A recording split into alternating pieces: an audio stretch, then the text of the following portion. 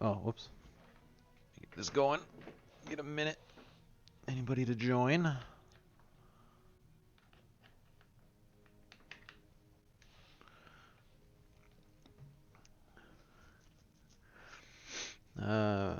Switch into the game.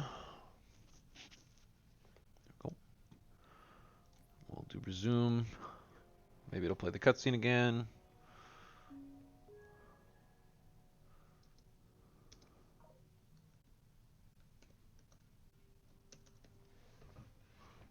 Oh, what's up? This is Kilo Dispatch. All available teams advance to Traxxas Tower. Evacuation will commence ASAP. Copy, Dispatch. What's the status of the tower pad? Tower pad is green. Let's move these civilians before it changes.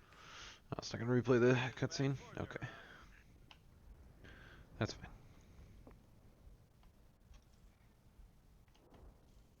Nice polygons.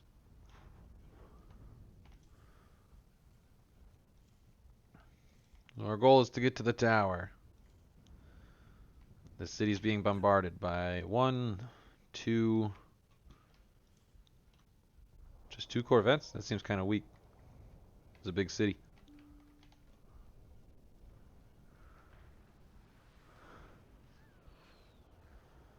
Hawks. There's yeah, right here. If you look at this guy, you get an achievement. It says witness a tragedy. Because it's like I don't know. There's a little girl around here somewhere. It was her teddy bear backpack.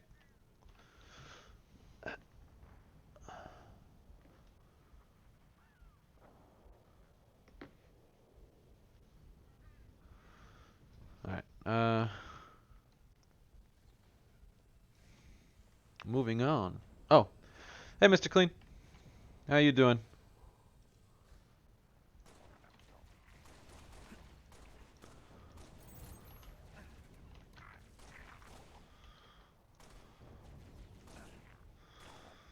Missing all my shots. A lot, yeah. I got to get. I don't know who the fuck's talking on the mic.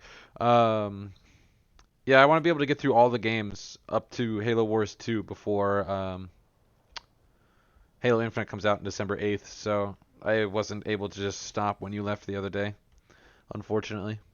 I'm doing pretty good. Oh, that wasn't an assassination? Come on.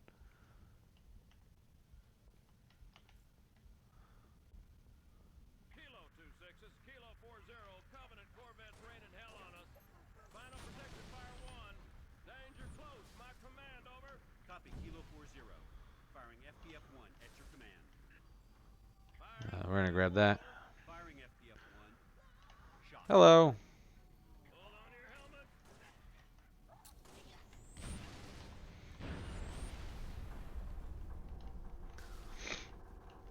So yeah, we're just moving on. I believe this mission is titled Exodus. Yeah. Working through New Alexandria. Poor George has just died. We've lost our first member of Noble Team. Oh, not including the original Noble 6, of course. Alright, let's see if I can get... Oh.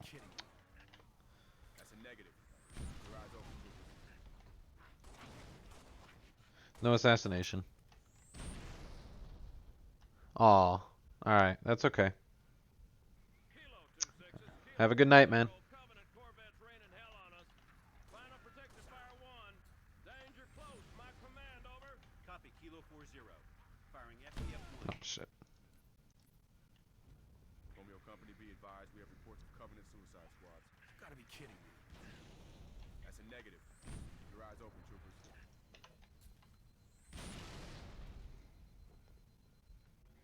Kilo 2-6, Kilo 40, Covenant Corvettes raining hell on us. Final protected fire 1. Danger close, my command, over. Copy, Kilo 40. Firing FPF-1 at your command. Fire FPF-1, over. Firing FPF-1. Shot. Hold on to your helmet.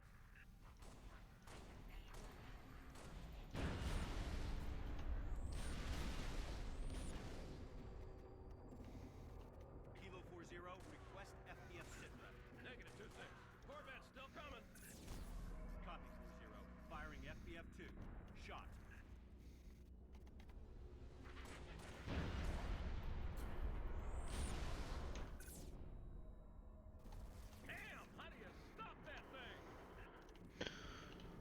Alright, well that was close, but we've made it through. Moving onward.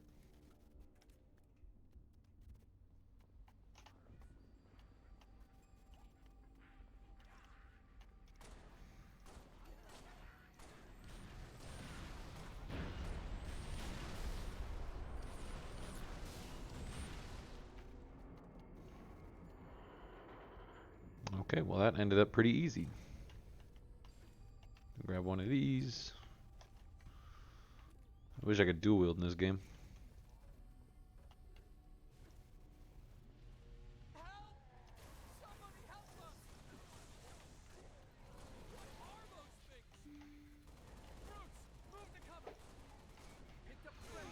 Oh, I killed a civilian. Shit. Just shot him right in the back of the head. Hello. Oh shit. Kilo 40, firing FPF-1 at your command. Fire FPF-1 over. Firing FPF-1. Shot. Okay. We'll just go through this again. No problem.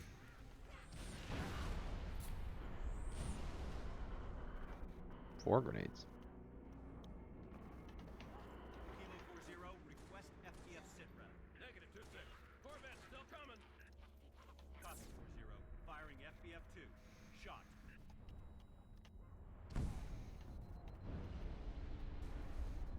I ran out of ammo.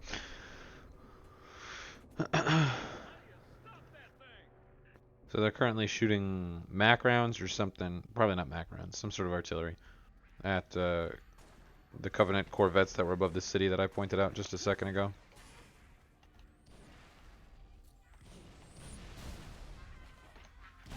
Ah. I tried to armor lock midair and it didn't work.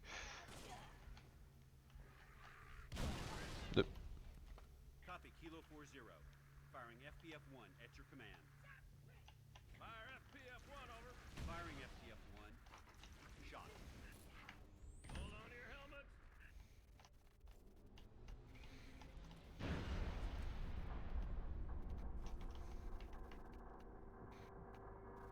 Kilo 40, request FPF sitrep. Negative 2-6. Corvette's still coming. Copy 40, firing FPF-2. I shot the grenade in his hand.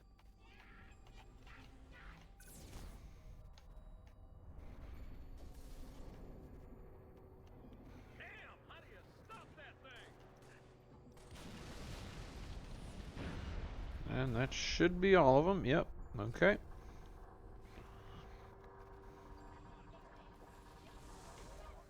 Grab some ammo.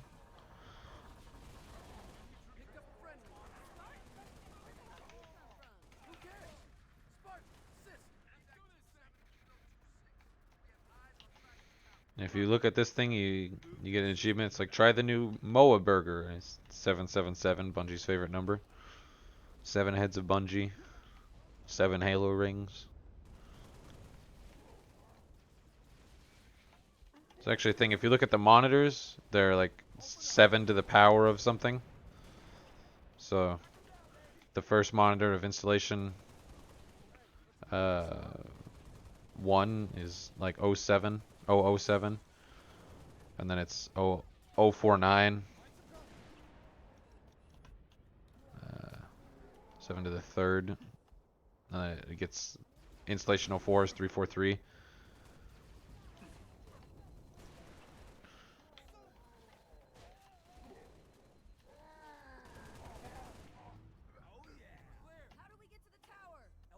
It's like 7 to the power of n-1.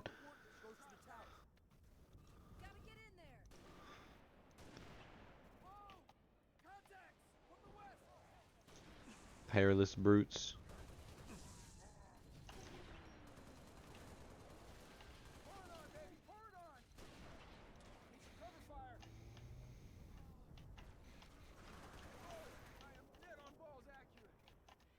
Dead on balls accurate, huh? Go. No? Alright.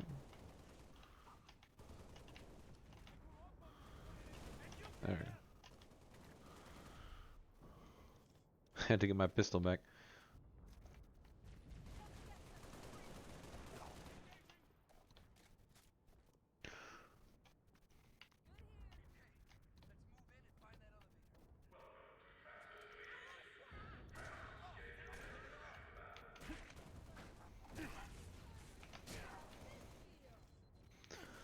Ooh, a DMR.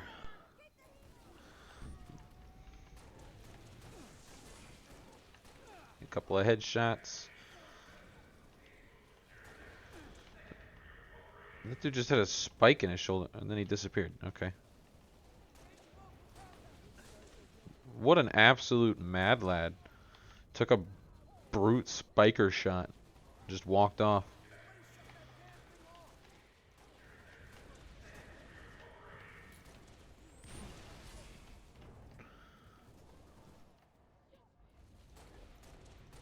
There we go. You just gotta knock their helmets off and then they're pretty much one shot. Grunts, of course, are always one shot.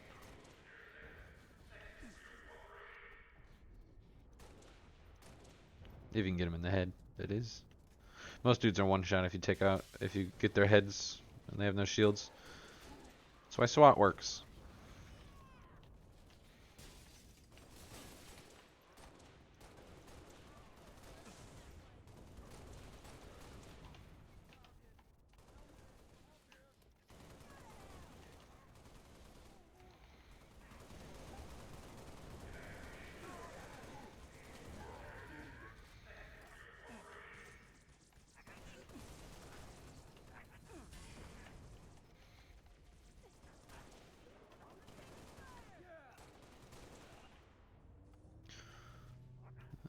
And hand. There we go. Once you master the flick, you can do it without aiming.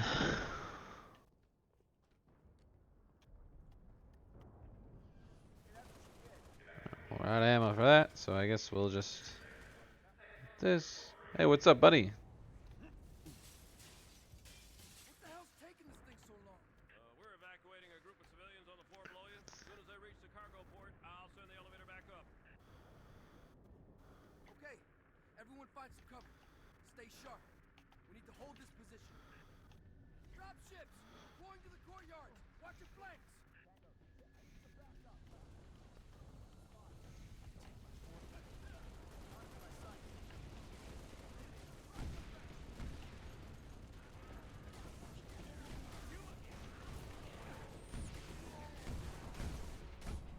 Ow.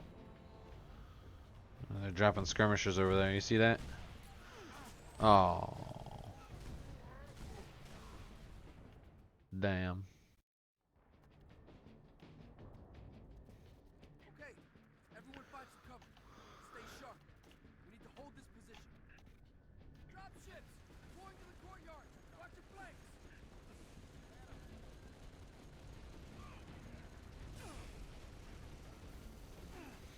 I'm really fucking unloading on this guy.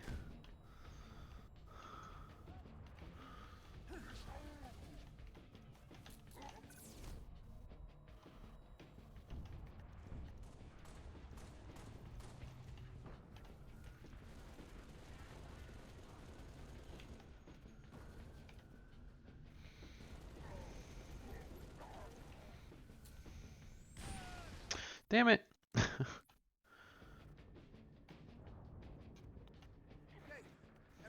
Alright, I think the plan is to try and take out the grunt on the turret with my pistol. Nice and quick like.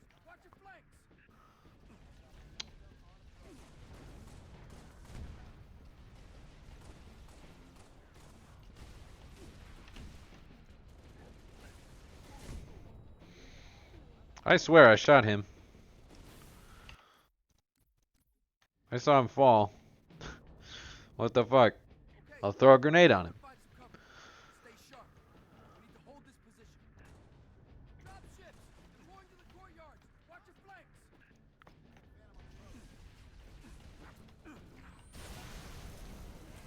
There we go.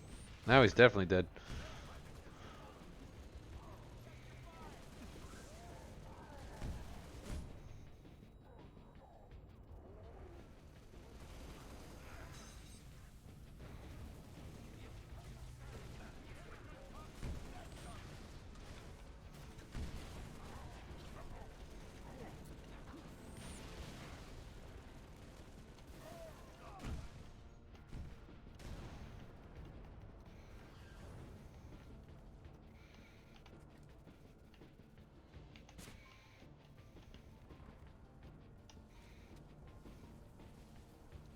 I am George now.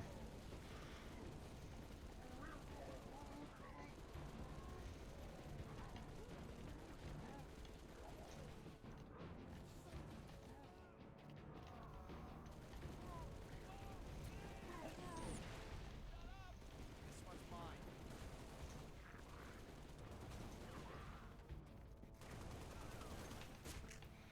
Damn, Lieutenant. Glad you're on our side. Let's hop that elevator and get to the tower.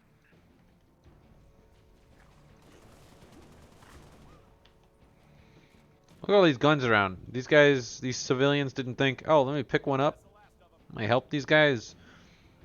I lost 3 or 4 fucking dudes.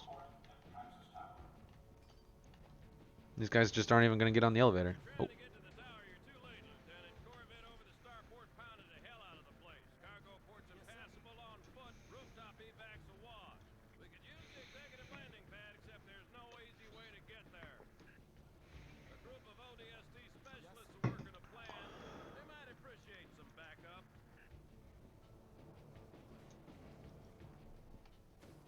Other side of the hall there, Lieutenant. Right to triage.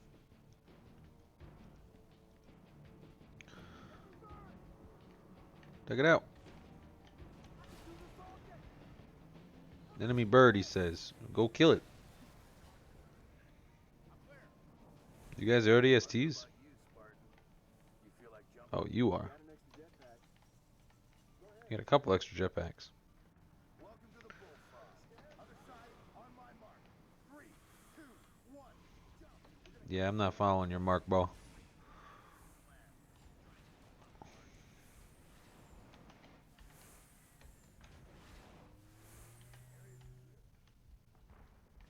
I got fucking energy shields. Draw these fuckers away from you. That's what I'm gonna do.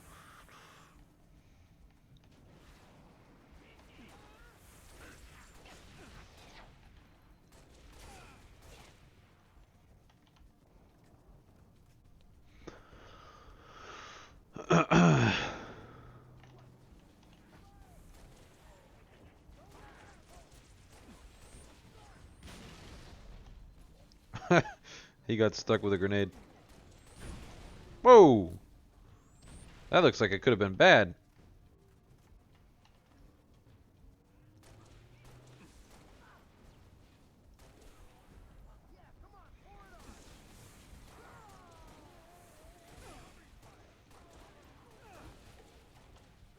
These guys are hurting me a little bit. There we go. There we go. Yep.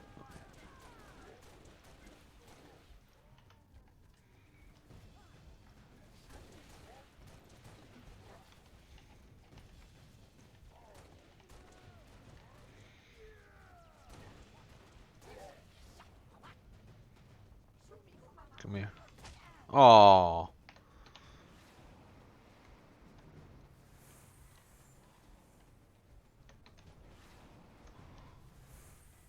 That's sad.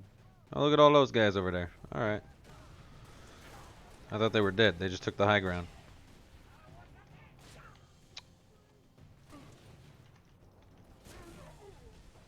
Hello, sir.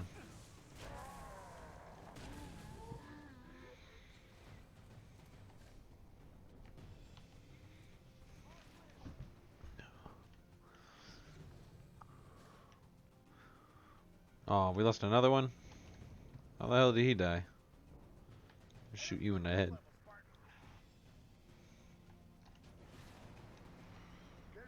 We're going over there. Yeah, thanks for saying it 6 fucking times for me, bro.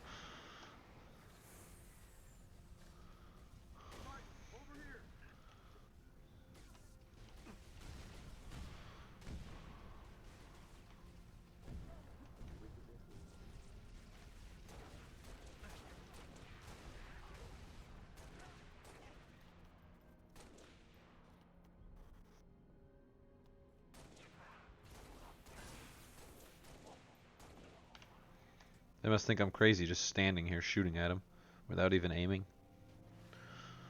How do you aim in a Spartan Scope? They're in like a Spartan helmet. Some of them are not good for aiming. I mean, in Halo 5, they address it by saying it's linked to your armor. You link the scope to your armor, and then your armor kind of moves into the position to aim properly.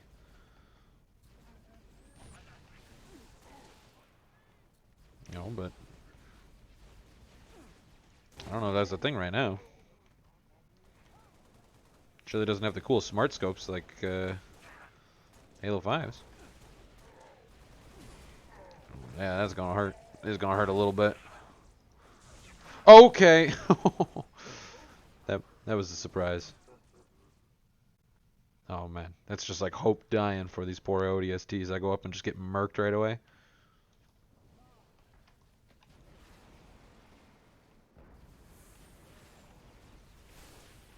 There we go. Got him.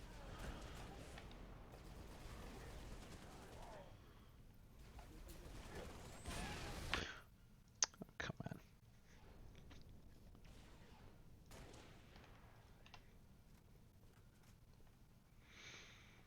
Gotta get that BM reload after you finish. After you get the kill. Oh, hello. I squished him.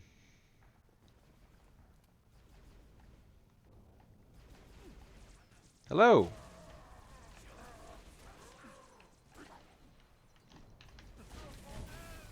What the fuck?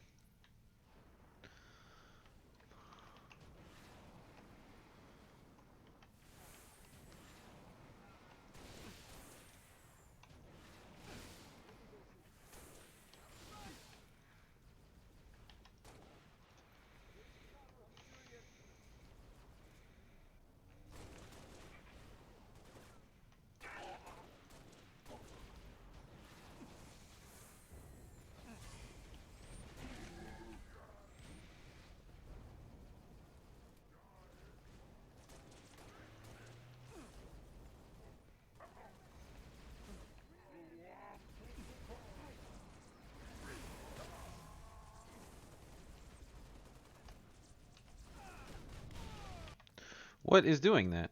I'm just blowing up.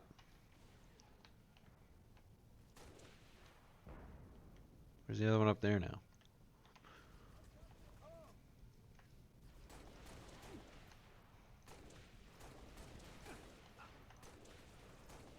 Yeah, look at that. Oh. Weak ass. What are these guys doing? Stay back there!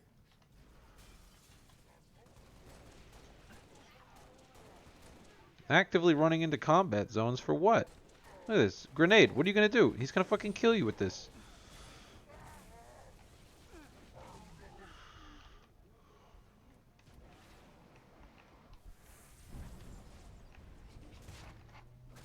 Oh, but that one's an execution? Come on.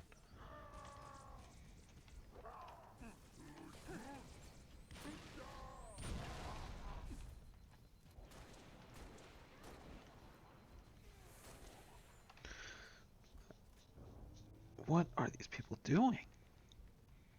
What's... it's a little bit more.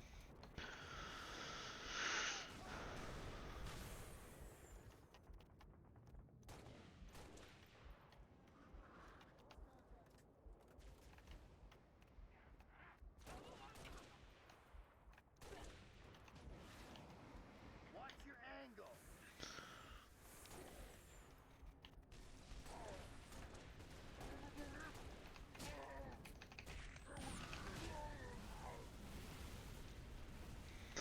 Something in my eye. Whoa!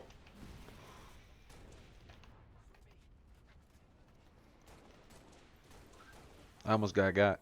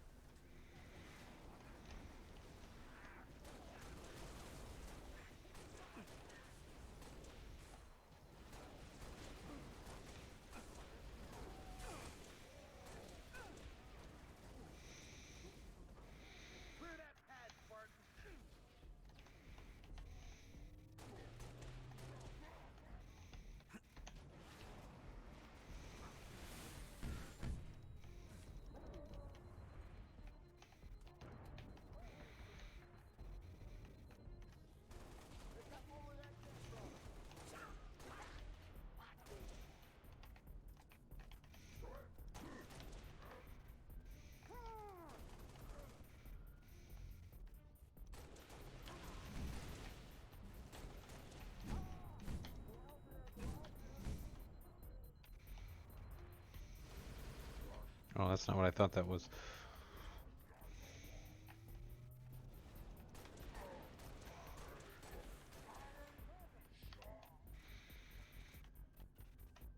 Send me a brute warlord, bro. I want the chief.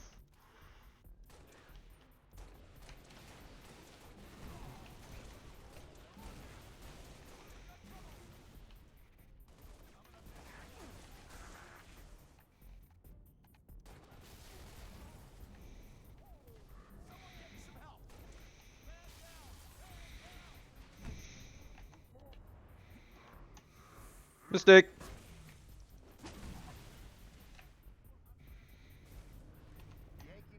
Throwing the grenade. Big mistake. Copy, Yankee Niner. Birds away. How many of you guys made it? All of you? If you would have just waited a little bit in between rounds, would have been more, probably. Shoot you in the fucking head. Where'd the evac birds go? Pleasure jumping with you, Spartan. We'll hold this location. You get on that Falcon. Make sure those transports make it out in one piece. Alright. This is your ride, Spartan. Just gun them all down. City's been under siege for the last 5 days. Thought we had it in hand, and then those corvettes showed up. Our fleet's scattered, pulling back. Hell, we've all got orders to evacuate. Guess some of us just don't like leaving a job half finished. Evac transport Delta 1-5 to evac dispatch. Loaded up, ready to go. Delta 1-5, this is evac dispatch. Copy that. Proceed at your discretion. Delta 1-5 to dispatch. Banshee squadron on my tail. Taking fire. Copy, Delta 1-5. Can you... Mayday, Portington's hit. We're going in. I'm gonna try to set her down. Oh, that guy died. I didn't save him in time. I'm sorry.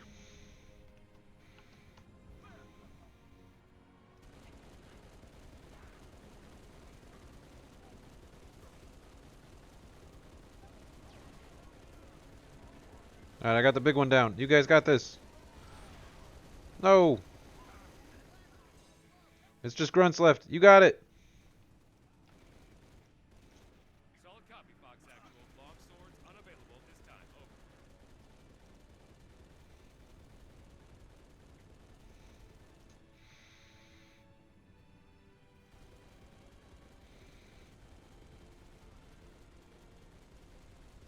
Not good enough. I've got 600 souls on board, Sergeant Major. I can't wait any longer. Negative, Echo 2. I can't cover you. Do not take off.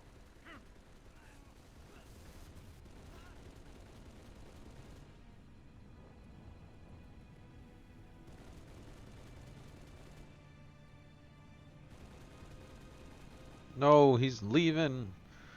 It's Halo Wars all over again. No! Oh, no.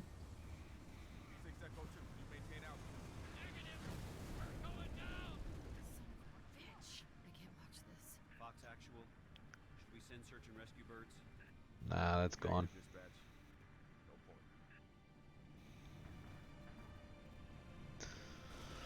Unfortunate to say, it really is, but those people are dead.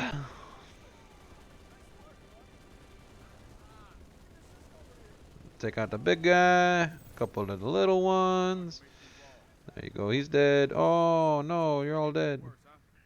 Covey's all over my missile batteries, and I got 5,000 civilians across the bay waiting for passage. What the fuck are you doing back there? Get out of here. Batteries and fire those missiles from the central terminal. Understood? Corvette's been a pain in my ass for too damn long. Give it hell, Spartan. Two birds! We need to push them back off our beach. Discount Sergeant Johnson?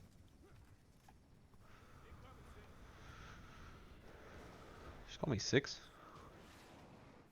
I'll take the wheel. Look out! Let's get moving. You most definitely won't take the wheel, bro. Get the fuck out of that car.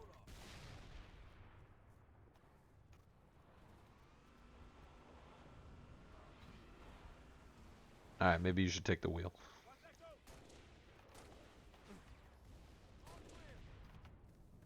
Oh, you guys can't flip a warthog? Weak. Where's your muscles? Thought you were working out. I feel like he should definitely be wearing a helmet instead of a hat. Especially if he's going to be in the back of my gunner seat. Civilian transport 7 Echo 3 to Fox Actual. My engines are hot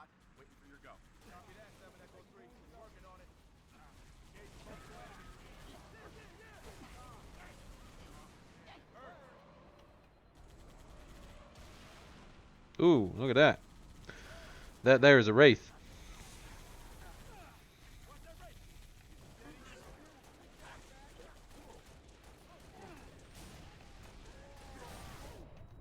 Hello.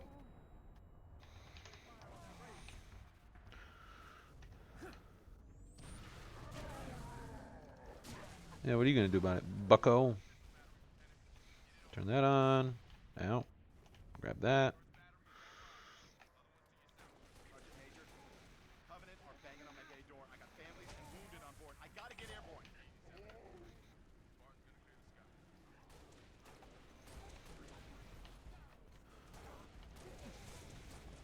Yeah, bro. I promise you, I'm gonna do my best. But if you die, it's your fault.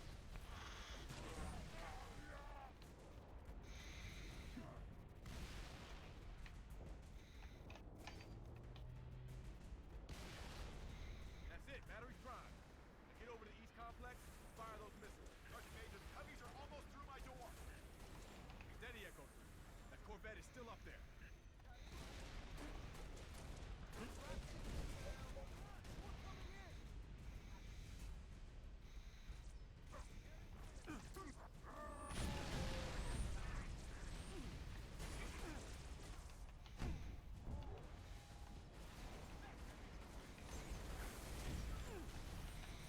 Ooh. No health. Ah, yeah. Any more damage, and then boom. That's it, battery's prime. Now get over to the east complex, fire those missiles. Sergeant Major, the Cubbies are almost through my door. Steady, Echo 3. That Corvette is still up there. So much for ODSTs, right? Oh, you're not ODSTs. Kind of weak.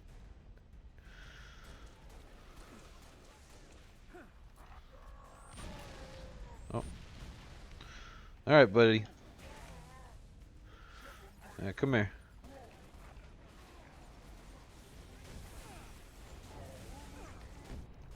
Okay. I had to deal with the skirmishers. That's it, battery's prime. Now get over to the east complex, fire those missiles. Sergeant Major, the Cubbies are almost through my door. Steady, Echo 3. That Corvette is still up there. That's it, battery's prime. Now get over to the east complex, fire those missiles. Sergeant Major, the Cubbies are almost through my door. Steady, Echo 3. That Corvette is still up there.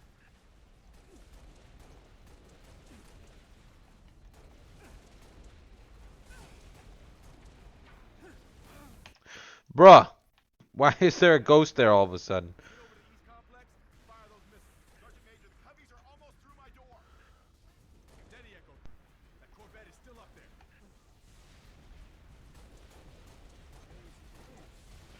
You guys want to shoot at the guy right next to you, huh?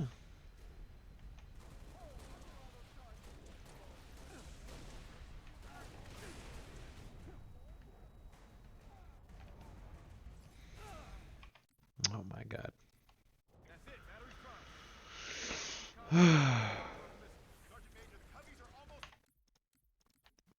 Just restart. He's gonna fucking kill me. Over to the east complex, fire those missiles. Sergeant Major, the Cubbies are almost through my door. Steady, Echo 3. That Corvette is still up there.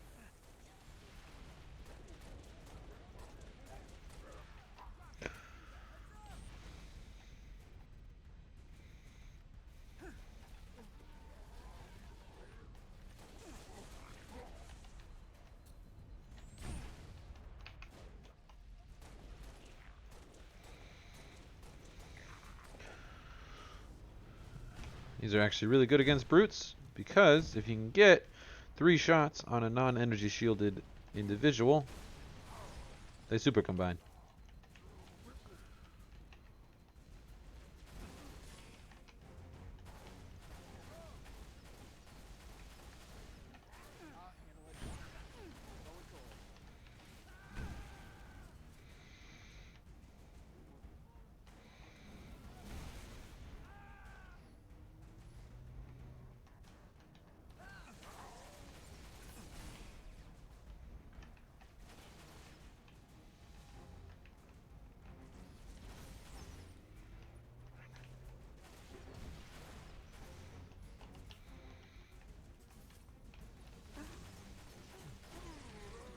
There we go. Ooh, that was close.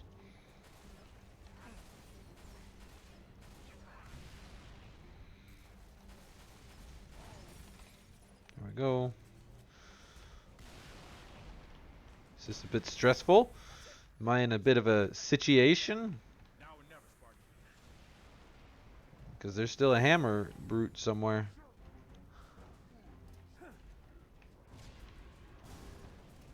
I got a feeling I know right where he is, too.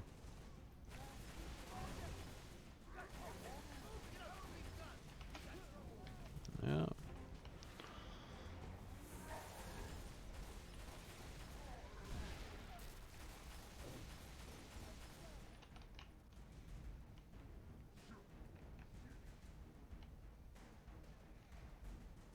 Missile defense online. All evac transports. Oh, Clear for takeoff. just skip it. Repeat, you are cleared for takeoff. Go now.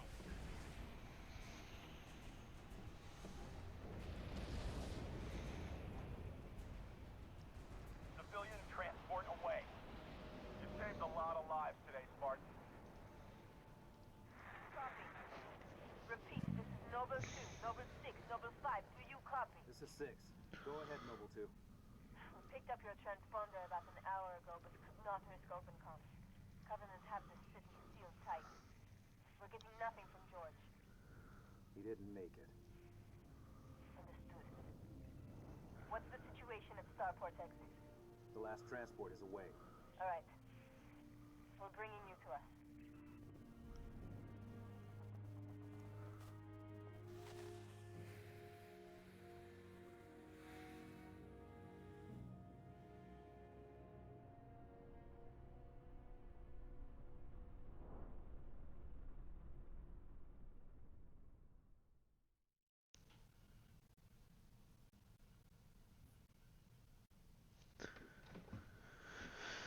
I don't remember how to do any of the Easter eggs on this map, but there are like 4. You can change the music. You can do the pelicans. I think you can change the music again.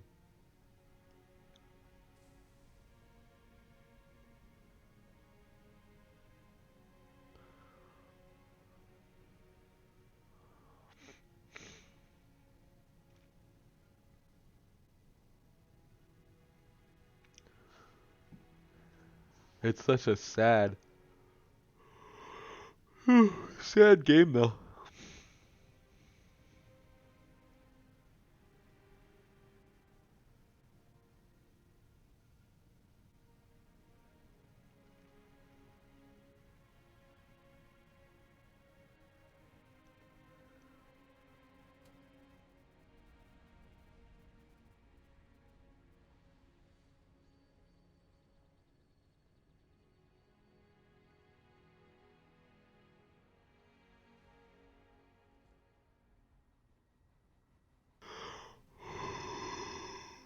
Your report will have to wait, Lieutenant. The Covenant are jamming all comms to command. Cat needs your help running a counter-op. It's good to have you back. Sorry I came alone. Make him proud.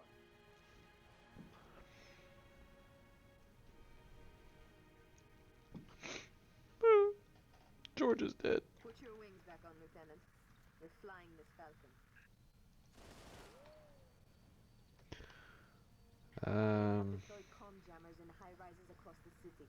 When I Oh, that's why I changed it to mouse 2. I see.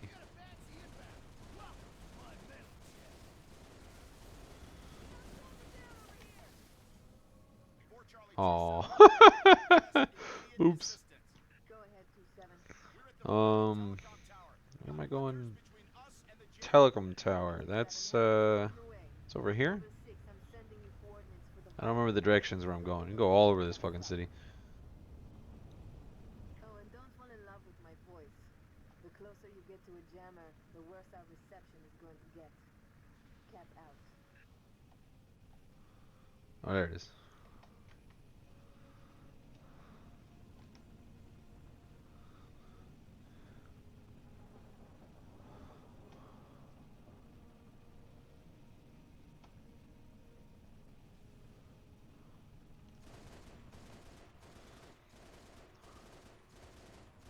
I've got contacts.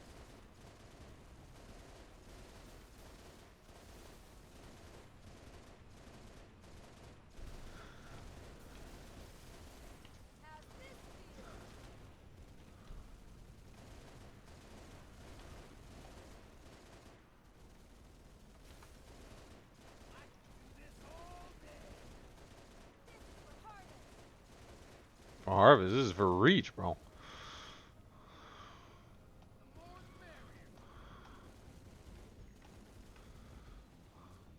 You guys stay here and guard the pelican or something. What the fuck are you doing? Hey. You know what? Just for that? Come here. Punch you. Yeah. Dent your fucking skull. You believe those guys? Yeah, so there's a Easter egg. You can go up to the roof of this building. Let me see. Let me see if I can do it real quick. Real quick. We'll try it out. We'll have some fun.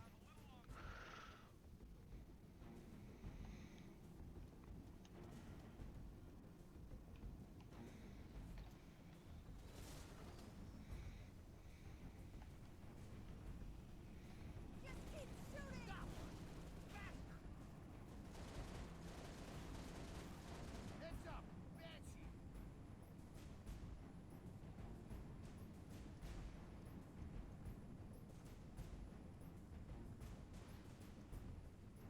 It might not work because I already went inside, but there's a button up here somewhere. There it is.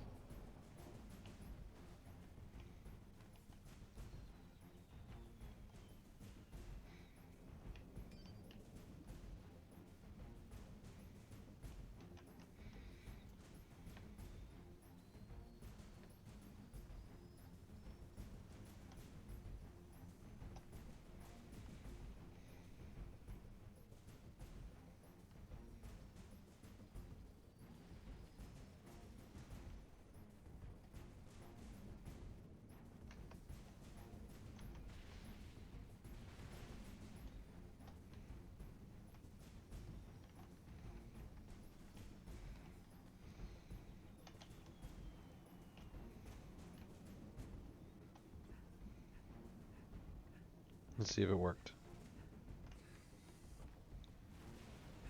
Yeah, I didn't think it was gonna work. Maybe I'm forgetting a step, but I think it's because I already walked inside.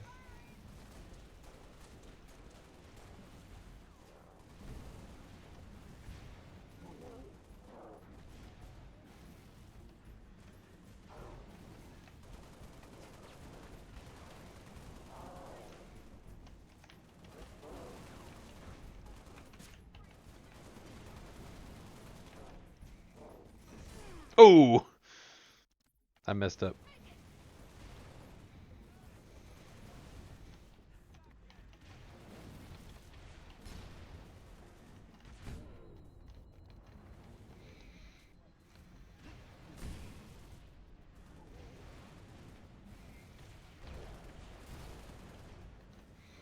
Well, that's not good. Whoa!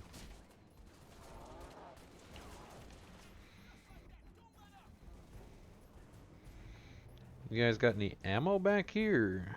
No? That's okay.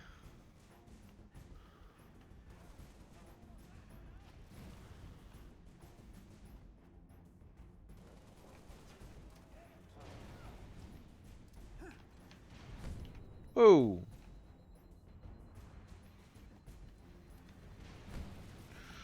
Let's see if I can super combine a hunter, huh? Okay!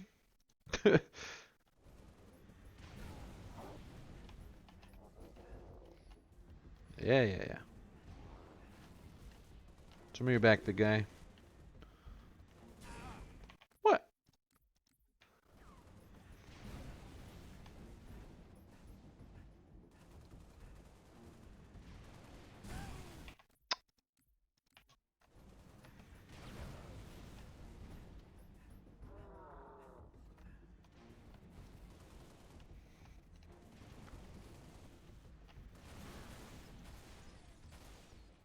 Okay.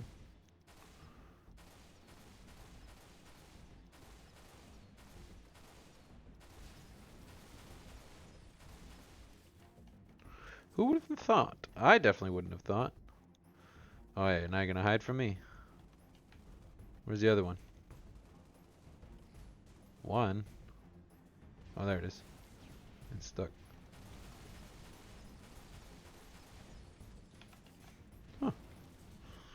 I definitely would not have thought that would work.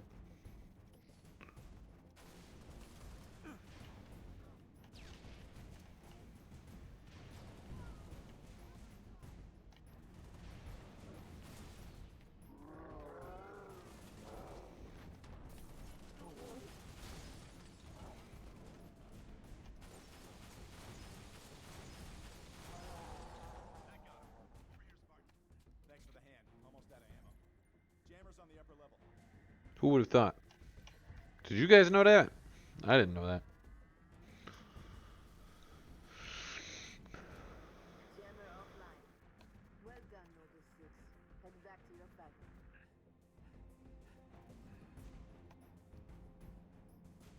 We got things under control, Lieutenant. Head on out.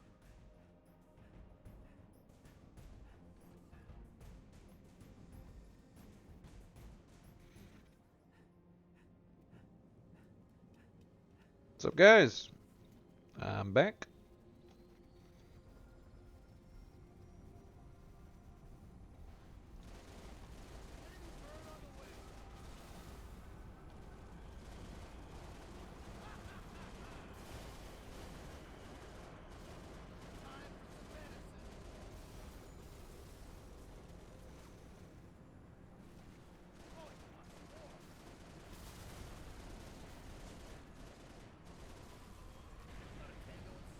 Oh shit. There it is.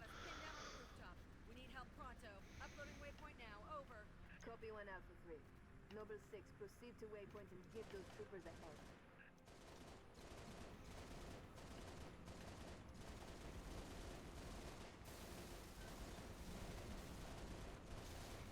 Clear.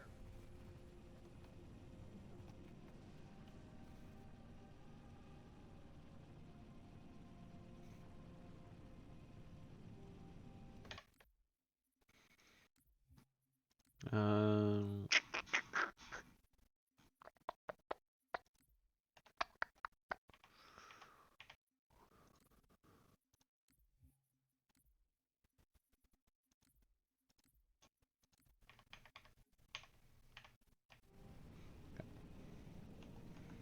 There we go. So now it's shift to go up and alt to lock instead of shift and control.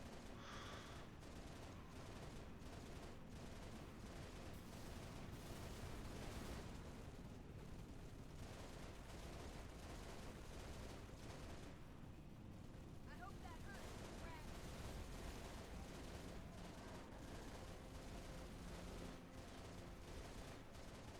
I'm clear. How these guys didn't die? Yeah, there's not even inside. How'd you get up there, first off? There's no door. Oh, there's a door right there. Why were you up there? And how did the Banshees not come over and kill you?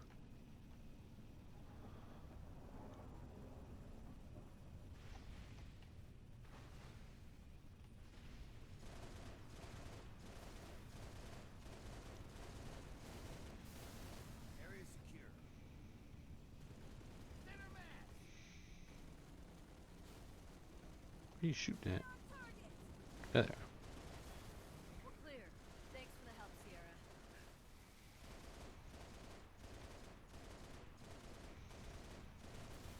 Not a tango in sight.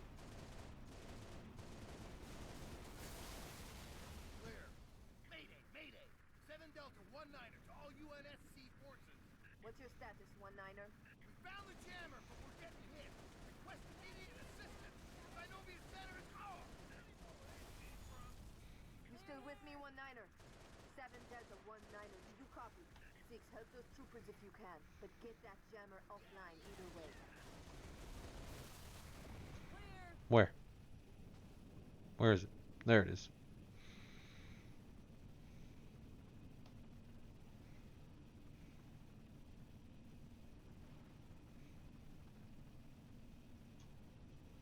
See that pelican? I'm gonna have to help that one later. The objective, please. At least I think it's that one. Hostile fire. Get me a range!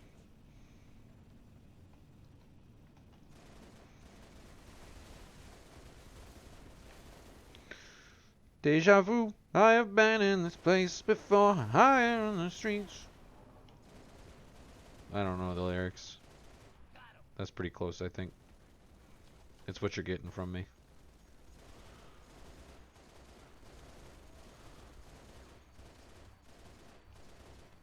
Switching targets! You aren't getting away this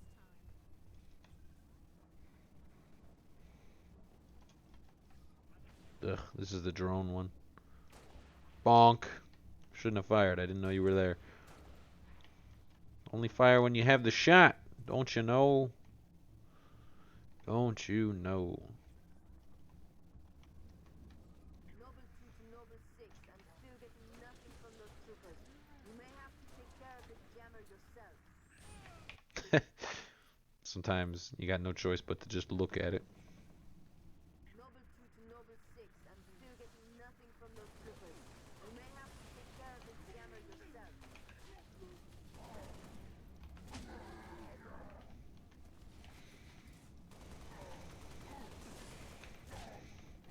No fear. Oh, a little bit of fear. A little bit of fear. See? Only a little bit of fear. 6. I'm accessing building schematics. There's an All good. elevator on the north landing.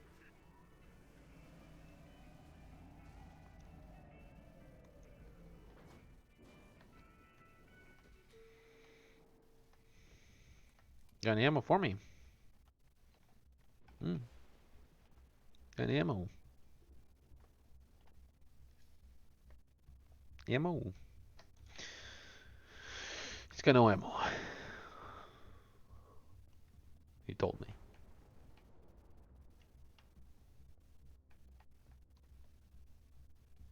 This is a multiplayer map.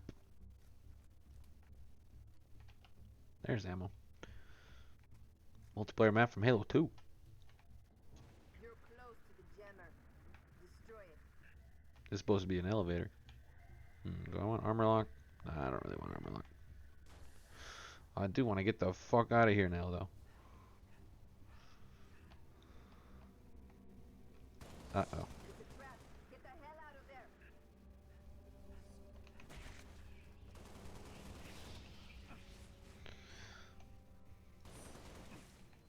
Thermal looks clear for now, 6. Goodbye. Enter your Falcon and stand by for inspection.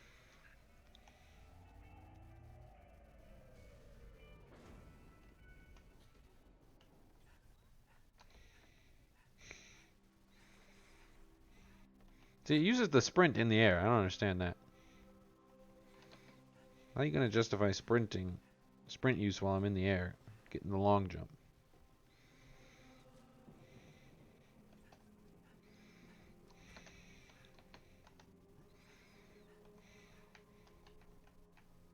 Alright, you gotta bounce on it.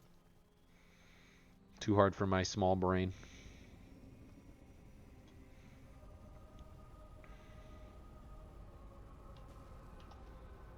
Gonna celebrate November 10th. What is November 10th? Is that the 20th anniversary? I thought it was the 15th.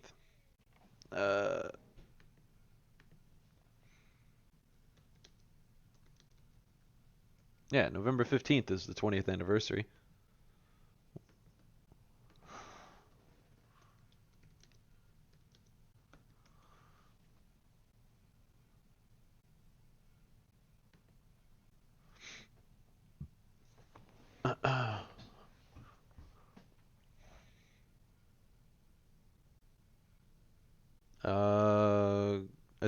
Yeah, give me a hint. Is that Halo 2?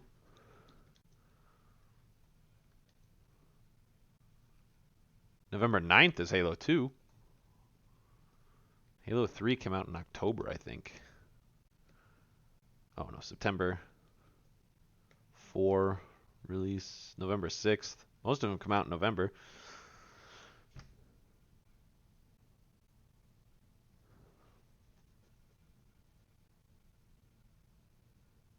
Been running the show ever since.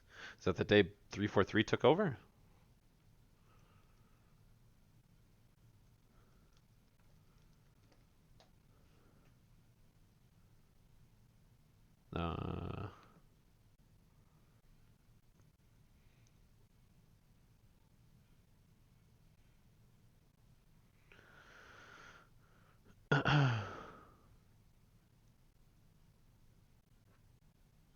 Yeah, I got no idea what that is. Oh, it isn't Halo related. Oh, yeah, I have no idea then.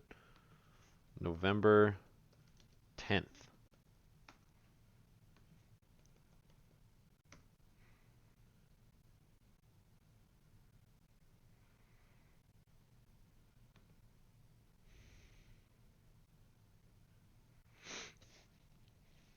Uh,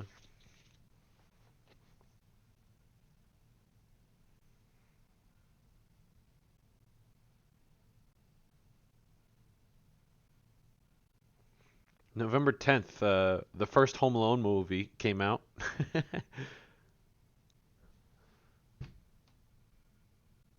Oh.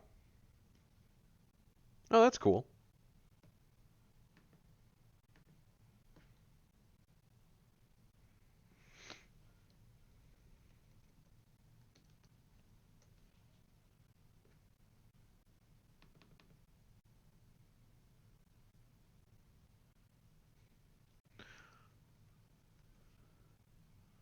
What day of the week is that? November 10th is next Wednesday. I didn't actually know about that, so I'm gonna have to say no, I wasn't celebrating that. I know what is it? There's Veterans Day or something. My brother's in the what is it called? The ROTC. He's doing a ceremony.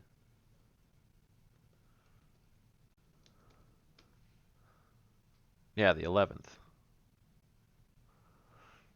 Doing a ceremony where he's like going around he's standing guard on a memorial. Uh, about 20 minutes from my house. I know about that one.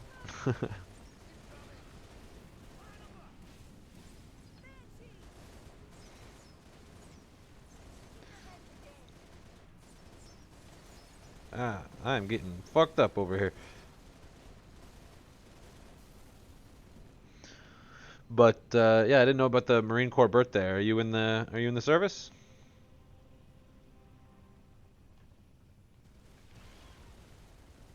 Oh, they just killed an engineer.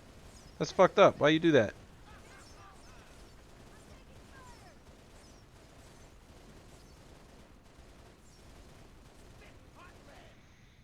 Oh, I have to. That's so sad.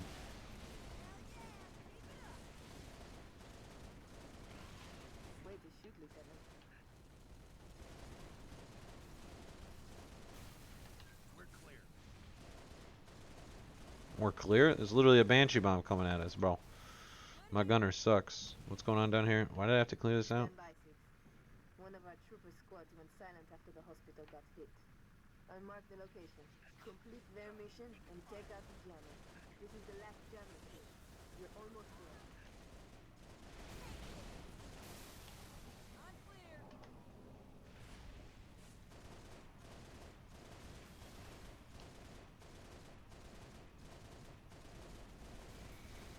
Never stood a chance.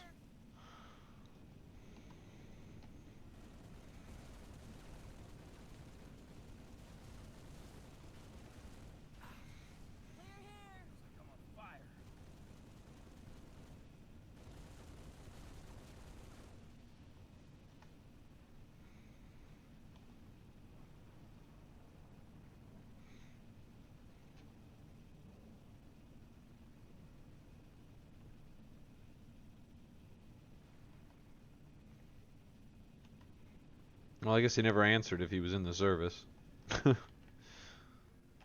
Maybe he's just spreading awareness about it. Going around to different streams. That's pretty cool, I guess. So remember, November 10th, boys.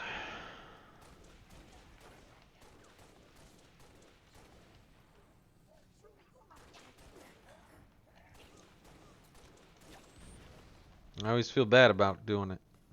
About killing the Huragox, the engineers. Sorry, buddy. Oh. He blows up like that because he's made. He's not born. And he's abused. Makes me feel bad. Contact! 2 and 10 o'clock.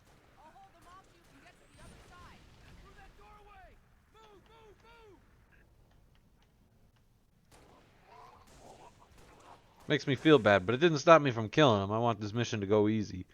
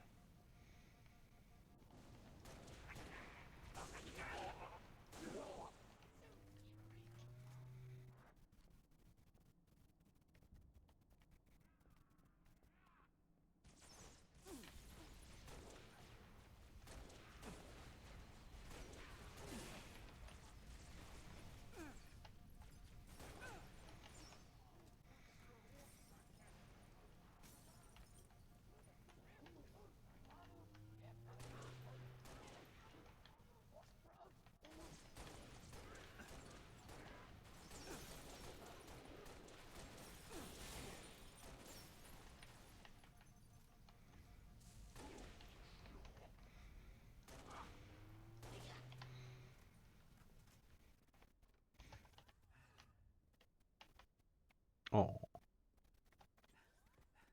More brutes! Stay back, you stinking bastards!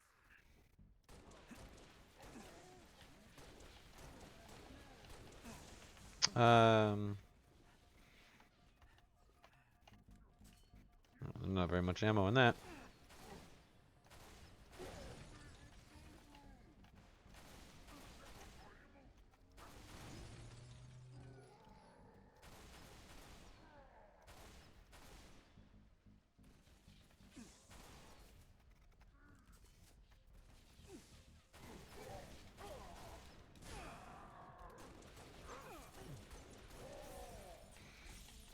Oh, you see that? Somebody else is using one.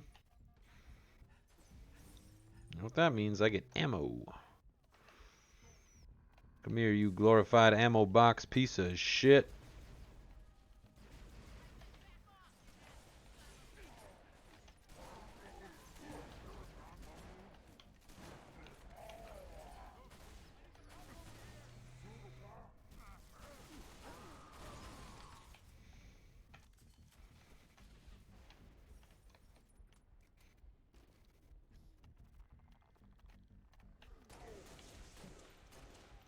Thanks for the assist, Spartan. Jammer's right over here. Weapons hot.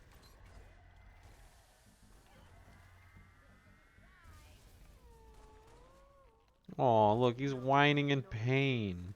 Showing the hospital jammer offline. I feel bad, but I have As to. soon as you can, I need you back in your Falcon. Noble 2 to Noble 6, you've got incoming tangos.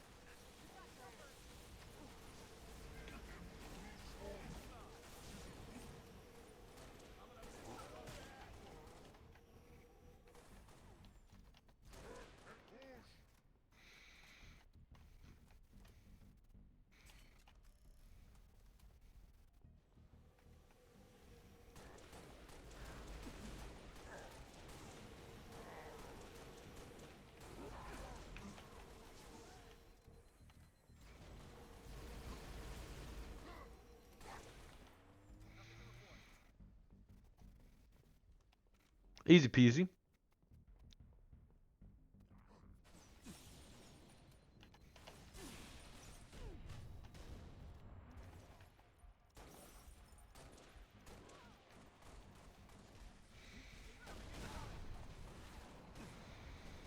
That hurt just a little bit. We're going to grab one of these and go on back. Area secure.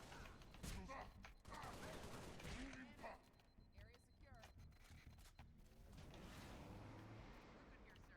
You can head back to your berth.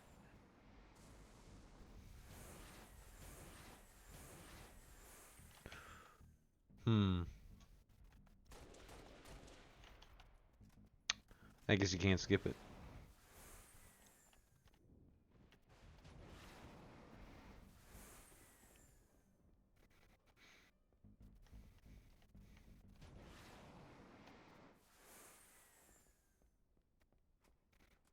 Wish I could sprint, but no.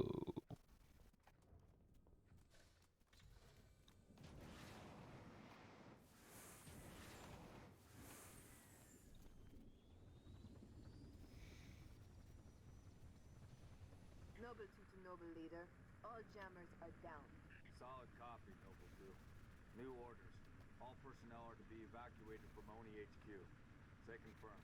Confirm only Hmm. for evacuation. Noble 2! Noble 2, sit rep. Copies are hitting the HQ in force. They must have zeroed my signal. Get that evac started. Roger that. Noble 6, get over here and cover our evac Pelican. I need you overhead now.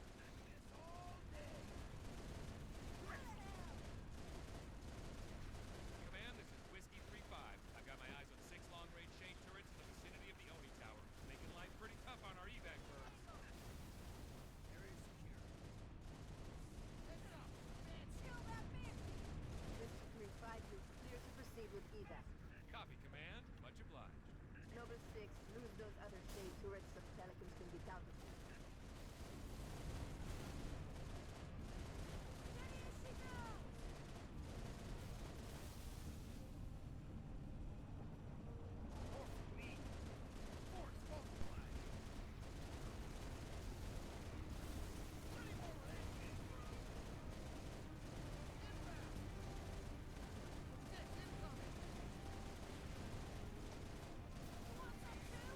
That's the fourth shade. Whiskey 3-5 to Command. We need those shade turrets gone. Oh yeah, I'm getting the shade turrets. Calm down. Shade turrets are priority 1. There we go.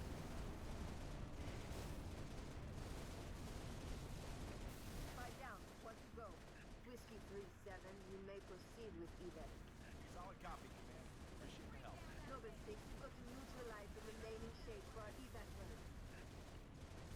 There's one shade left, and those banshees are gonna do a hell of a lot more. God damn, calm down. Whiskey 3-6. This person hasn't seen Halo 3 yet. I copy, Command. Thanks. Banshees, fast and low. Noble 6, we're one stilly out, Spartans. I'm extending the landing pad now. Come home, Lieutenant. I didn't do the thing where I save Alpha 9. Is that only on Legendary? Maybe you have to wander past it. You save Buck Squadron, the guys that you play as in ODST. Make a cameo. It might only be in Legendary. Look at this place. Used to be the crown jewel. Not anymore. Hey, you made it. It's a regular family reunion. Keep him. I gave him to you. I'll honor him my own way. George always said he would never leave Reach.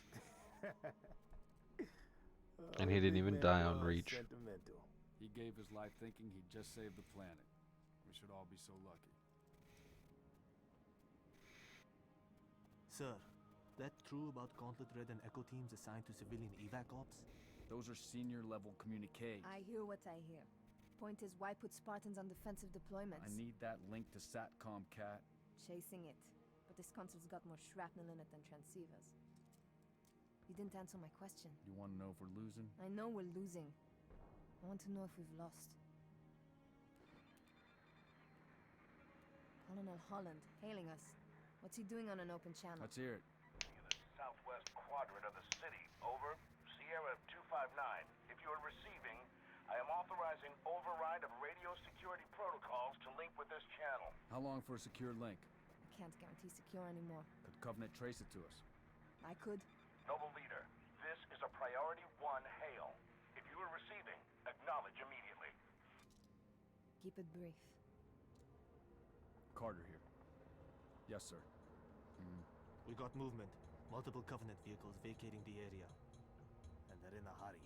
How often you see Covenant retreat for no reason? Radiation flare. Big. 40 million root guns. Just lost Holland. What's going on? Atomic excitement scrambled the signal. 90 million now. Source? Airborne. Close. How close? That close. That close!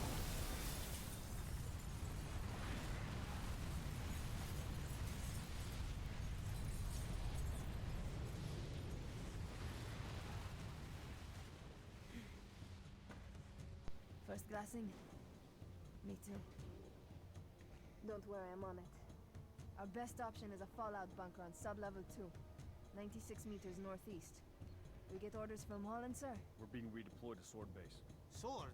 Covenant own it now! Which is why they want us for a torch and burn op. Keep Dr. Halsey's excavation data from falling into enemy hands.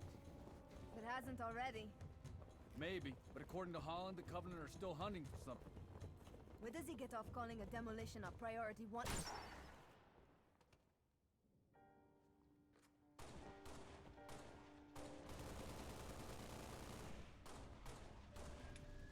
There he is again. That elite. Come on, get in! Let's go, come on! Zealot class. Spartan hunters.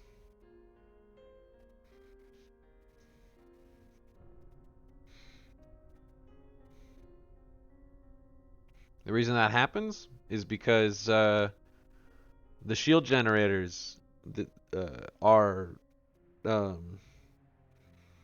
they use a lot of power, and the reactors on their backs, can only output so much. So to save power and resources, they turn them off in non-combat areas. She didn't expect to be hit, so they didn't have the shields up. Go straight through armor.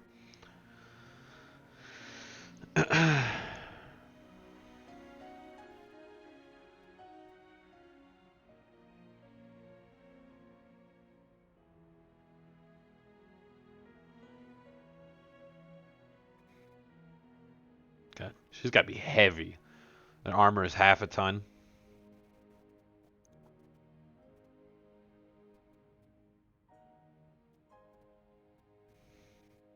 I think it's half a ton. It was either a half ton or a quarter ton. Either way. Heavy. And you know how much more a person weighs when they're dead weight, and they're not helping you to be carried. Just gotta deadlift someone. Gotta be fucking heavy. And granted they're Spartans, but still.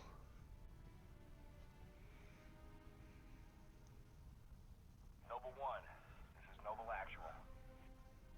Noble 1, go ahead. We need that base taken out, son. What's your status? Still outside. Thermal on the interior shows standing room only. We're gonna have to thin them out or we'll be way too popular. Copy that, Noble 1. Holland out. We got a job to do, so let's stay focused and get it done. 6, are you in position? Affirmative. Good.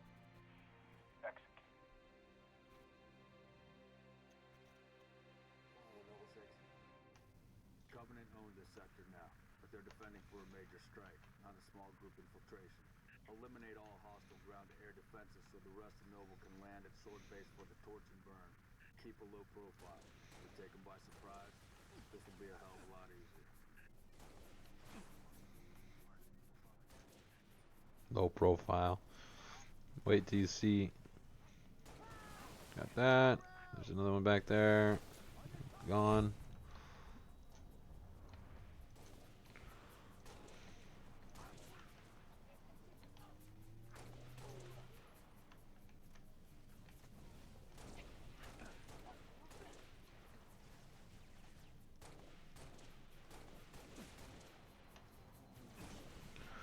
Blood popped out the methane tank. Oh. Nope. There we go. One of you guys can have that. Cal was right. It does seem like overkill. Sending us back here for a simple demo op.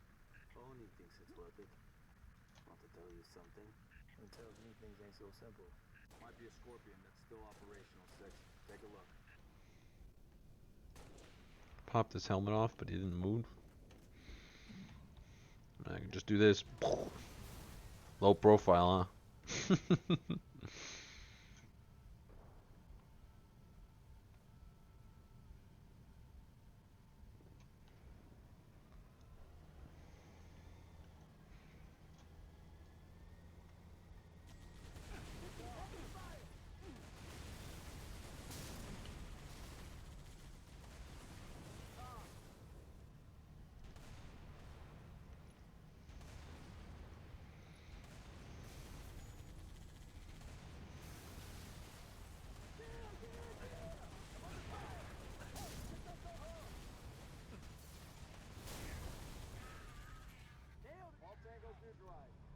There's a Revenant over there.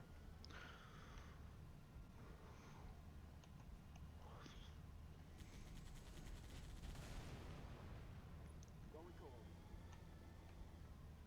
Get a move on, Noble 6. Our Falcons are standing by.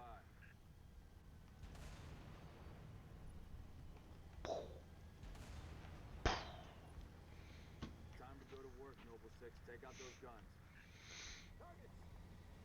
Wish I could just shoot him down with the.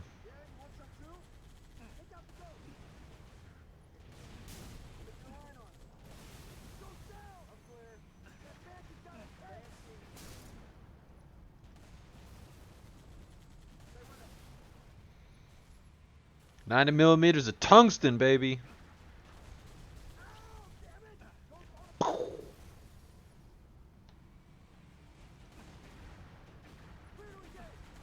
There. There we go.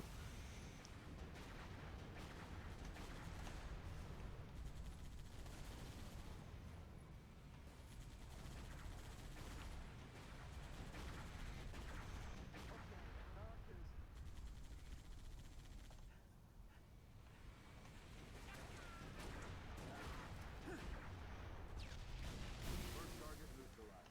Falcons, stand by.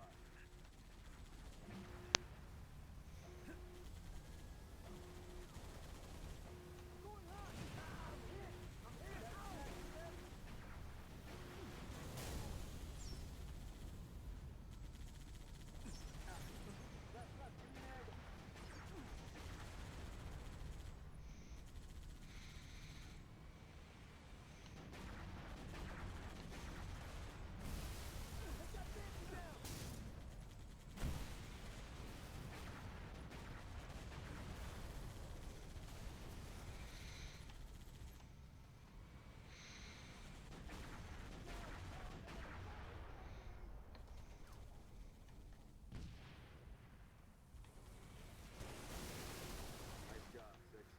Falcons, commence descent. Meet you inside the base, Lieutenant.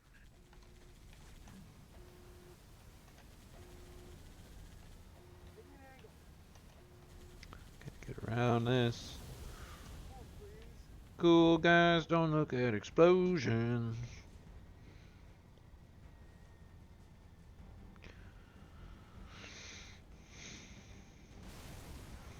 Fuck that thing. Gone.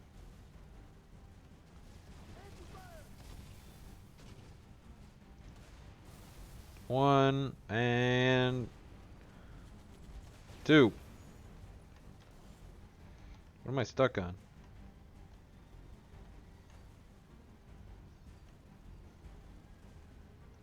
Garbage, goddamn.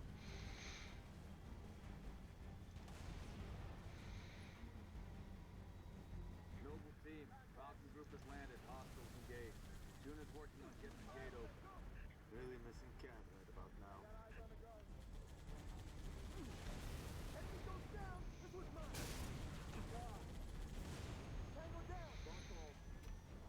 This one's mine, he says. Well, then you should have fucking hit it, homie. Tank beats Ghost. Tank beats Hunter. Tank beats everything. Oh, those are gonna hit. Yeah.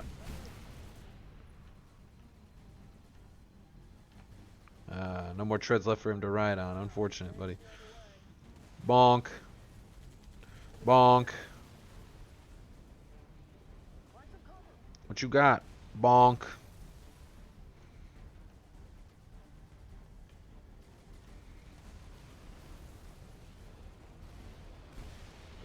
Gate's open, boss. 6, get over here. Cubbies all over the base.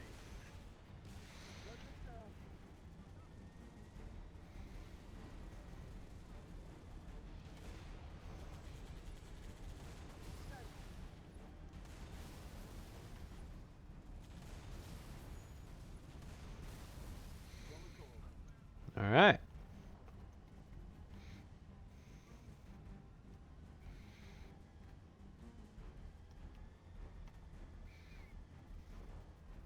Oh, come on.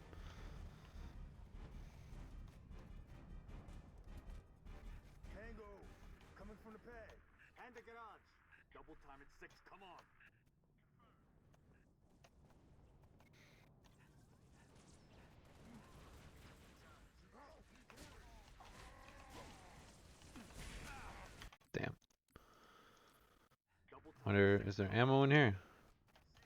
No, I guess not.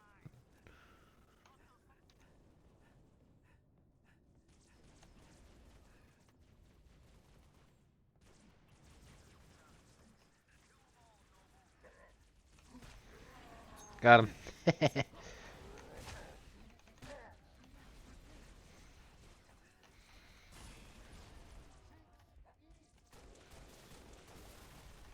Got that one. Don't stand next to fuel.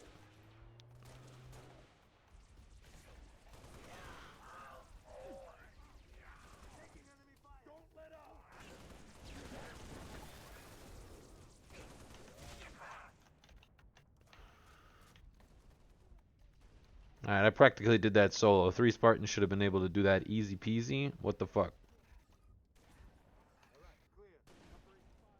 And especially with a sniper rifle.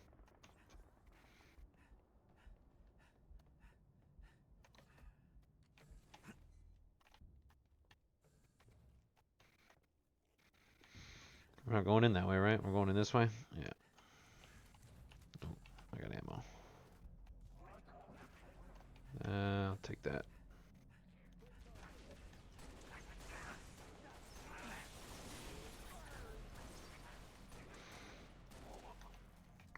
If June hasn't mastered the flick yet, I'm convinced he's not actually a sniper rifle or a sniper man.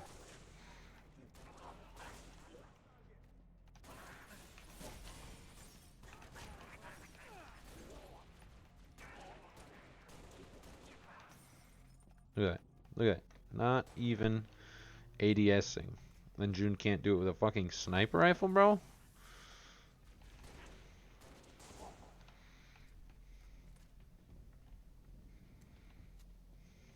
No wonder Linda's the best sniper in the UNSC. Because you suck, dude.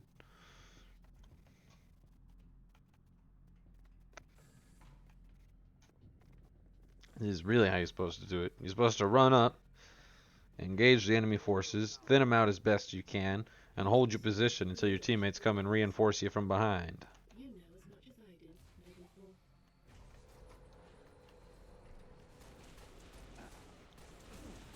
Coordinates nearby, Commander. Up the ramp to the right.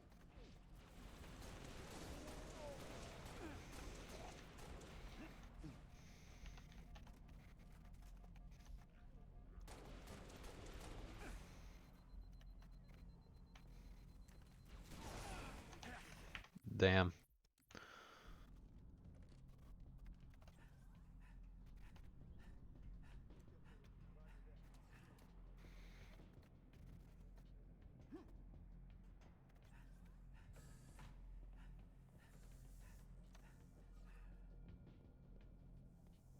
Where are we going now, boss? Please proceed to the pre-arranged coordinates. Cryptic.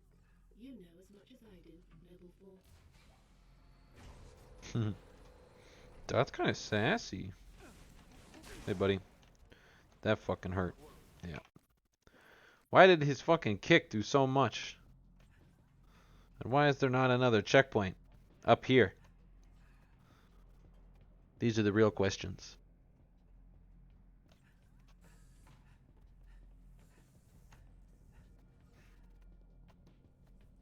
Where are we going now, boss? Please proceed to the pre-arranged coordinates. Cryptic. You know as much as I do, Noble 4.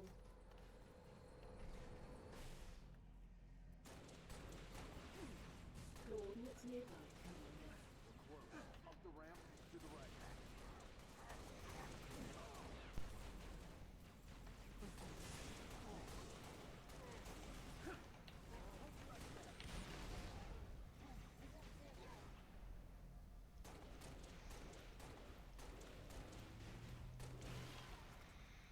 Sorry, dude.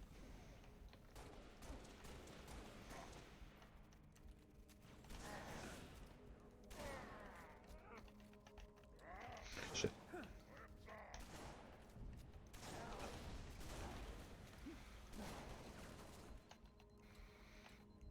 That was close. This is it. In here.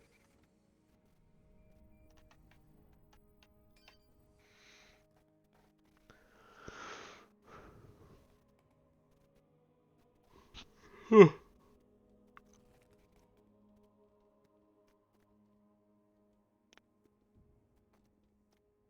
like they got themselves cornered.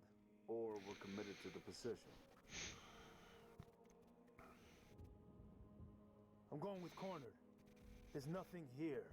No load-bearing columns either. Sir, if we're supposed to blow this place, this ain't the spot to do it from. Dot, check your vector. Vector confirmed, Commander. We are precisely where Oni has directed. Apologies. Coordinates revised. Please confirm? Revised?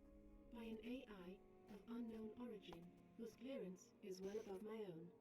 Well, it's pointing us a click and a half east and 2,000 feet underground. Nah, I didn't bring my shovel, Commander. Sir, I say we go AI free on this one. Obviously, these coordinates are junk, and the longer we go chasing them. What is this, Dot? Our revised route, Commander. All right, we came this far.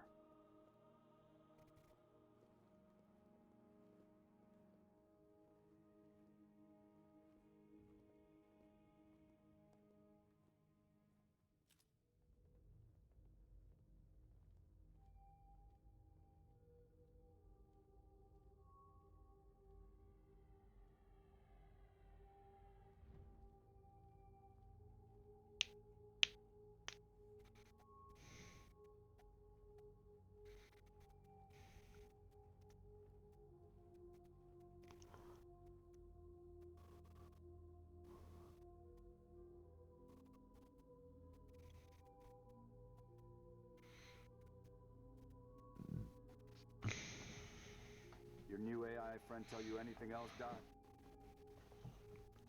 Dot. She's been expecting you.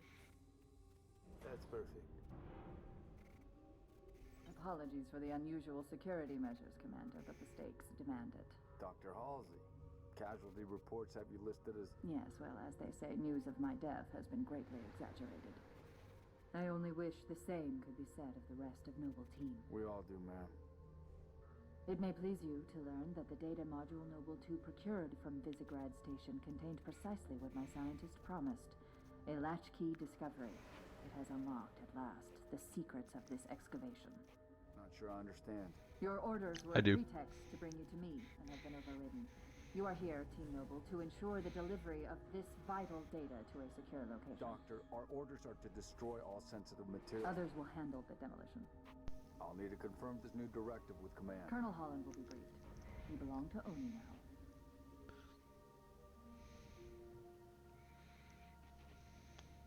She's not a head of Oni, but she's one of the highest ranking Before you is an scientists. alien artifact, neither human nor covenant in origin, advanced beyond our comprehension until now. Thanks to Noble 2, the decrypting of its data is nearly complete. Whatever we're doing down here, we better do it quick. So this Data ready, ma'am. We're coming is to you. Castle Base, I The believe. process is still underway. I don't think you understand. We're out of time. If it isn't portable when we reach you, it's gonna get buried. Bury any of it, and you bury mankind's best chance for survival. Commander, you've been wondering what your Spartans died for? They died for this. Please, buy me all the time you can.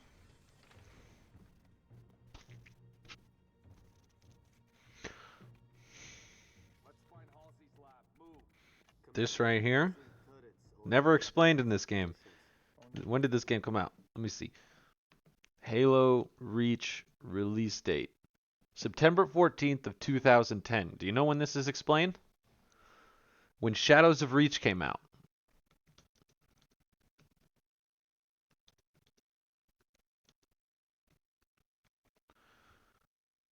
But later delayed until October 20th of 2020. So 10 years later.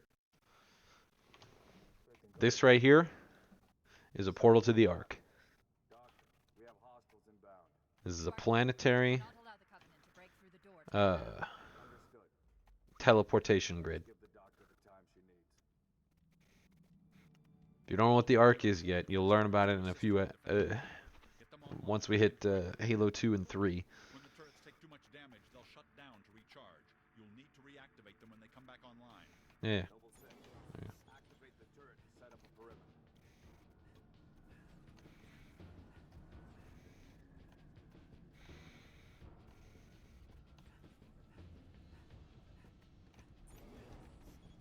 At least I'm pretty sure. I'm pretty sure this is a castle base. Like 90% certain.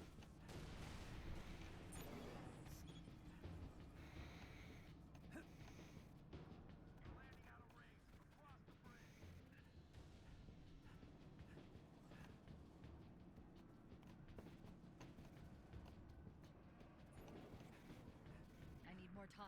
Whatever you have to do, do it.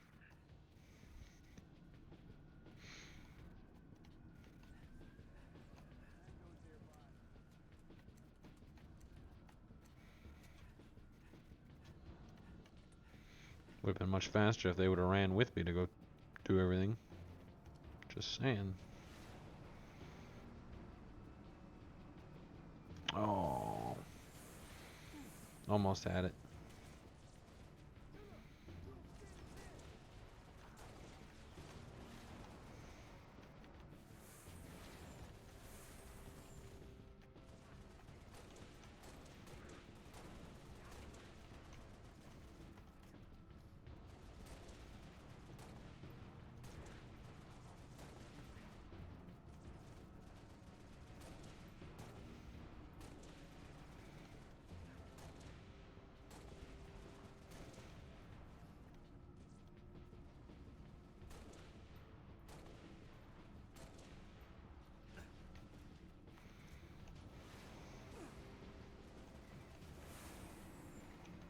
Got it. No one in there.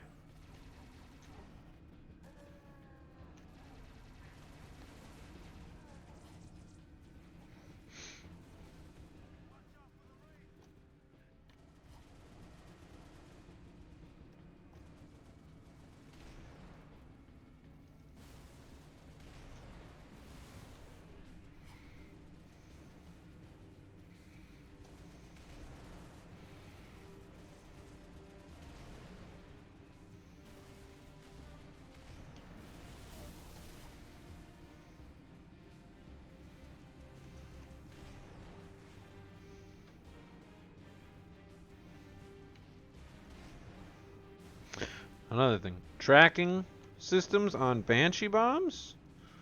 Turret recharging.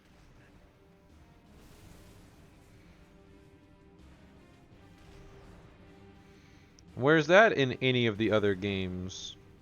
Hmm?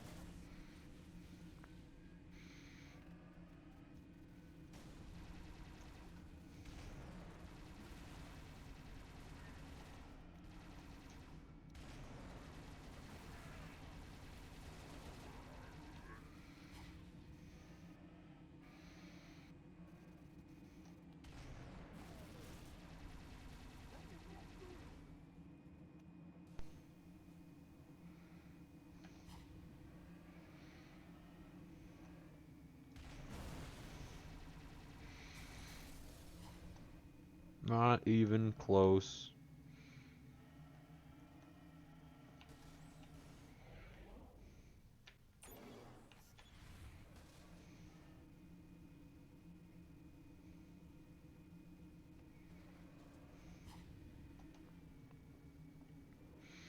If you do this on Legendary, there's some buttons you can press and you can get into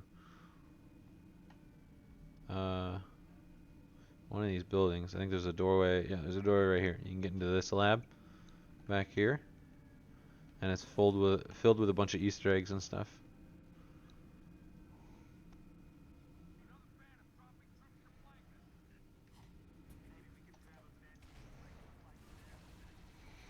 Maybe we can grab a Banshee and bring the fight to them. You, sir, are most definitely right. Maybe we could do that.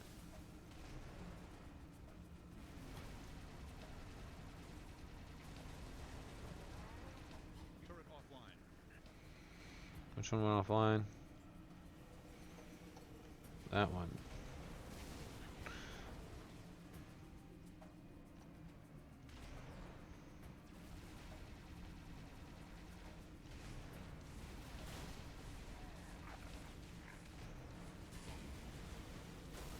Ooh, that's hurting a little bit. It's hurting.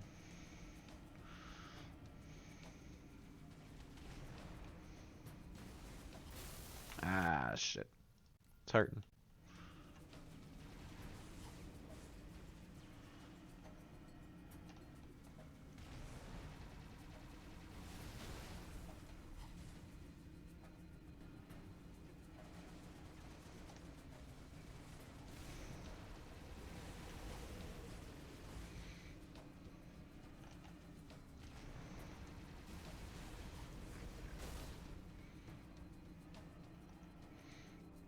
You Spartans are more than welcome to help.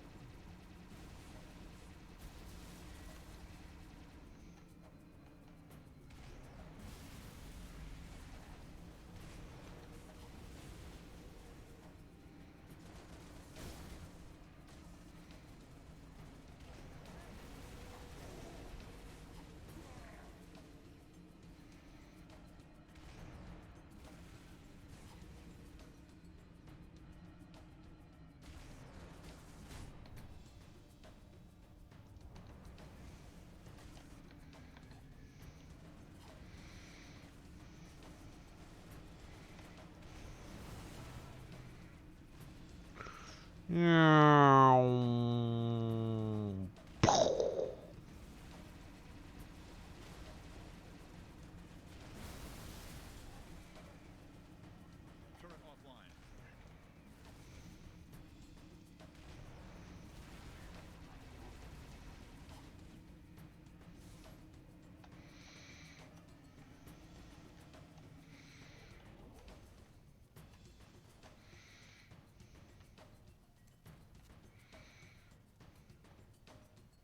Rocket launchers over here somewhere. Grenade launcher.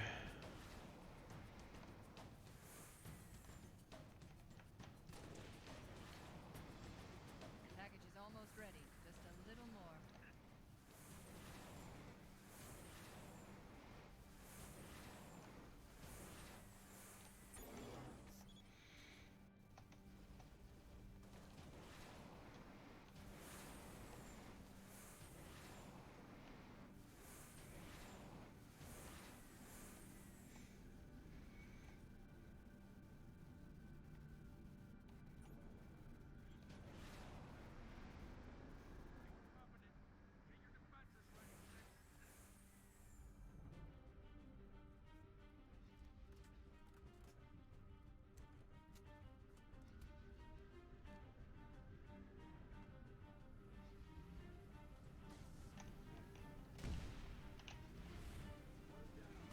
Another Wraith.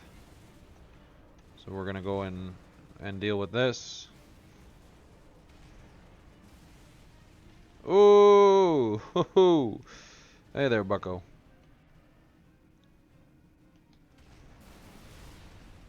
That's hurting a little bit. A little more than I'd like it to. There we go.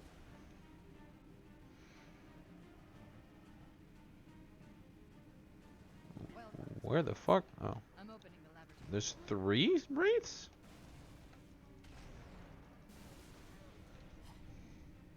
I never knew there were 3. I've always only ever killed 2, and then the thing says, objective complete. You survived long enough.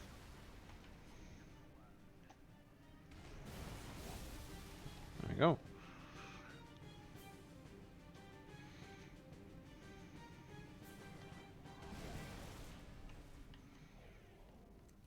Grab that just in case.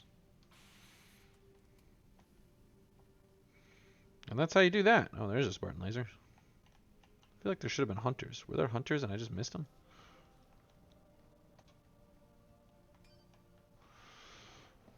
Oh, hey, how you doing?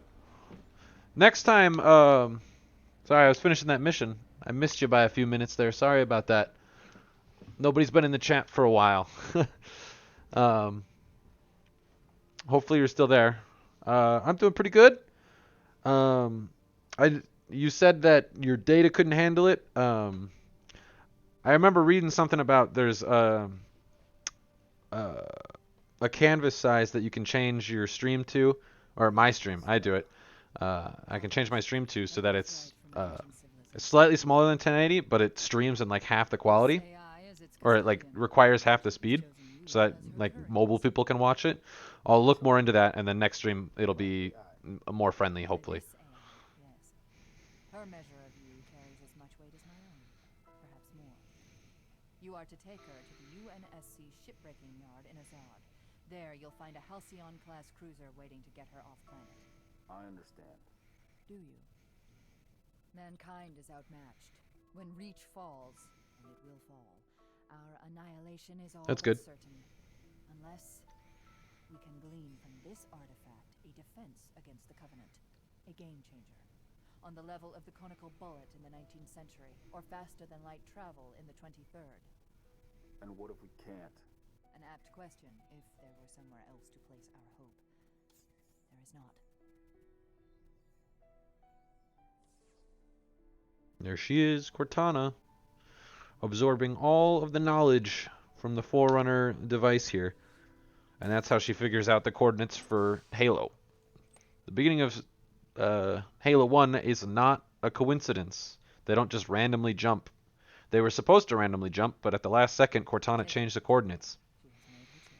Because she wanted to figure out what all the coordinates in this thing were, well, most of the coordinates in this thing were pointing to.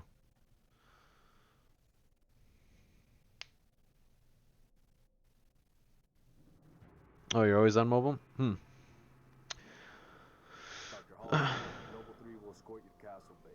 I require no escort, Commander. June, make sure nothing falls into enemy hands. I'll do what's necessary, sir. Good luck. You too, Rifleman.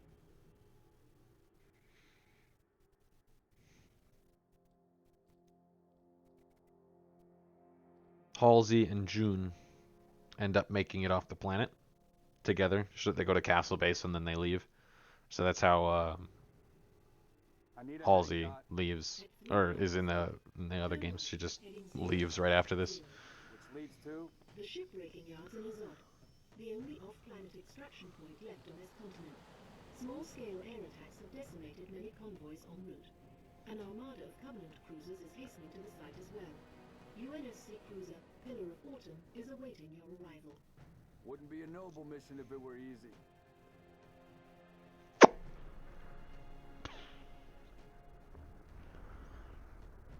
Under there is a slip space portal. I was just saying it earlier. I am hoping he shows up in Infinite 2. He's actually the reason the Spartan 4s exist. He's actually the reason Buck is recruited from Halo ODST, recruited to become a Halo 4, recruited to become a Spartan 4 in Halo 5. Noble leader, seek immediate medical attention. Noble leader, please respond.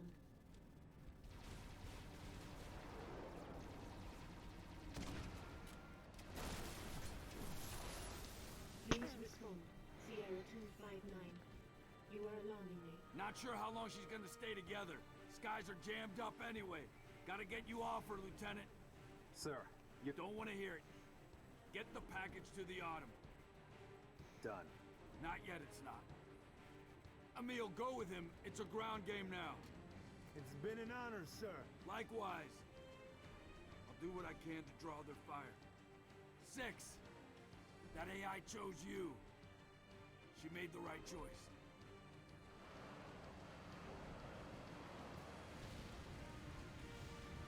I think June could easily make an appearance. So, if you haven't read Shadows of Reach, a little bit of a spoiler, the whole goal of the Banish is to find that Forerunner structure that we were just in.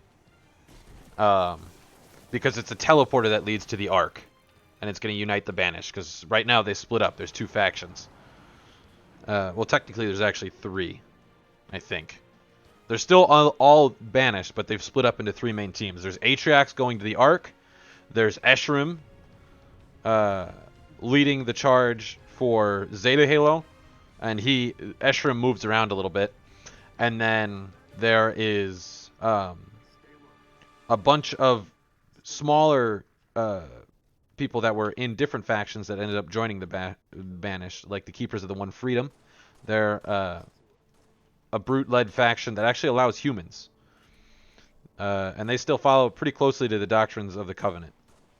So they're a Covenant splinter group of the Banished, and they joined out of necessity. Keepers of the One Freedom, and there's 2 other on Reach, and they're looking for that structure that we were just in. So they're looking under all mountains, because they call it the facility under the mountain, or the portal under the mountain, or whatever. And they know it leads to... they know it opens a portal, they don't know where. That's why the Delta, or Alpha Halo, Installation 04 coordinates are in there, because I believe it was teleported through there, because during the time of the Forerunner Ecumene, it was just pretty much turned on all the time, so it opened a slip space portal, like a permanent one, over the planet, and things could just pass through it. There's not many of them left. The flood during the Forerunner Flood War actually destroyed most of them, but this one was deactivated and just forgotten about, basically.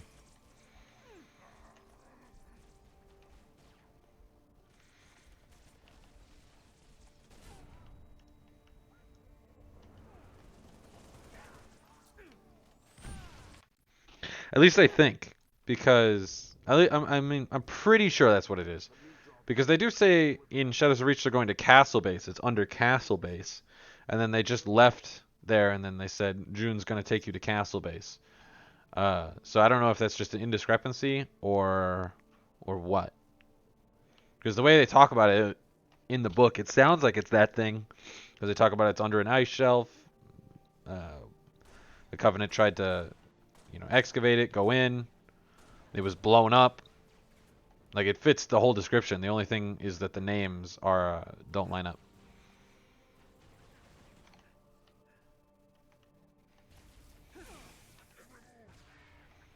But to get to they did have to walk a tunnel for like 30 minutes. So it could be the same thing, and it's just connected through a tunnel. Because they went to Sword Base and then had to... in the mission here, they went to Sword Base. We went to Sword Base, and my nose itches. We went to Sword Base, and then we rode that train car for a while.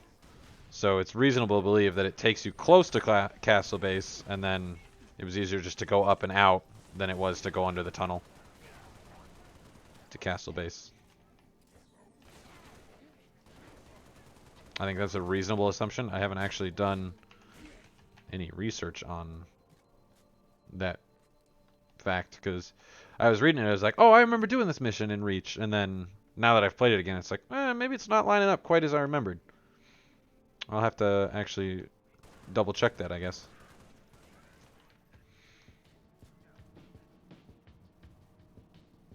Yeah, in media, it really shows that, like, if a character isn't shown to die, there's always a chance they come back, like if it's never physically seen. And I mean, you can watch the cutscene when we get to the end. I mean, you can watch the cutscene that shows, Six supposedly dying, but he's fighting all the way through. We never see him stop fighting. We never see... I mean, we see them take the advantage, but we never see him actually be defeated. So it's reasonable to assume that there is a chance. It's very, very unlikely, but it's very reasonable to assume that there is a chance that he could come back. But it's one of those things that's like, if he does come back, no one's going to be happy about it, because it's like, it's not going to seem badass enough, or they're just milking him for story or whatever. It's going to... If we see Noble Six again, I think it's definitely going to be in a few years from now. I really would doubt that we'll see him in the main Infinite campaign, but they did say there will be DLC campaigns after the fact, and I could see him being in one of those. Because otherwise they're just, like, kind of using him as bait, almost. Like, hey, Noble Six is here, build hype for the game, kind of deal. And then, maybe the rest of the game is disappointing. So I think if they did it within the main Halo campaign, or Halo Infinite campaign, I think that's going to kind of ruin the significance of Noble Six coming back, like, proving everybody wrong. because the whole point of Halo Infinite is wrapping up Halo 5 story, starting a new story, potentially even wrapping up Chief's story, because it's very possible that Chief could die. Because they've been making a lot of references in the books and just in the file, or not really files, but like terminals and stuff, that Chief says stuff like, I'm not going to be around forever. It's nice to see that the Spartan 4s are able to pick up the slack. The next generation isn't as strong as us, but there's more of them, so they can pick up where we're dropping off, kind of deal. And that reference is made like 2 or 3 times. So I think they're kind of like saying, hey, maybe not yet, but soon, Chief, you guys might see the end of Chief, or he might just decide to retire, go into cryo. Like, he could come back, but is he likely to? Maybe, maybe not. Yeah. Want him to make it, what if Noble 6 survived? Well, if it was what if Noble 6 survived, that's confirmation that he dies here, I think that would be cool, but I think everybody would be sad to see it. Like, right now, he's in that state of limbo where, there's people that say he's dead, but if he came back, they're like, okay, if you can make a good story around it, I could, you can see it. But that's confirmation. Like, if they made a what if Noble 6 survived, that's confirmation he's dead. There's going to be a little bit of backlash for it. I don't think people are ready for it yet. I mean, it's been years, but I still don't think people are ready for it.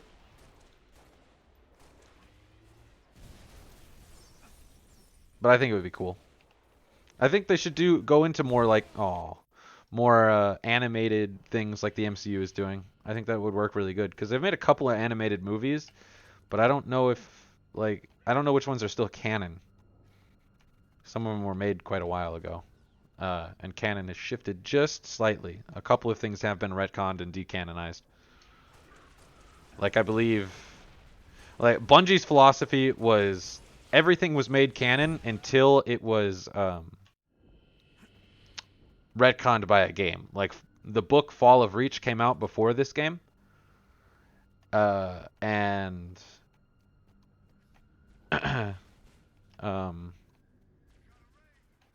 it said a couple of things that don't line up with how this game plays. And when asked about it, Bungie said, anybody, who's like officially partnered with us can make canon, but ultimately our games are the definitive canon. So if anything conflicts with the games, you always take the game first. Because as important as the books are and expanded universe are, they're not more important than the games. But 343 doesn't have that same philosophy, so they've tried to make everything work.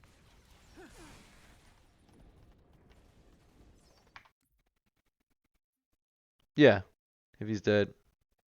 Yeah, we'll watch the cutscene. I don't have any like editing tools or something to slow it down live, since this is a stream.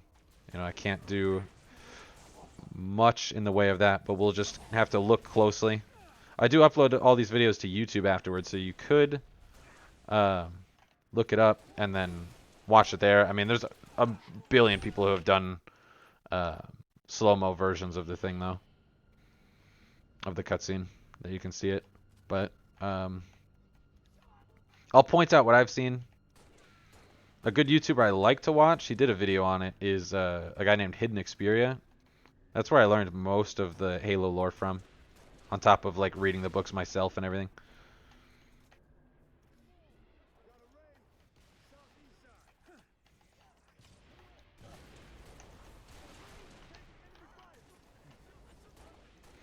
But yeah, I would like to see a Halo What If. I think that would be cool, especially now since like the Season 8 armors came out, and it's like the Viking and then the Knights and shit. Oh my god.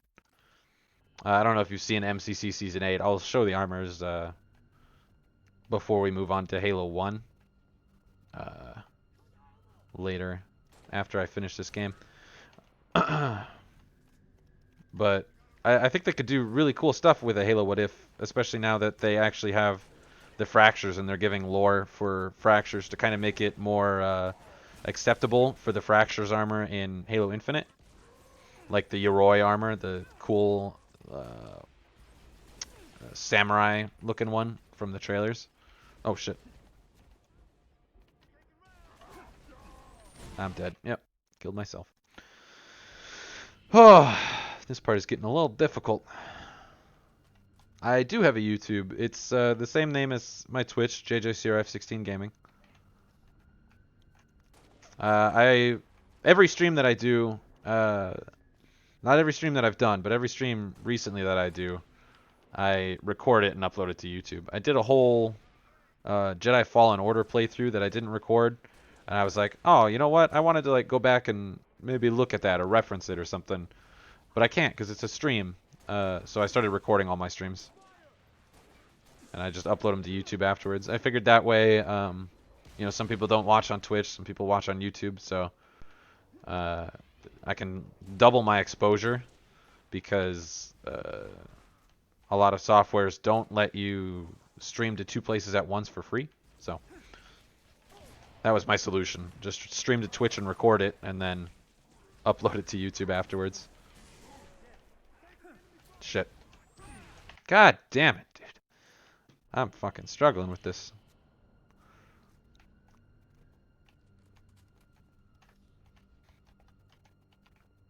But yeah, I believe there, if you scroll down on my page, there should be a link to my YouTube there. There's also a link to a Spotify and a Twitter. I do post updates. If you have notifications on for when I start streaming on Twitch, then it'll obviously send you that. But I do post a tweet right before I stream every time as well with a link. So that's something worthwhile. There's a link to a Spotify playlist where it's just all the soundtracks, because I like listening to the soundtracks on shuffle while I read the Halo books and stuff.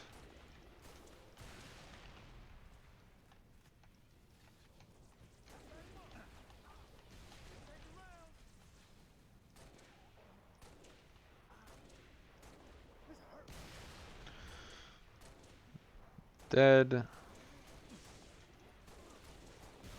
Dead. I just gotta go slower. I'm trying to go too fast, I guess.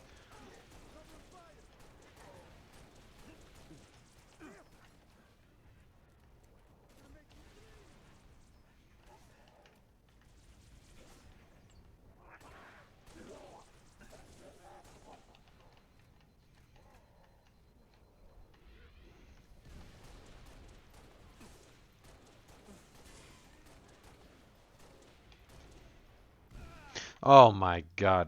A fucking Wraith Blast.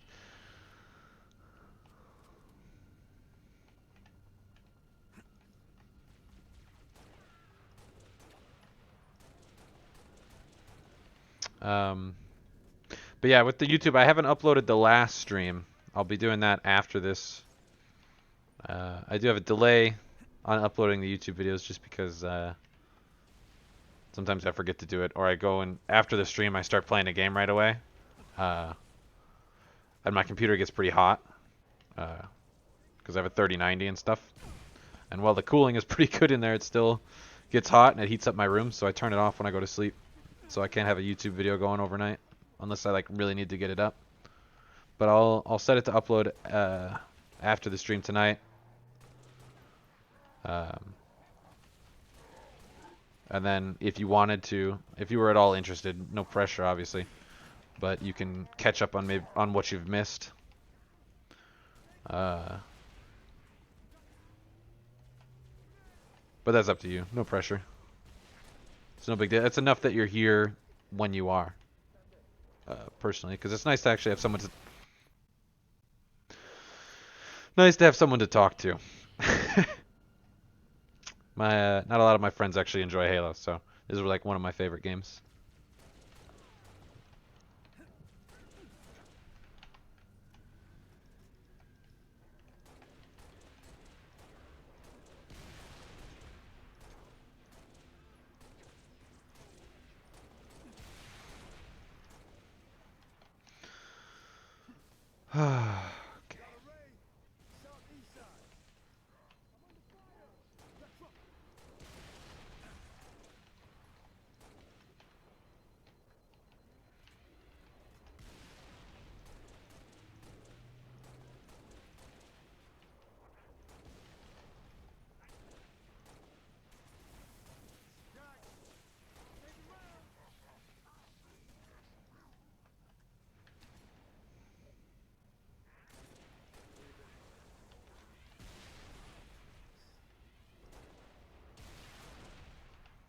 We'll just take it nice and slow.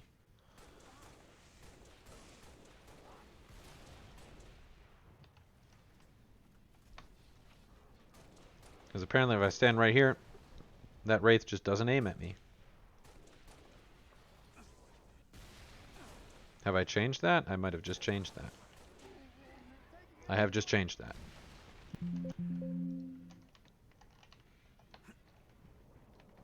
I opened some sort of search and hit stop letting me move. That was scary. Thought I was about to die.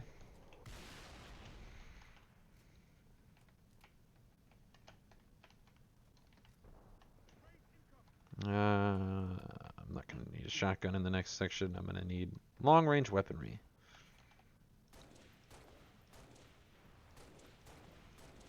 There we go. Got the gunner out.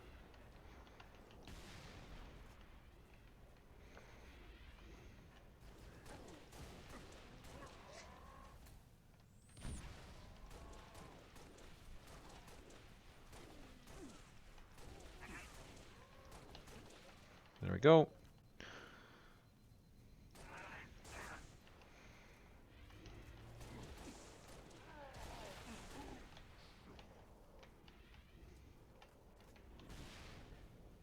Okay. Checkpoint done. We've moved on. It's believe it or not, man, talking while you're playing a game, really hard.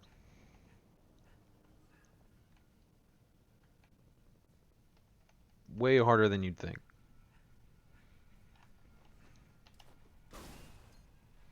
I used to hear streamers and like YouTubers and stuff say, "Oh, you know, like it's harder than you think." It really is. It's quite difficult to like maintain conscious conversation as well as you know, like trying to put focus on a video game and like play well.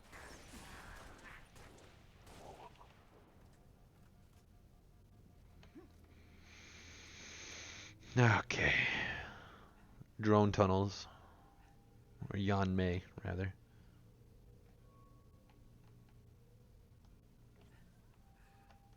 Noble, you've got a situation. Mother. We can get past this, sir. No, you can't. Not without help. Commander, you don't have the firepower. But I've got the mass. I've got the math. Silent cop. Hit 'em hard, boss. You're on your own, Noble. Carter out.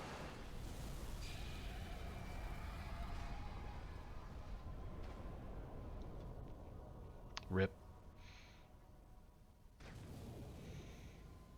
Crevice to the east. Let's go. I actually changed my helmet while you were gone. I went back to my original helmet. I didn't really like the skull. It's always sad to see one of them die.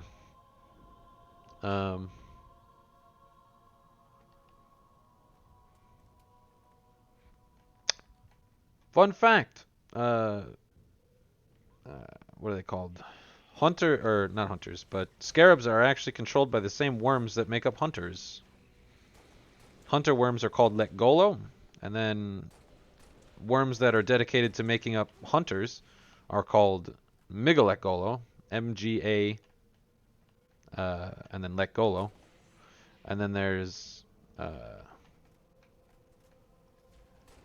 same kind or not the same kind, because they all are conscious and they make up one organism together, like a hive, basically. There's another group, and it's like Straw Letgolo or something. Has an S. And they make up scarabs.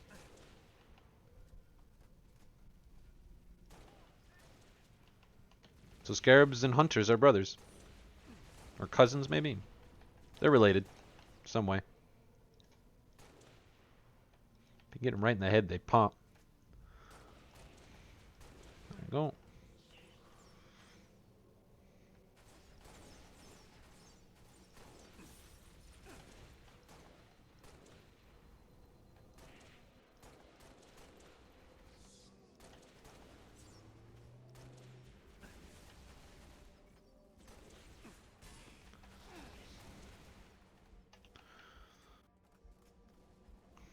Well, it's been a while since I've asked. Are you hiding any more burning questions for Halo lore? As, of course, I will always do my best to answer them.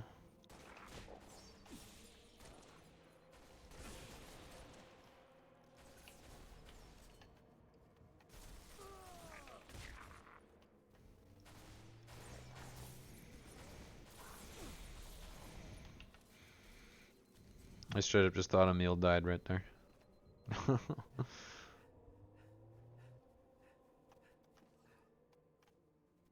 Here, I'll spell it in the chat. Lek Golo. Spelled like that.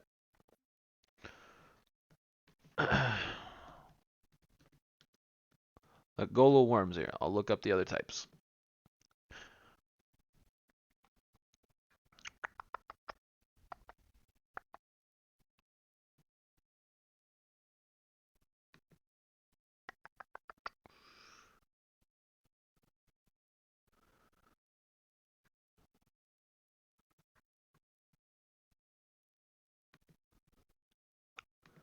HaloFandom.com.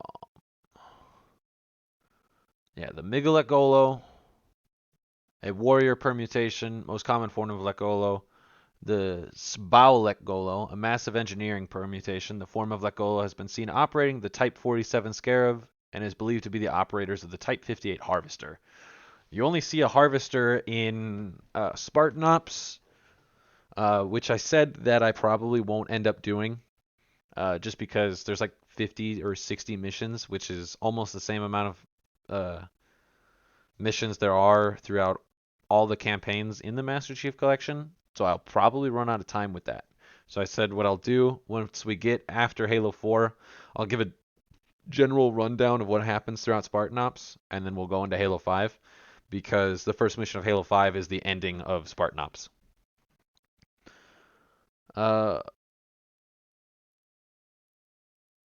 Thanolek Golo. Oh yeah, that's that one. Thanolek Golo is a genetic experiment. They were featured in Halo Nightfall, that movie kind of thing that happens and gives the backstory to Spartan Locke. They're on Installation 04. They kind of like have an EMP effect. And then there's 3 other types that are named, but we don't know anything about them, as far as I'm aware. Diffolek Golo. Oops, go back. I accidentally clicked it. Okay, well, the website is freezing. I'll read them off in a second. You don't have to think of any questions, just anything that you want to know. I'm going to keep talking about stuff that I think about while it's happening or as it's relevant to a conversation. Okay. Rulu Lekgolo and Kanto Lekgolo. So there's 6 types that we know of. We only have information on the first 3. The Migalek Golo, the Sbaulek Golo, and the Thanolek Golo. So the first 2 we see in game all the time. The Thanolek Golo we've only seen, I believe, in the movie. They can fly, and they can fly, and they have like an EMP effect. But they're just normal worms. They don't like group up. Well, they do, but they don't like have armor or pilot anything. They kind of just swarm up around everything. It's kind of a mess. They're pretty unique.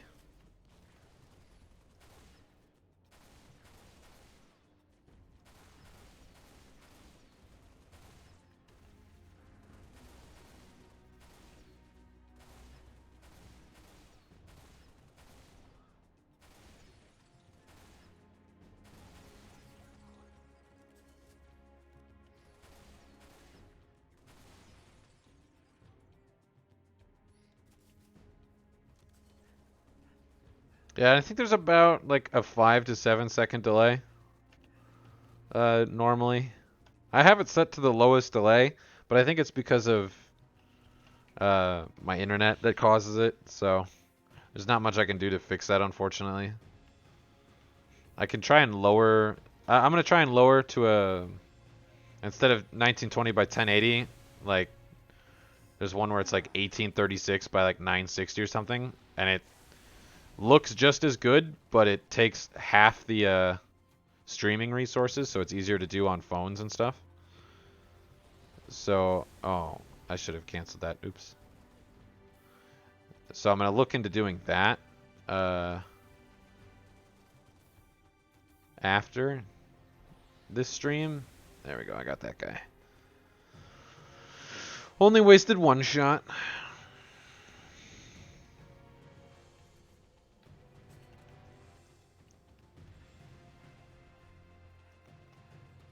What was the elite's name? The elite's name in Halo 2, his name is Thel Vadame. After he becomes disgraced and loses his role, he loses the honorific E at the end, and he just becomes Thel Vadam.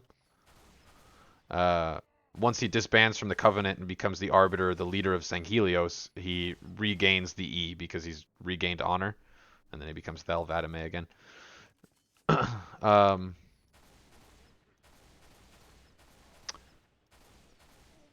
Why was the Arbiter a position of shame? There have been, like, I think they say the number in Halo 2 when he becomes the Arbiter, how many Arbiters there are. But basically what it is someone who is shameful.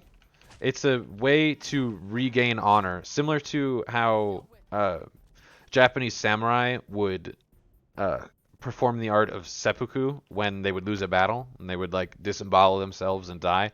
It's a way to regain honor after a disgrace. So the one in Halo Wars, Ripamorame, his great sin was leading a coup against his Kaidan, which is a leader of the great houses of Sanghelios. It's ancient tradition. Like there's like 8 or 9 families on Sanghelios, the homeworld of the elites, that ruled, and that is just passed down either through bloodlines, through marriage, or if an elite didn't have any children, he would, you know, pass it on to another clan whom he respected or was maybe friends with.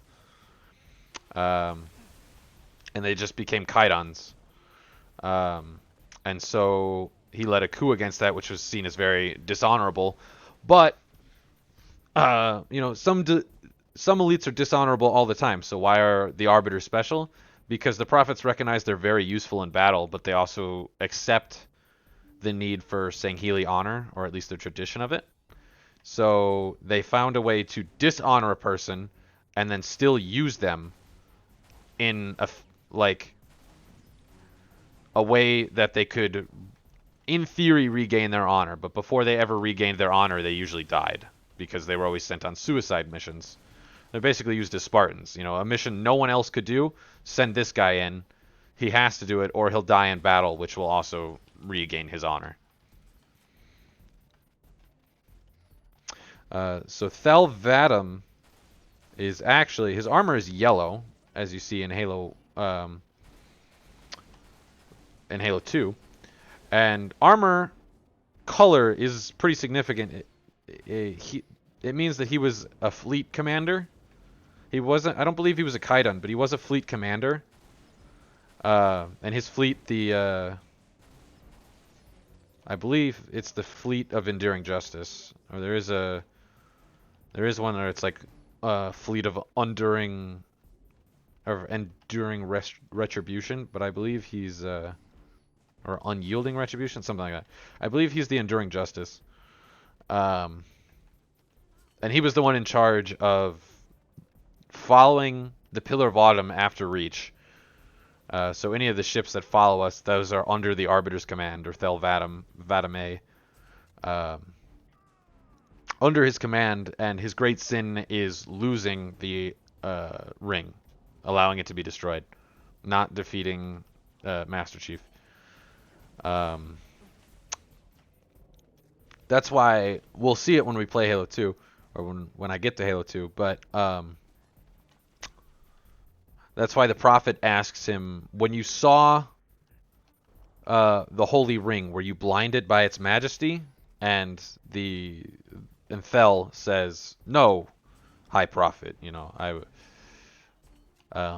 whatever. And they were basically giving him a rigged court case to say that, hey, were you blinded by its majesty? Like, what was the problem? Why did you fail? And he has to say, no, I was just negligent in my duties and I failed, which is basically cause for him to be disgraced and sentenced to death. And then the prophets said, hey, wait a minute, we can actually use this guy. He's a pretty good warrior. He comes from a good family.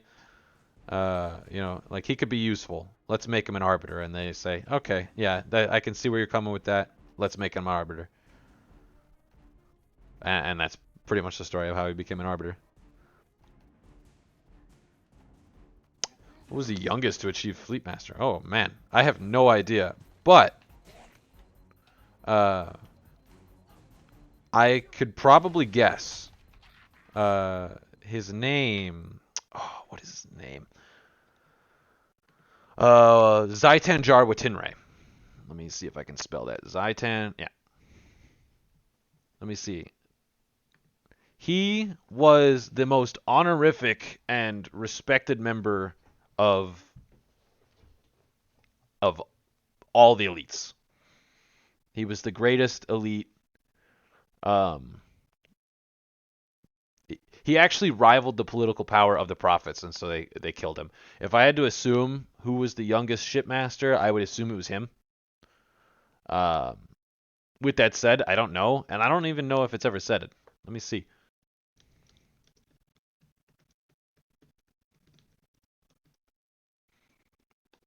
I don't know if that's ever like a question that's ever been addressed, to be honest with you.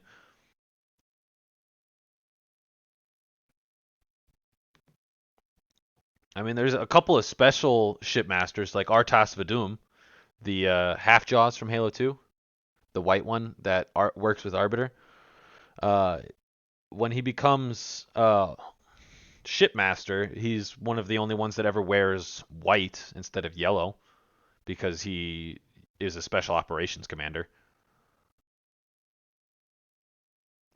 And he becomes the shipmaster of the Shadow of Intent, the de facto commander of the Covenant Separatists. Yeah, and he's part of the Fleet of Retribution. That's why I knew that one.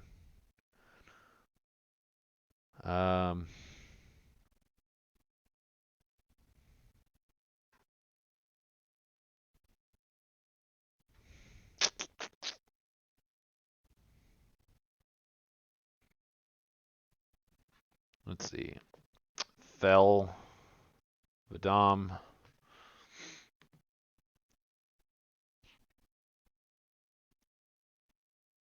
Yeah, he was an elite zealot.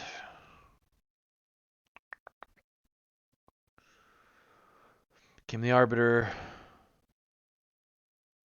What was I just looking for?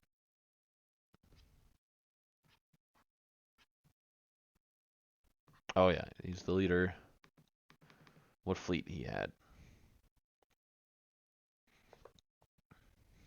Let me see. Fleet. Oh, Fleet of Particular Justice. Not Enduring Justice. But yeah, here, I'll put Zaitan.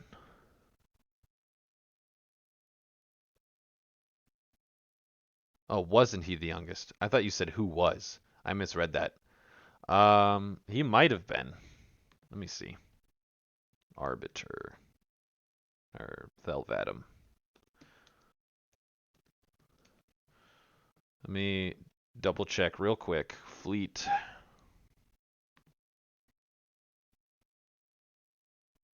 Yeah, he was Supreme Commander of the Fleet of Particular Justice. It doesn't say that he was the youngest commander. It just says he was a Supreme Commander, which is a very high role.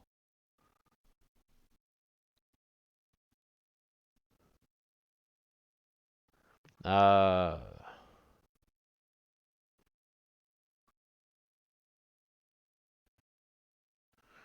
know he was friends with this guy named Czar.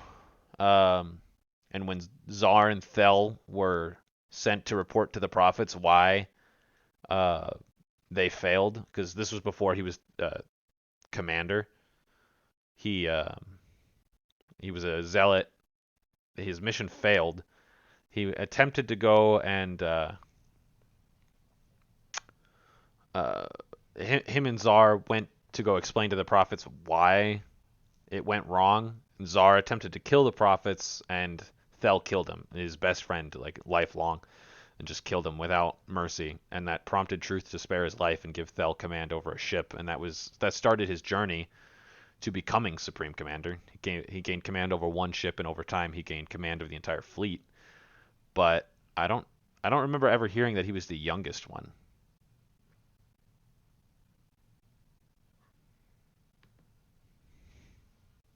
So, you're going to want to, for an interesting read,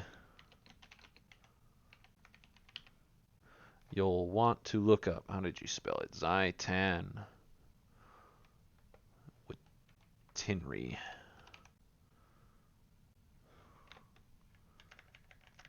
This guy is quite an interesting read. He gained enough political power that he rivaled the prophets, so they sent him into banishment, basically. He's an interesting character. He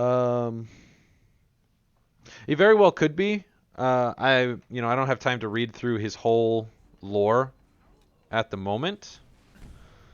He very well could have been the youngest one, and I just missed where it said that.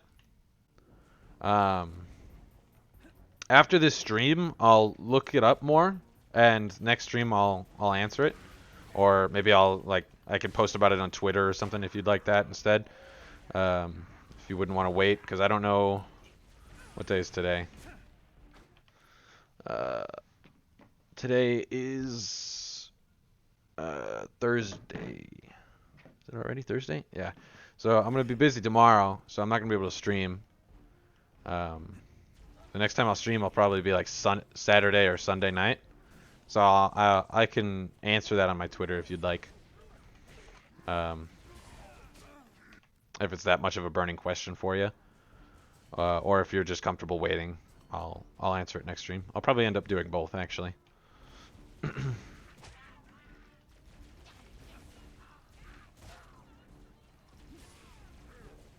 Oh man, I'm getting fucked up over here.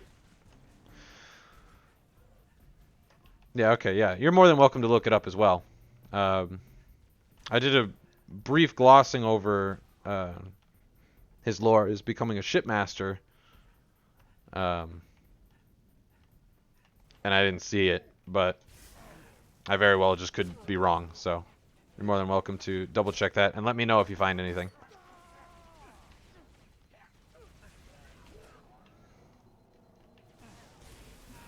Oh, when I looked up who was the youngest fleet master in Halo, nothing showed up, so.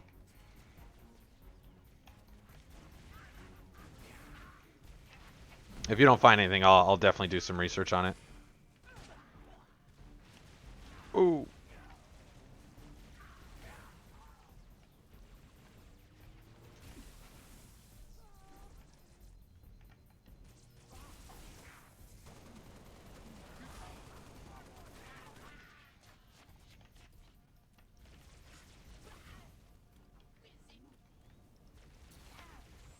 No! Oh my god.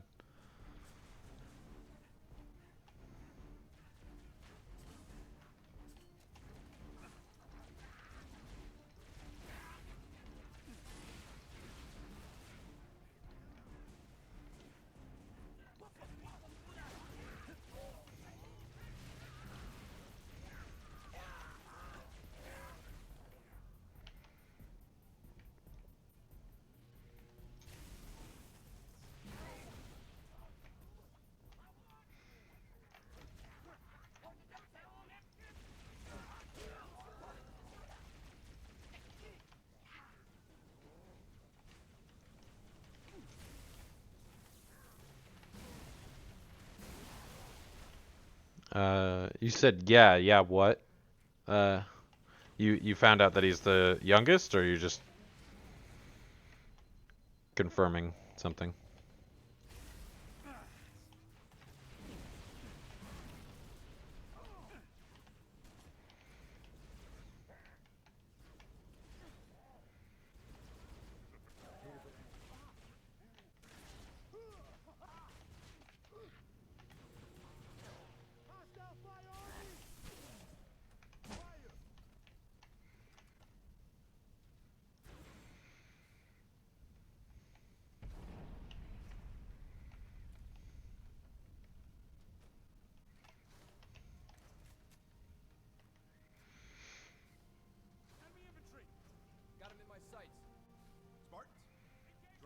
that structure across the way. Spartans? Yeah, bro, Spartans.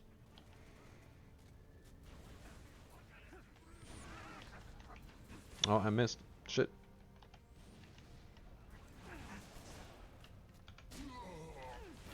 Oh, shit. Oh my god, all the way back here? What the fuck?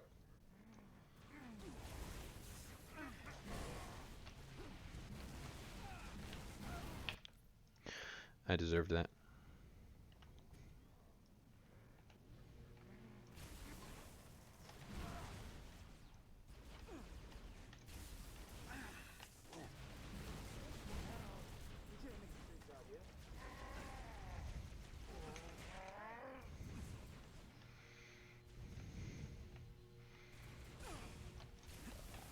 Shit.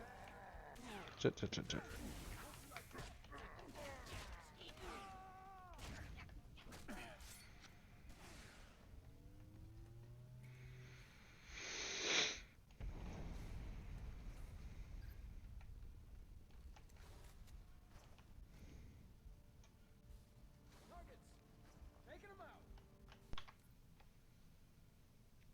One of the youngest to achieve the status of shipmaster and one of the youngest to gain rate of supreme commander. In our campaign against the humans who have risen to renown as Vadame, world after human world, all laid low in the sake of the great journey.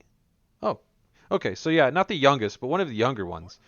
But yeah, that's cool. I didn't even remember that line of dialogue there, so that's cool that you did.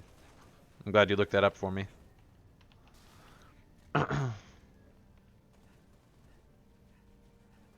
See, that's what I intended with this stream. That everybody learns about Halo lore.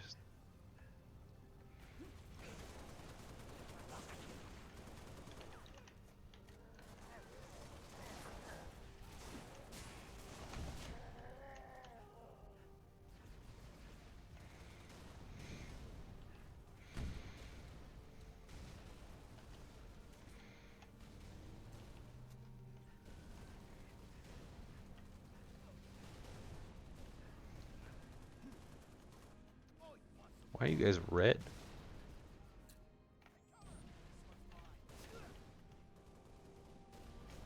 Oh, this is red light. It's a weird filter. That's a nice attention to detail, though.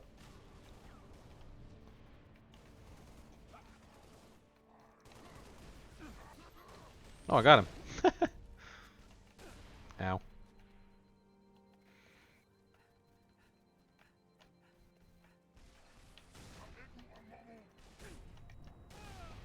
Damn it.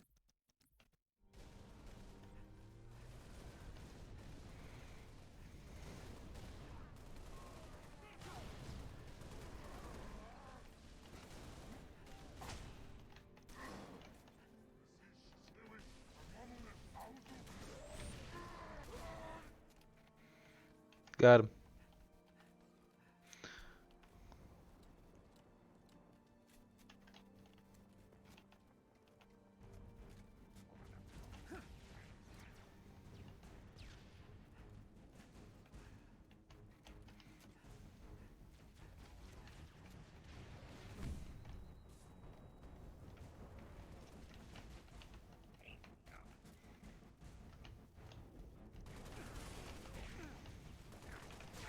Oh, damn. You regenerate a little bit of health, but that was a lot I just lost, unfortunately. Damn. Now we gotta try and do the hunter dance. I don't have any grenades. Amelia, you could help out a little bit there, buddy.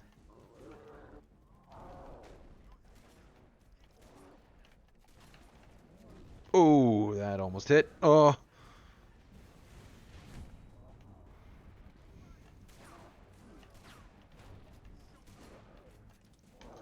Oh. There's one down. Whoa!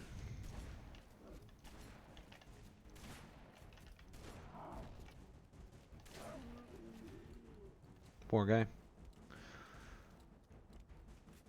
Is there any downsides to wearing a Spartan suit? Very many. Do you want to know why? The Game Theory actually did a video on it. But when you back smack someone, you get the melee. The reason they just crumple and die instantly, because you're not breaking a Spartan's bones. Even a Spartan 2 would have a hard time breaking another Spartan 2's bones with how strong they are. What you're doing is you're actually severing the connection between the armor and the neural chip that's placed in the back of the neck. So if there's a strong enough force that hits you in the spine, it's not breaking your spine that's what's causing the damage. It's that link. Because the suit is, off the top of my head, I can't remember. It's either a half ton or a quarter ton. Very heavy though. Oh, hello. Very heavy suit. And when you break that link, it no longer works as an exoskeleton, and it becomes a suit of armor. So your body has to hold that, and it usually causes you to crumple under the weight. But other than that, I mean, there's very, very few downsides. The suit is like peak technology for humans. The only thing that really, like, even Covenant technology is quite as useful when it comes to, or even Covenant technology is not quite as useful when it comes to the use case for a Spartan suit. There are Covenant Spartans. They're called prelates. They're prophets. The Sanshium, the prophet race. They've been bio-augmented. There's only a handful of them, especially right now. Most of them die during the fall of High Charity, I believe. But there weren't very many to begin with. There were even less prelates than there were Spartan 2s, I believe. But they were... I think they were actually stronger than Spartans, because they like had similar bio-augmentations to Spartans, but they would also take steroids that would activate when they needed them. So it was basically putting them on permanent adrenaline whenever they were in battle. So the Spartan suits are very peak technology. The only thing that was better was Forerunner armor, which could like literally sustain you. Like if you didn't have water or food or whatever, the armor would keep you alive for like almost 2 weeks or something past the point where you should have starved to death.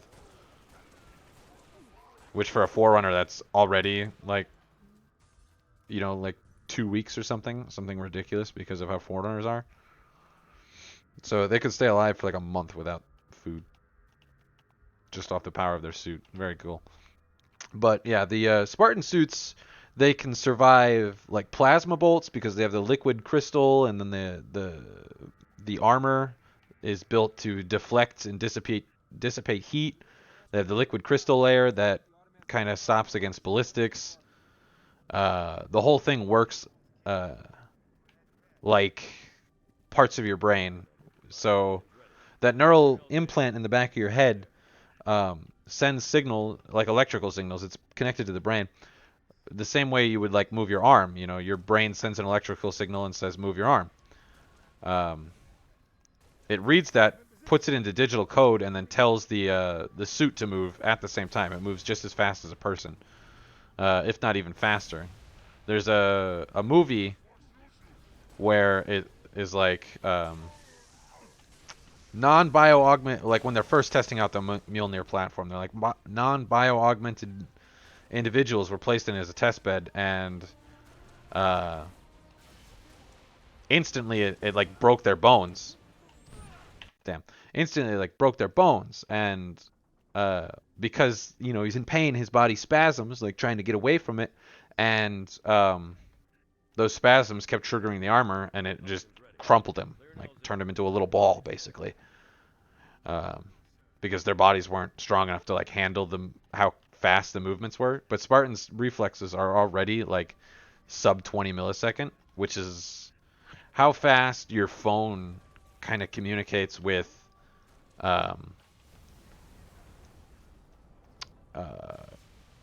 like a satellite, basically.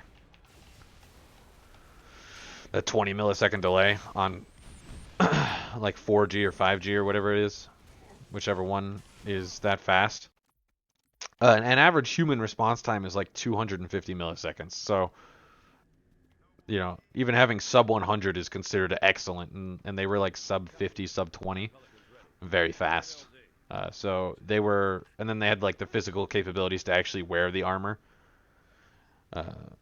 So it increases, the armor actually increases their responsiveness and strength even more than it already is. And the Spartans were, you know, already crazy.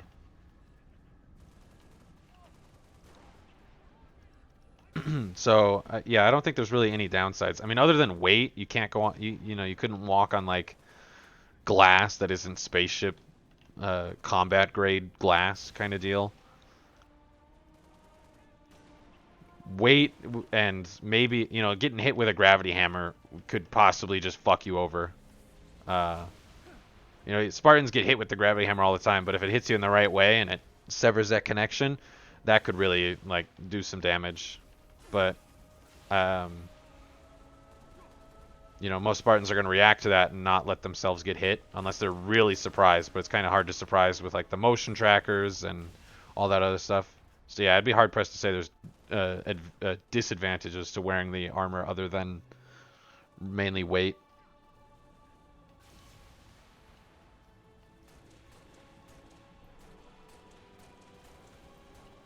Because for a Spartan, it really just functions as like a second layer of skin. If you weren't a Spartan, you were wearing Mjolnir armor, there are hundreds of downsides that you could probably come up with. But yeah, as long as the Spartan's wearing it, especially like a Spartan 2, no, I couldn't think of a single downside. Because all of them are taught, you know, the anything that would cause them a problem in the Mjolnir armor, like weight or, you know, getting hit in the neck, all of them are taught and drilled like how to get around it, stuff like that. They're taught combat scenarios and like demolitions since they were 6, so they know like what demolitions is too much for their armor. They know and then they're debriefed and rebriefed on any new things of the armor, like the new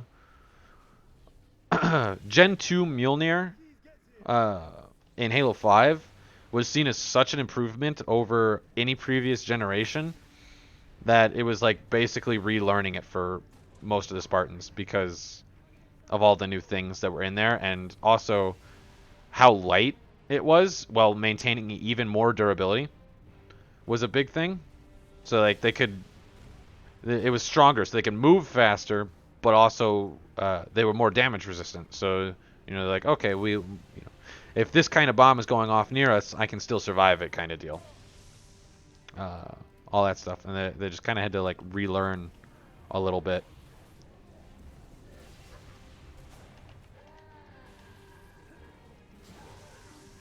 That was dangerous.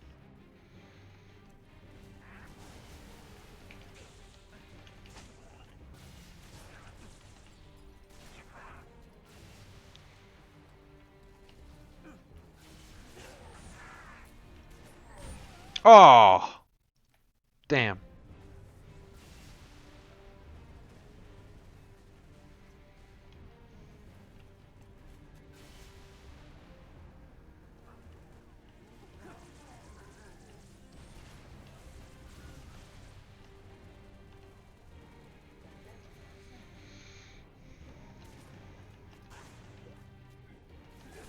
Ugh.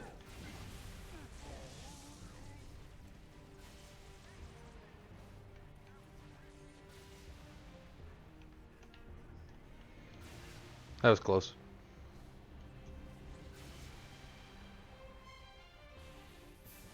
Oh, I love that. When it turns on while you're running.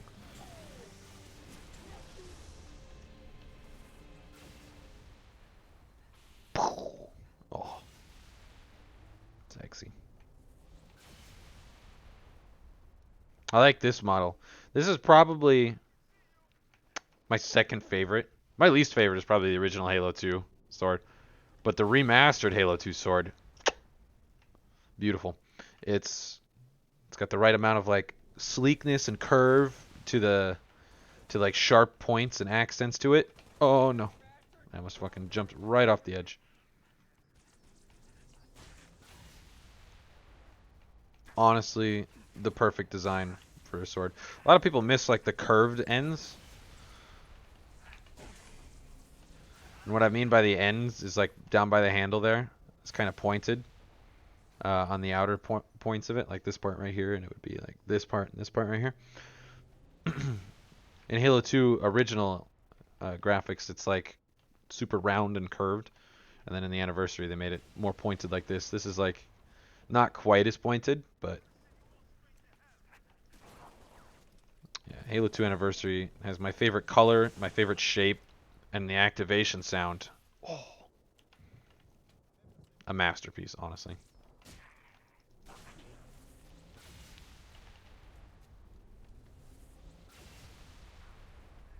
Yeah.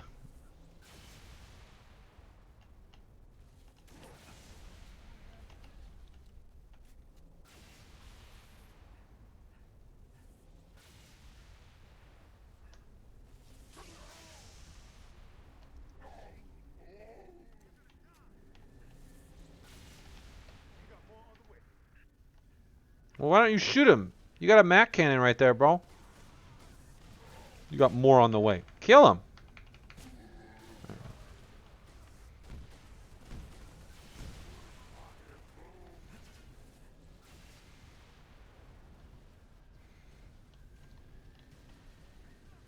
I'm gonna kill that guy with the hammer. I want the hammer. Oh, the hammer despawned.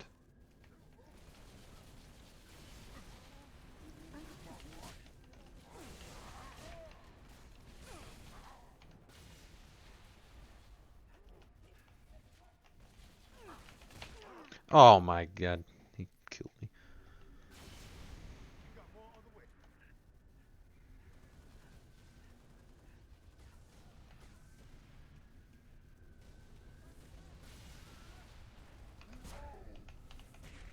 No assassination? I don't know if you can get assassinations on a brute. I don't know if I've ever done it.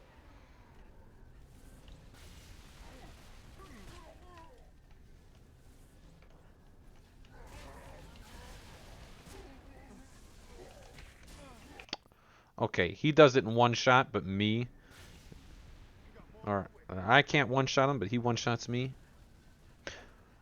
Yeah, they said there wasn't going to be any. Not at launch, at least. I kind of miss it. It wasn't in this game, which I thought was so weird, because it was in Halo 2 and Halo 3. Like, oh, nope.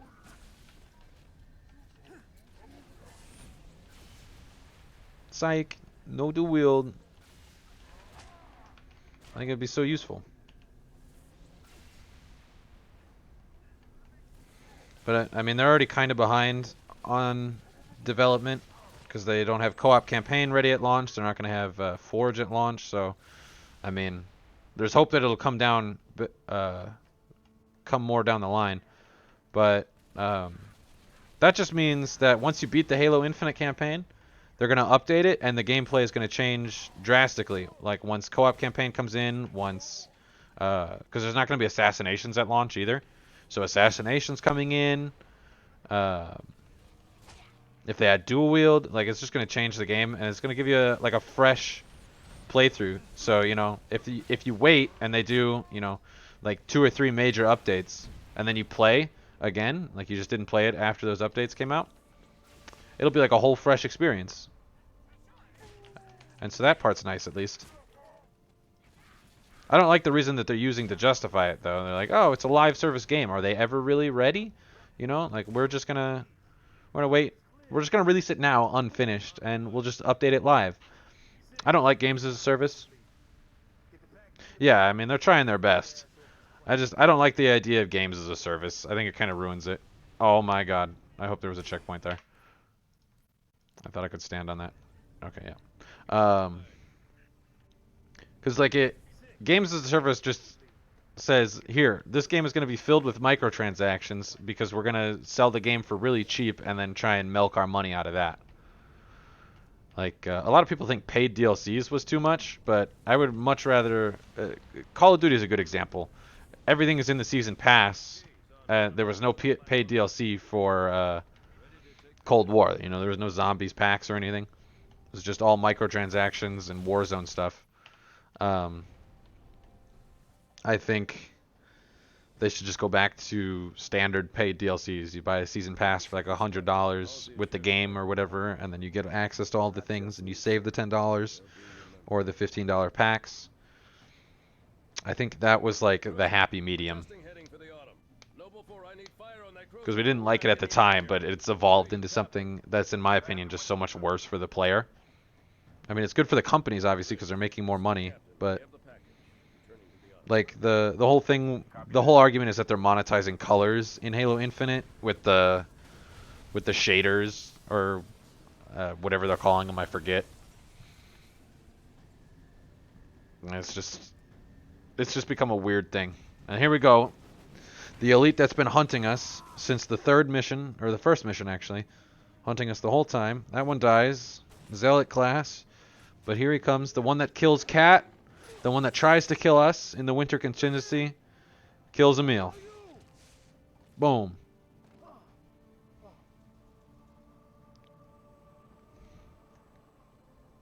That same squad of elites has been hunting us since the very beginning of the game.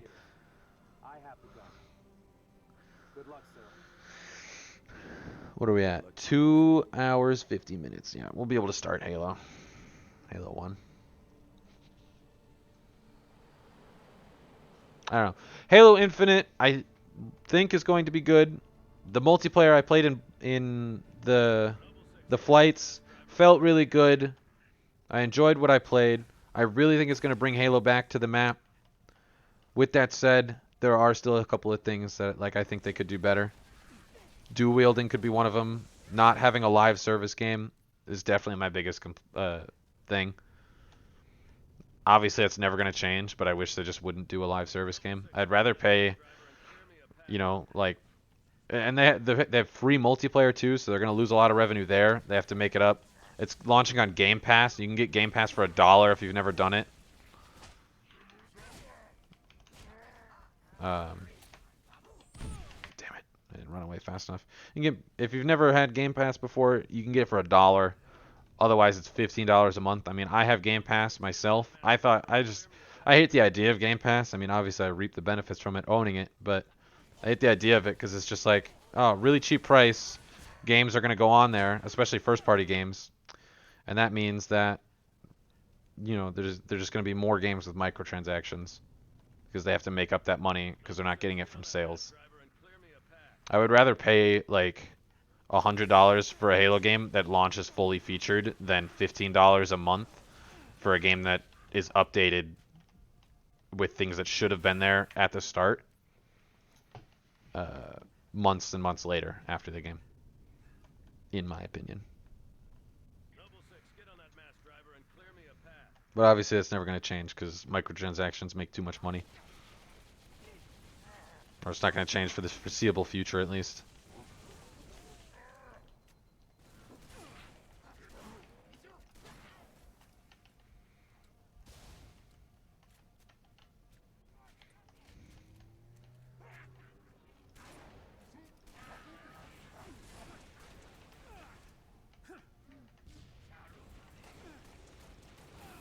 God.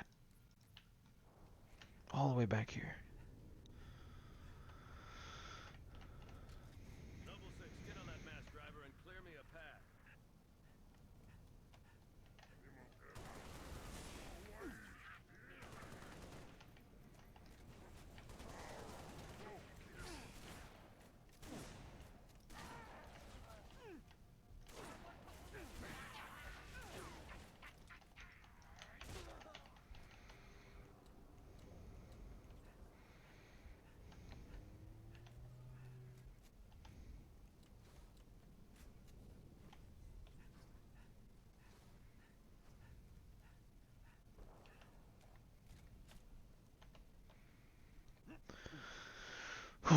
Alright, once more onto the breach, huh?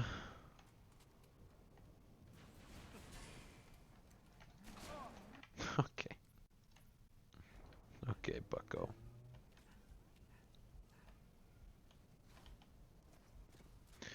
Yep.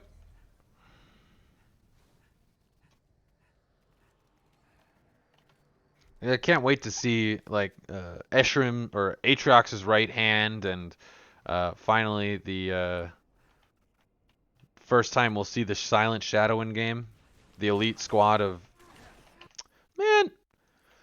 the Spartan hunters. I mean, well, there's already Spartan hunters in the game. That's a different thing. But the Silent Shadow were the elite's answers to Spartans, covert ops dudes with. It's actually the elite's answer to headhunters, Spartans that they were sent out with cloaking devices and infiltration. Kind of what the Winter Soldiers were said to do in the MCU. Bruh. This guy takes out my whole fucking shield and health in like 2 seconds.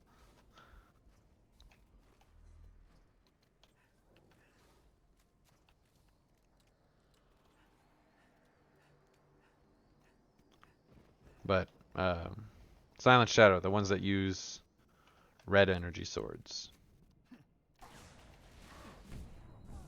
Shit, I got caught.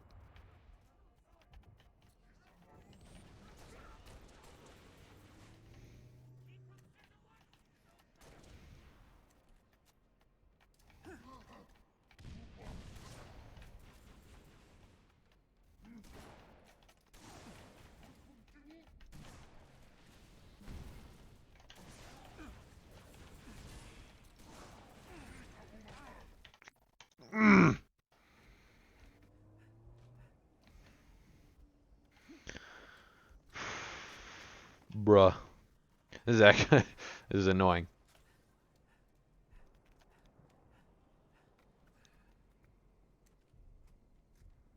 There's no grenades out here that I can grab or anything. Cool.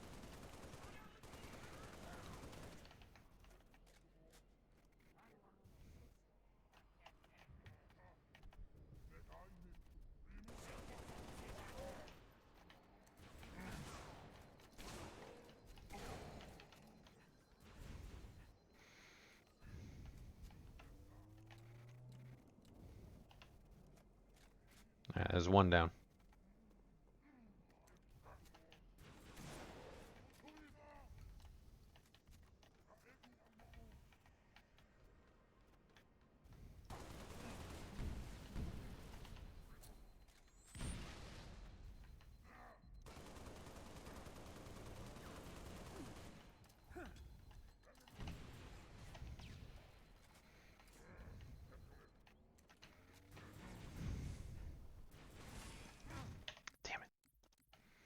It didn't fucking shoot.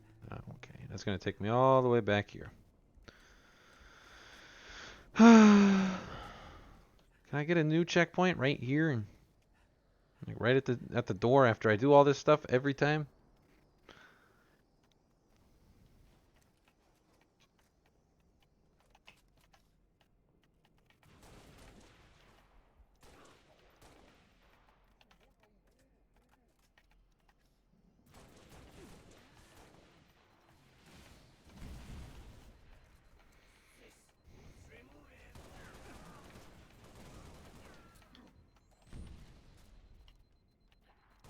Most terrifying elite to fight? It depends on what your definition of terrifying is. The Silent Shadow would probably be some of the scariest because they always one of their things is that they have their cloaking fields and then they slowly ignite their red blades, and like a red blade is already pretty crazy unseen because you don't see really the other colors. You see them in MCC now, but I mean, red is just kind of terrifying. Artas Vadum, the white one from Halo 2, Half-Jaws, he's pretty scary. He's not quite Silent Shadow Blade Master, but he is a Blade Master. So he's pretty scary to fight. There is the elite from Halo 1. There's a black elite. You actually kill him. In a book, you kill him differently. So that's another one of the disconnects that happens. You kill him in game. On the final mission, he's coming up the elevator after you blow up the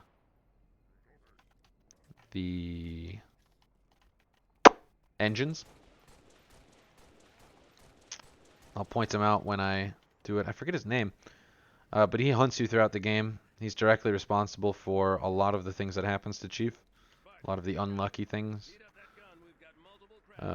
because he's trying to get revenge on Chief. Like highly trained. Yeah, definitely the Silent Shadow then.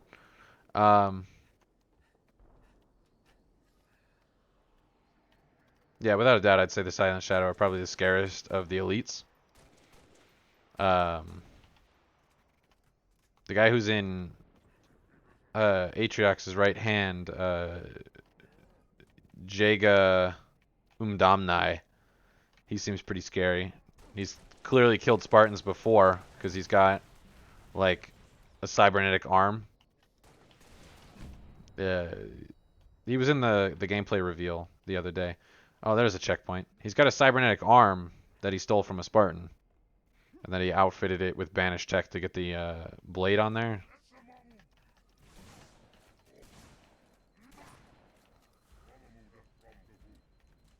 That guy's probably one of the scarier ones. But there's other blade masters that are technically even more dangerous than him.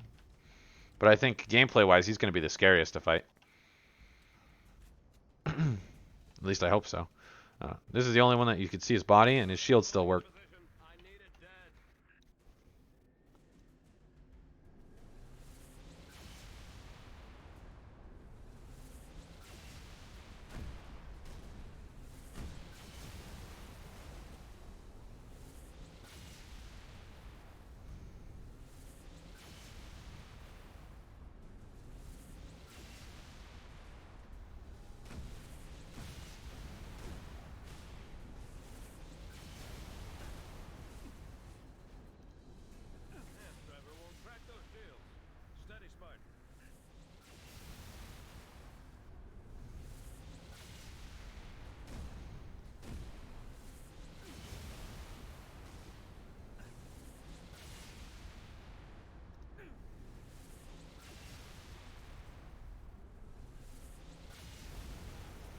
This part, I died on this so much when I was playing it Legendary with my brother.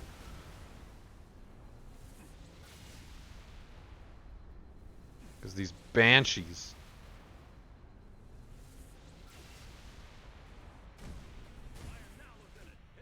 There we go. If grunts are scary, what's the scariest ones to fight?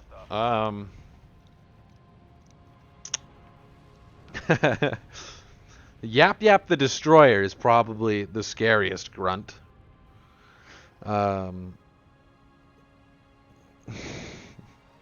He's only got like a paragraph of lore. Let me. Oh, I missed it, didn't I? I missed the Chief cameo. Damn.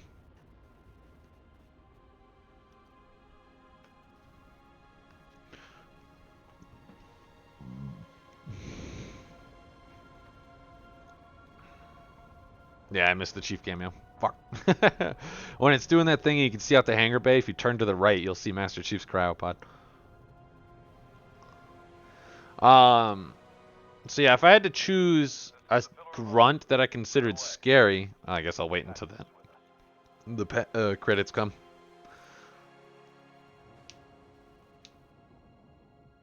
Oh, okay, maybe not. Yap Yap was a low-ranking deacon in the Covenant's Ministry of Sanitation before being kidnapped by the Banish. Yap Yap rose through the chain of command within the Banish due to being slower than the other grunts at avoiding eye contact when a job needed to be filled. After discovering the Throne of Woe, Yap Yap rebelled against the Banished in favor of locating the fabled golden methane hydrate mines of Saboteur, hidden somewhere on the Ark. Throughout his rebellion, the Throne of Woe continued to communicate with him, telling Yap Yap that the Ark belonged to the Ungoi. Yap Yap managed to lose more Ungoi in battle.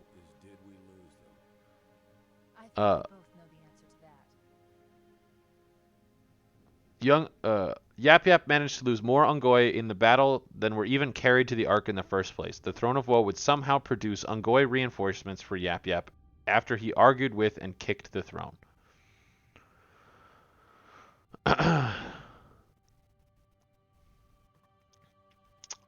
The golden methane hydrate mines of Saboteur are a fabled collection of mines rumored to be hidden somewhere on the extragalactic Forerunner installation, Installation 00. Prior to making the journey to the Ark on board the Enduring Conviction, the Ungoi serving the banished known as Yap Yap was told of them by a Kigyar fortune teller. After arriving at the Ark, he eventually broke away from Atriox's thrall in order to go in search of those mines. So it's just a lie. He's been chasing a lie. And then he found this thing called the Throne of Woe. And there's literally nothing known about it. The only thing that's known about it is what I just read, and there's a picture of it for a loading screen in Master Chief Collection when they did it back for April Fools.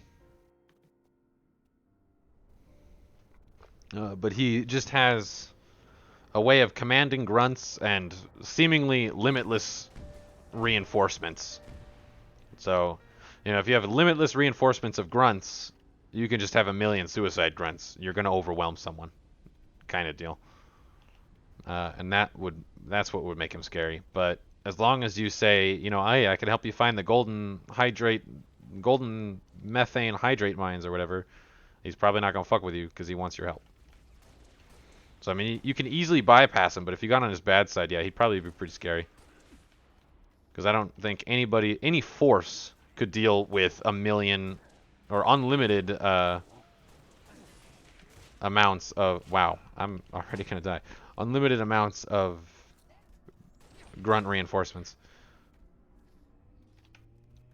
Me and one of my friends tried to do this mission on Legendary with a bunch of skulls to try and get a high enough multiplier, because there's an achievement for getting like 1,000,000 score or 1,000 or something.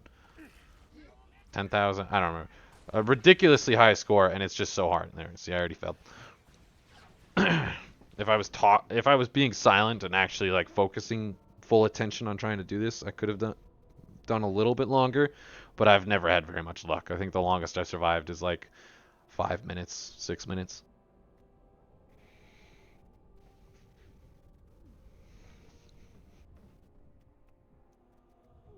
So he gets knocked down. He takes this guy out. This guy comes in for the blow. He pops his shield, drops his thing. This guy goes in. He dodges it, right? We never see him get hit. There's actually things you can do to get rid of the black screen there, and you can watch about 2 more seconds, and they didn't render anymore after that. There's just enough so that it can fade to black fully. So you can get rid of the fade to black, and you can see a little bit as he goes to hit him, and then it cuts out. But you see him going to block it.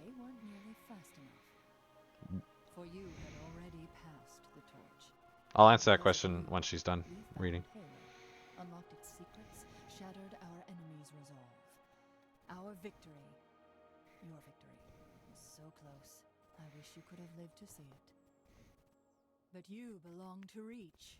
Your body, your armor, all burned and turned to glass. Everything. Except your courage. So I think in the background there, we can rebuild. Yeah, those are, I think that's supposed to be resettlers coming to like scrape away the glass and make the world habitable again. The same thing that happened on Meridian in Halo 5.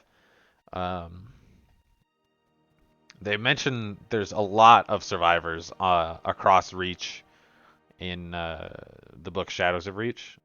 Again, a very good book. I would recommend it. But Brutes, which one would be very bad to go against? Atriox, without a doubt. If you watch the promotional material for Halo Wars 2, the intro, and it shows Atriox going in, and he just fucking takes out every single one of Red Team. Just decks him, smashes the helmet of, I think it's Jerome. like practically almost kills him. It's not a good time. Atriox is definitely a sight, a force to be reckoned with. Tartarus, also very scary. The chieftain of the Brutes before they splinter off into the Banished and all their other factions. The Grand War Chieftain of the Brutes for Halo 2. He's pretty scary. The what are they called? The Lone Stars. Oh, here, I'll show you this. If you haven't seen Season 8, it's got helmets like these. They're all Halo 3 helmet. They have all kinds of armor like this. These are Fractures armor. So if you read the lore, it's mostly about dealing with like Flood and how other versions of the Halo lore, like one of them is like the Vikings discovered slip space technology by interacting with Forerunner or Covenant stuff. Or Knights, all kinds of stuff. Greeks. I think this one's the Greek.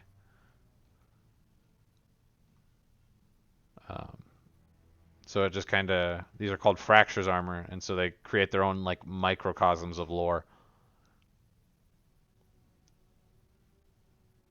So it's that's what I was talking about earlier. Yeah, but Atriox was part of a group called like the Lone Stars or Lode Stars. Quick Start Heroic. Let me look it up.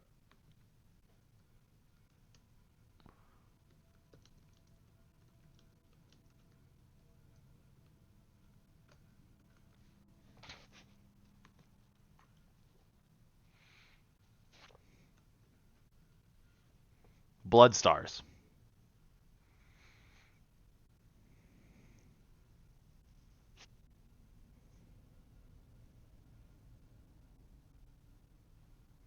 Oh, okay.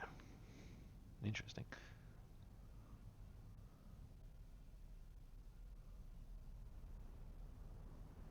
Yeah, the Blood Stars are like the Silent Shadow versions of one species that are dedicated to hunting Spartans or other high value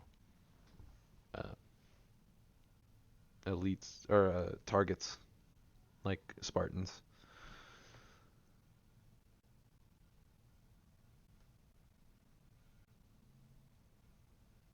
Why is the audio so quiet?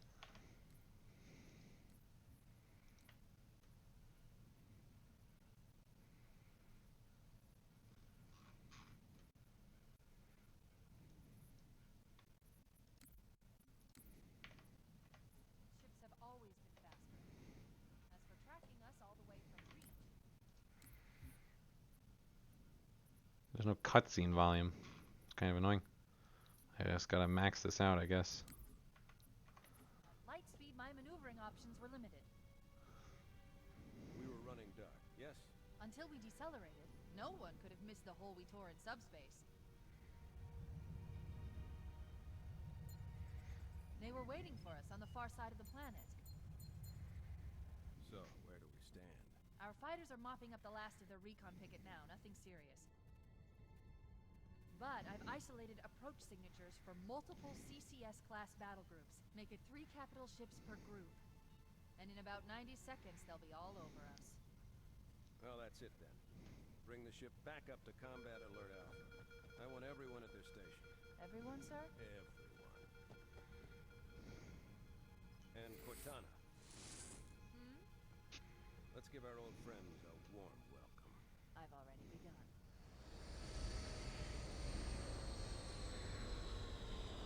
Attention all combat personnel. Please report to your action station. They're called San Shayum, but they're always referred to as prophets by humans.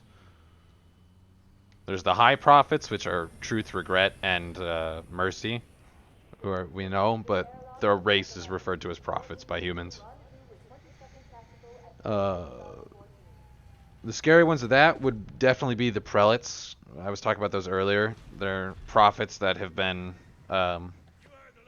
bio-augmented, given basically Spartan armor. There's not very many of them, though. But, yeah, those guys would be pretty scary. There's a whole lore story about one of them going back into high charity during the invasion of the Flood, and he, like, fights through all the Flood to try and find his wife and child.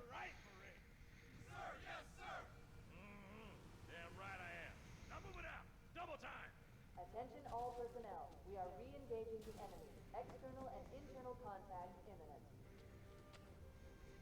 All you greenhorns who wanted to see Covenant up close, this is gonna be your lucky day.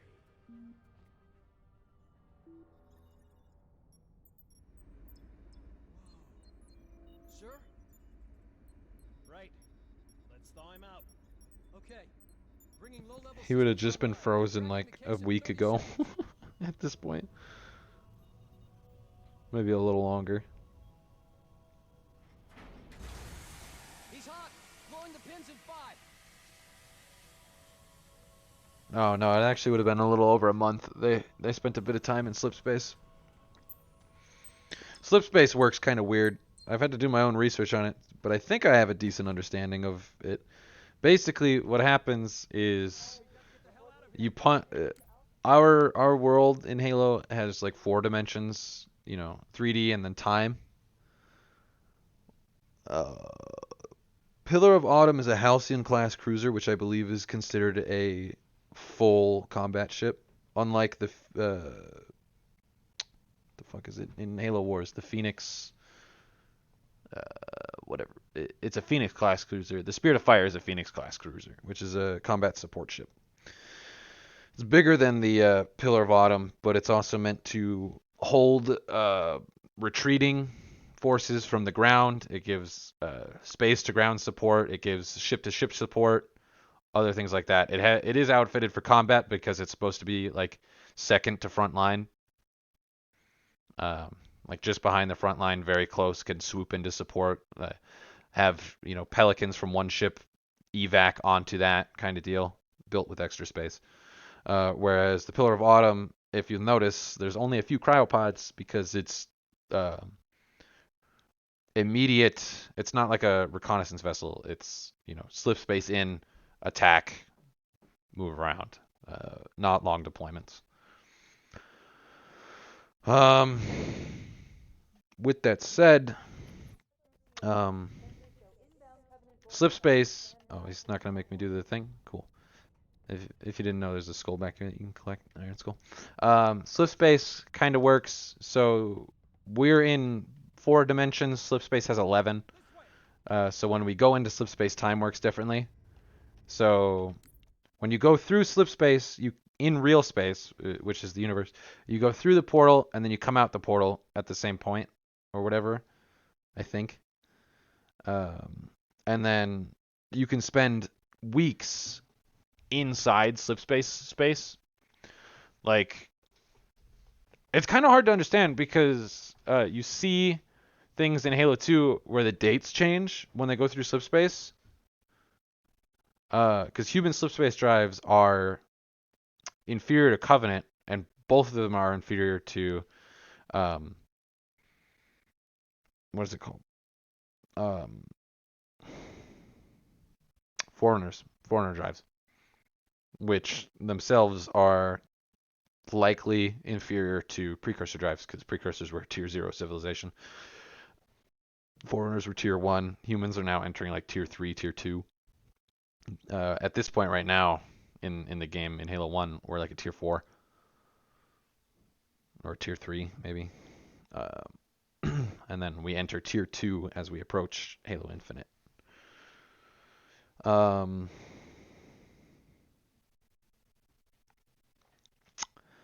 But like the journey for us took 3 weeks in slip space. Like the Pillar of Autumn was in slip space for like 3 weeks, but the Covenant ships that followed us was only in slip space for like a week and a half, maybe a week. They were in there for like 6 days or something. Like a ridiculously low time, and it took so much longer for humans because their drives suck. But they exit the portals roughly the same time. But and then in Halo 2 it says, you know, we go through the portal and then the dates change, so the logic doesn't quite follow. So I'm not quite sure. From what I understand, more often than not, slip space has its own time that is not bound to real space time. So you go through and you exit at the same time, but you can take different amounts of times in slip space. I think that's how it works, but I'm not an expert on that. I've tried to do my own research, and you know, I can't find a definitive answer. There's so much data that like points one way or another. It's like hard to find a definitive answer. But yeah, the prophets, the most dangerous ones would definitely be the prelates. You can look at this. This changes. This is how the game used to look. If you haven't ever played the original, this is how I used to play it. This is the first game. Oh. Captain Keys. Oh, now it's doing the original cutscene. Good to see you, Master Chief. Things aren't going. Yeah. Cutscenes play in whatever graphics you're originally in. In Halo 2 Anniversary, you can switch in the middle. With those odds, I'm content with 3. Make that 4 kills. Sleep well? No thanks to your driving, yes. So you did miss me. Report. It must have been one of their boarding parties. I'd guess an antimatter charge. Ma'am, fire control for the main cannon is offline. Captain, the cannon was my last offensive option. All right then. This cutscene is 20 years old in 11 days. For abandoning the Autumn. That means you too, Cortana. While you do what? Go down with the ship? In a manner of speaking. The object we found, I'm going to try and land the Autumn on it. With all due respect, sir, this war has enough dead heroes. I appreciate your concern, Cortana, but it's not up to me. Protocol is clear. Destruction or capture of a shipboard AI is absolutely unacceptable, and that means you're leaving ship. Lock in a selection of emergency landing zones, upload them to my neural lace. It's so funny how much the lore like changes and doesn't line up as we move along. Which is where you come in, Chief. Get Cortana off this ship. Keep her safe from the enemy. If they capture her, they'll learn everything. Force deployment, weapons research, Earth. I understand. The Autumn will continue evasive maneuvers until you initiate a landing sequence. Not that you'll listen, but I'd suggest letting my subroutines handle the final approach. Excellent work, Cortana. Thank you. Are you ready?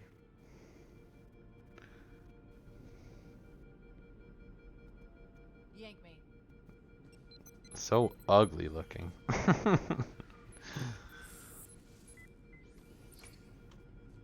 Good luck, Master Chief. It's just so funny how much the lore changes. Your architecture isn't much different from the Autumn's. Don't get any funny. See, like this, lore-wise, they've already met. Don't keep it loaded. Like, this isn't the first meeting of Chief and Cortana. They've trained together for years. Cortana has already chosen Chief as her, like, person that she wanted to be with. That's why she's on the Autumn with Chief. That's why Chief was in Cryo. Because Cortana chose Chief. That was the whole thing. And it's like, it's already been said. They already know each other. And, like, destruction or capture of a shipboard AI is unacceptable. But she's not a shipboard AI. She was never created to be, like, doing this. She wasn't created to be a ship. She was created practically for Master Chief.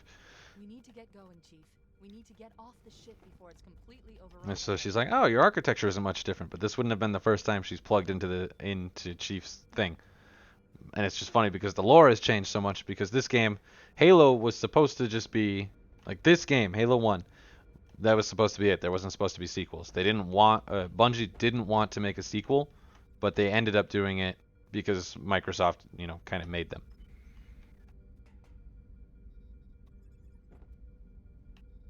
That planet right there is called Threshold. And throughout the game, when we're on the ring, the compass actually points to Threshold right there. The whole time, because there's no magnetic poles on the ring. It just points to the largest magnetic thing, which is Threshold. And then another thing, we actually go there. That's where the mines are. The gas mines, where we go and fight the heretics in Halo 2. They're on Threshold.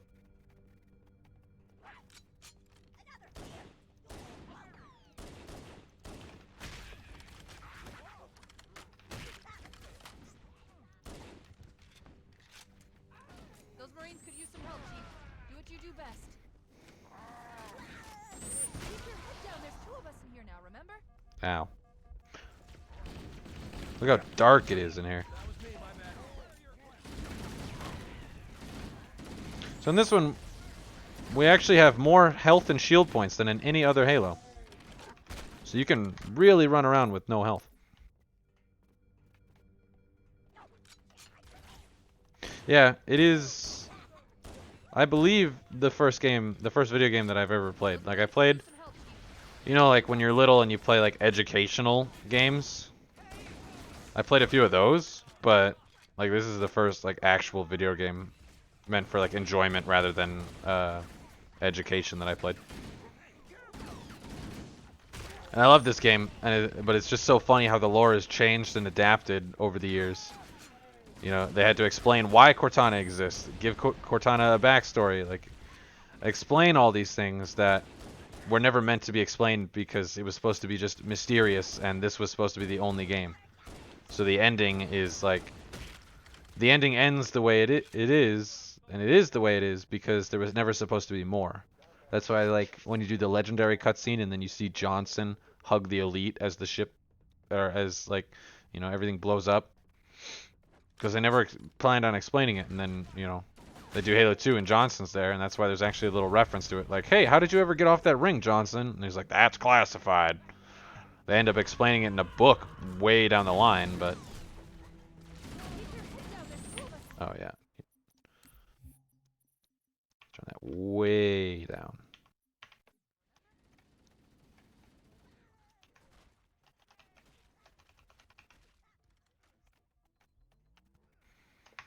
Too far down, though.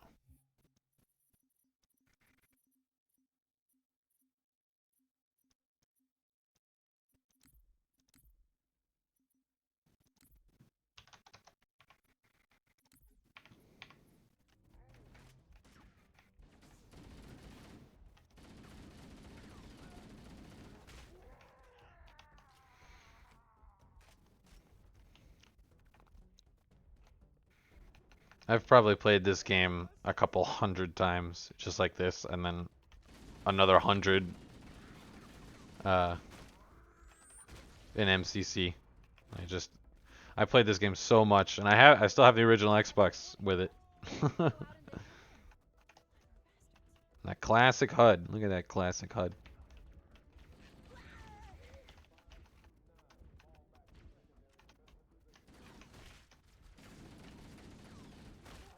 I think there's a setting you can change where you can have the classic HUD over the remastered graphics.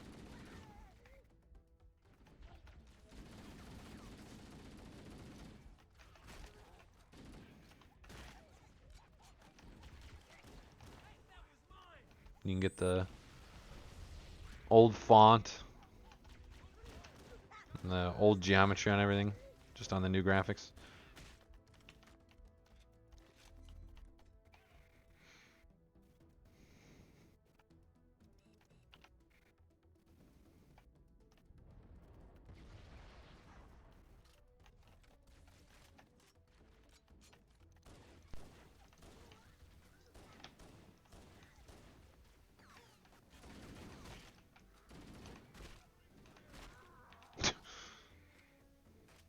Back him into a corner and fucking rail him.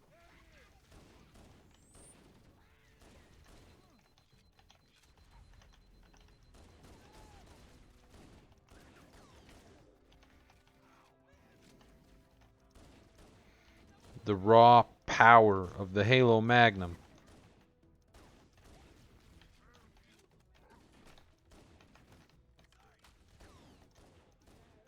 You hear that guy that just said sorry? I think it's this one. That's Chips Dubbo. Yeah. He's got the Australian accent. He's always talking. He's like a guest character. I don't know what he is. He's like a cameo or something for someone at Bungie. Oops, that's not my flashlight button. That is. But he's Chips Dubbo, and he's, lore-wise, he's fought through all the battles of Halo 1 through 3 with Chief. Or not all the battles, but He's gotten through Halo 1 through 3 with Chief. I think he dies in Halo 3 officially. Alright, yeah. Have a good one. I'll probably play like 2 or 3 missions and then end off. But they'll be on YouTube if you're at all interested in seeing that. Like I said, no pressure, but they'll be there if you do want to see them ever. Have a good night, though. Yeah, they had to nerf it so much they had to remove it in Halo 2. For a while, at least. Had to change it completely.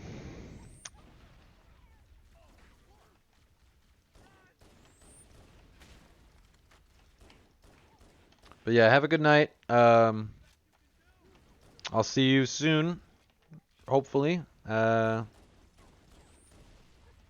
that's about it. Hopefully I see you next stream. It'll probably be like Saturday or Sunday night.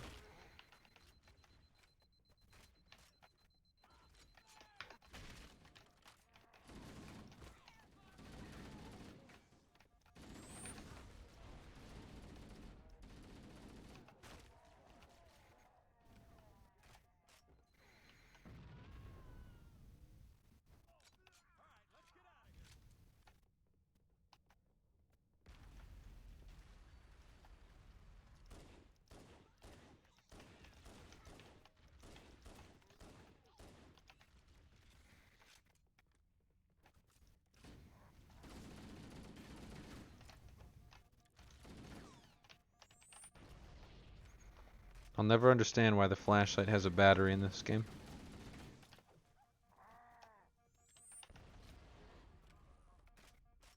I mean, it's to help with the horror. Oh, shit. It's to help with the horror, I guess, because like this game is pretty dark.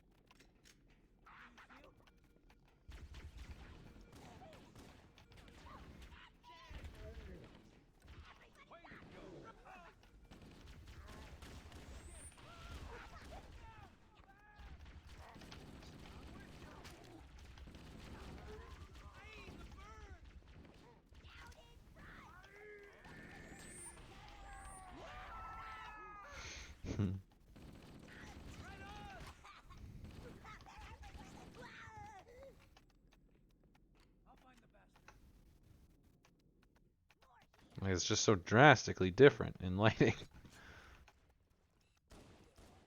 I don't think you ever like. Oh, no, that's not true. There's only a handful of times where you would like need the. Damn it. Need the flashlight in anniversary graphics, but you need it so much more in the original.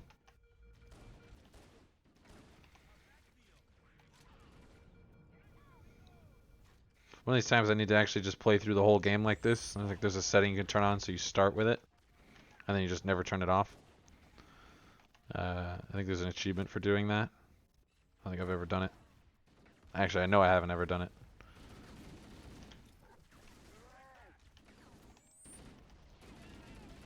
But I like the anniversary graphics. I like seeing Halo be remodernized. I mean, I know why they didn't do it. Halo community sucks, but I would have liked to have seen them change the opening cutscene so it makes sense with the lore.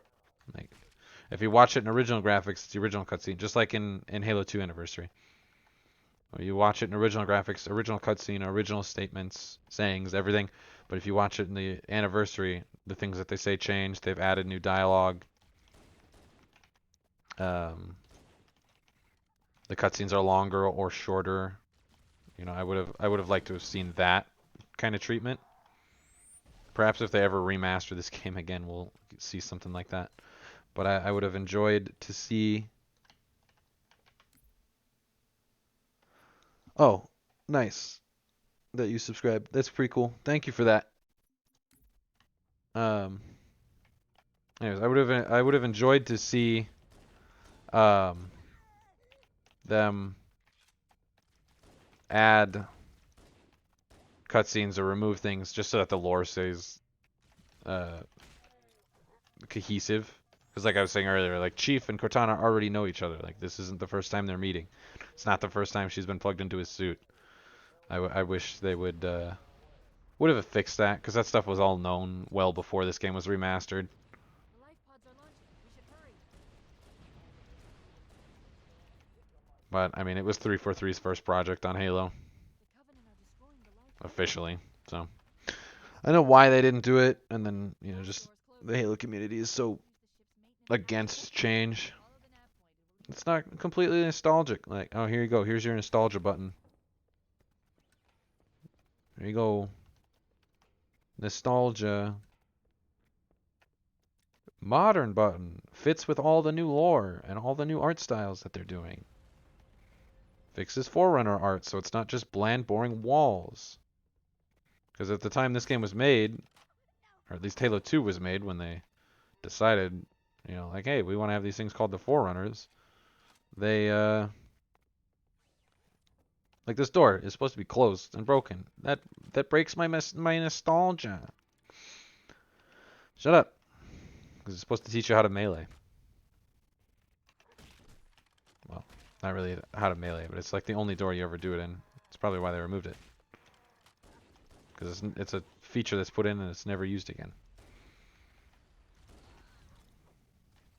I don't know. I have very different opinions on how Halo should be handled than the overwhelming majority of the community. Like, for example, I don't hate Halo 5. I like Halo 5. I think it's a fine game. Oh, look, they're looking for me. Master Chief, UNSC. That's ugly. UNSC Petty Officer, John 117. We go over here. We go in original graphics. It's just a bunch of computers. Like, oh, hey, look, you can go into this room. You look at it. Boom. Petty Officer Linda, 058. Because I forget what book it is, but one of the books, Linda, once we got into combat scenario and we decided to crash the ship, boom, shot Linda out because she was hurt. She was on a mission with Halsey before the events of Reach, and she got hurt or something like that. Doesn't really matter how she got hurt. She got hurt. She was in cryo to save her life. And rather than risk her being damaged because she couldn't be woken up for cryo, they fucking shot her out into space. Boom. And then Johnson and Chief go pick her up after the events of the game.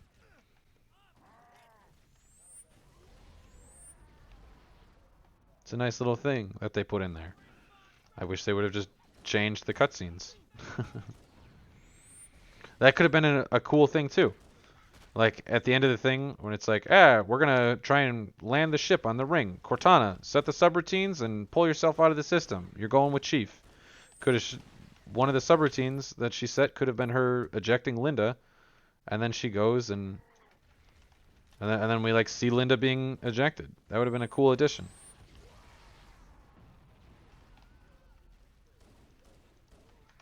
Everybody's too busy working on Halo Infinite, and Halo Infinite's going to be like the main workhorse since they've already pretty much said they're practically ending support by not updating the MCC anymore. Or like with major season updates and stuff, they'll still be doing bug patches. But it's like we probably don't have the hope of ever seeing that. At least not in MCC. If they ever remaster the games again down the line and make a new version of MCC or remaster MCC, there's a hope. 30th anniversary of Halo CE, maybe. We'll see something like that. Another Halo CE remaster and they rework it. Give it the actual Halo 2 anniversary treatment. Because everybody agrees Halo 2 anniversary is a masterpiece, but everybody hates Halo 1 anniversary. So I think if they gave it proper treatment, it would turn out pretty cool. Oh my god, he just dove in front of that guy to save him. What a fucking dude. Can you crouch jump over this? No, you can't.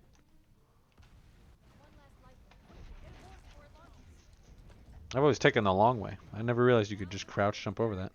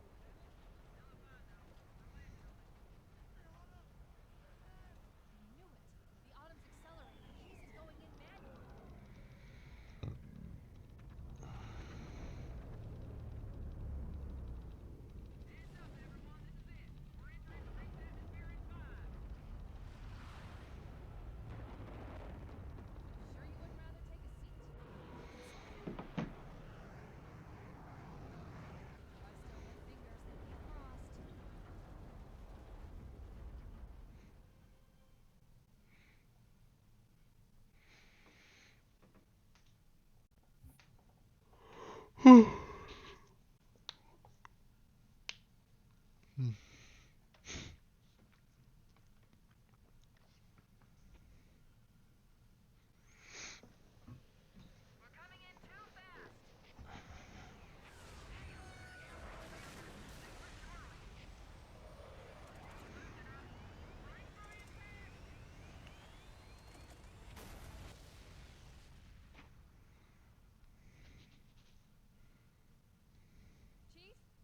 Chief, can you hear me? At last. Are you alright? Can you move? Yeah, there's the impact. There's nothing we can do. There's another skull back there behind that waterfall. I'm not gonna walk all the way over there though. Covenant dropships on approach. I recommend moving into those hills. If we're lucky, This game, or this map, is a good example of modernization. And like, what is this? A couple of hills. What is this down here? Ugly, flat, lower sky, lower box. Some fake water. Wow, look at that. You know, wow, there's actually land down there. It's like forests and grasslands and all that shit. I mean, you can see that it's flat. You see it's 2D, but I mean, the water doesn't even look all that great. It's just like the extra 10 years of effort there. Like, that looks a lot better. Not discounting it. Like, they did the best with what they had, obviously. But, some people still say they prefer to look at this. Like, it's nice. It's nostalgic. But, goddamn, look at this. With the clouds. What are those clouds back there? Those are 2D pictures. I mean, Marty O'Donnell, I think, says he prefers to play it in the original graphics. But that's because he made... Oh, that was instant. That's because he made the first game, you know? He was such a big part of making this version. Makes sense. I mean, this part right here, the lens flare is pretty hard back then. I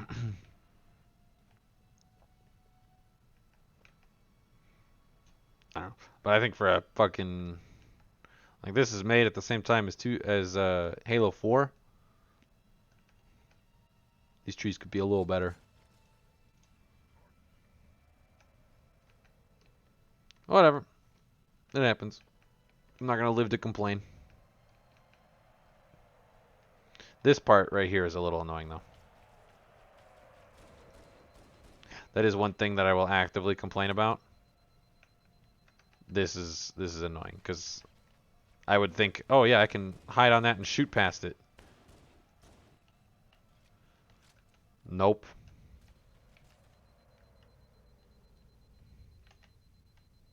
I need to fuck off. But like, I would try and shoot through this. Oh, look, I'm hitting a wall. What is this wall? Oh, there's a wall there. That could have been better. Like, this looks so much nicer, but if it had the same, it needs to have the same borders. You know? Like, you need to work within the same shapes. Oh my god, all the way back here. Alright, I'm just gonna walk through. Stop talking.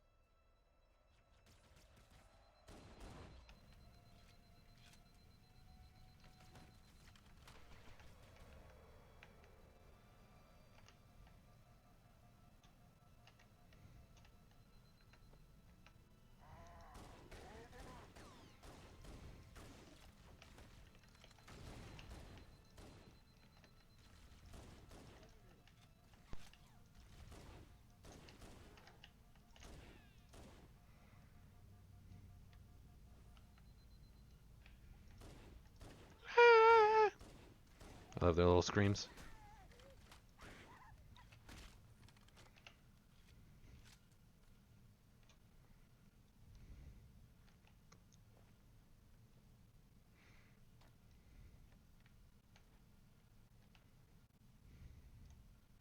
I'm reading a lifeboat beacon over the next hill. Should check to see if there are any survivors.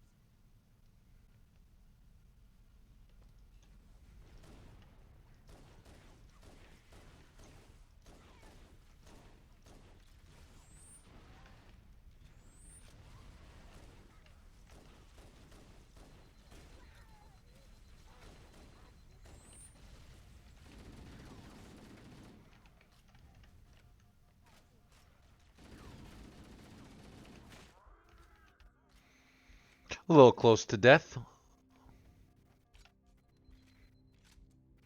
Yeah, I guess I'll probably finish this mission and then I'll finish the game in probably the next stream, honestly. You can get through Halo CE pretty quickly.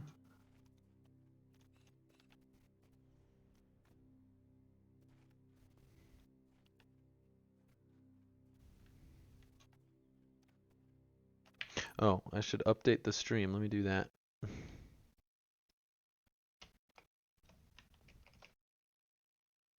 We're not playing Halo Reach anymore. We're playing Halo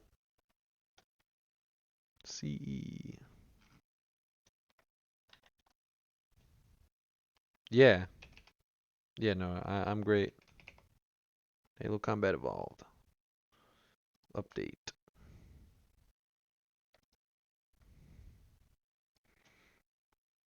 How you doing, Kevin? You just got out. What time is it? 11:42? No way you just got out of work.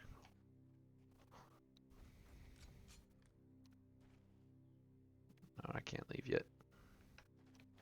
Look at this. This is my childhood right here.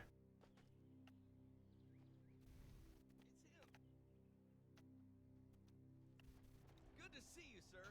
I thought we were the only ones who made it off the Pillar of Autumn. It's a mess, sir. We're scattered all over this valley. We called for evac, but until you showed up, I thought we were cooked. See, that's an inconsistency. He would never say sir. Because I'm not Master Chief is not entitled to being called sir. He's not an officer rank. He's an enlisted rank. Oh, you've been here a while browsing Reddit? Oh, okay. Yes, this is Halo 1, and then there's Halo 1 Anniversary.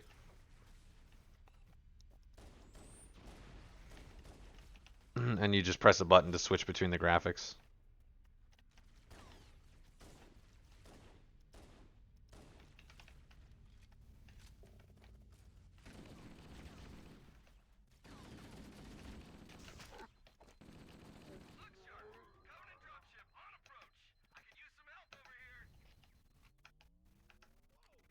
I just thought this was the shape of them. I never realized this was armor when I was a little kid. And then it becomes apparent in Halo 2 that it's armor, but I just thought this is how these dudes were shaped. Thought they were fucked up. But no, that's just armor on their head.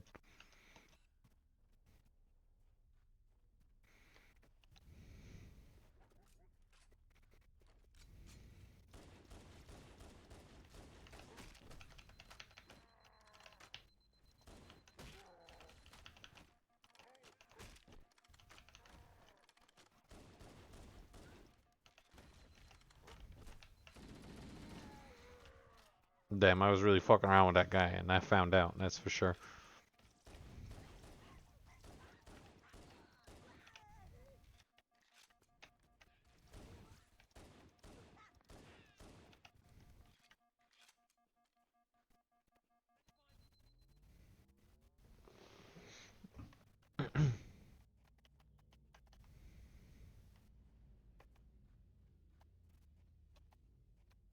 Coming in behind us. They're trying to flank us.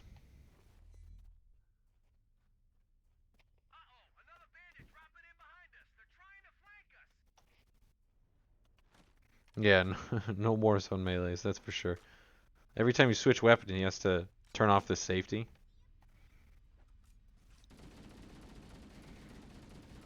That's always funny. So there's no crazy weapon swap shit either. Not in this game, at least.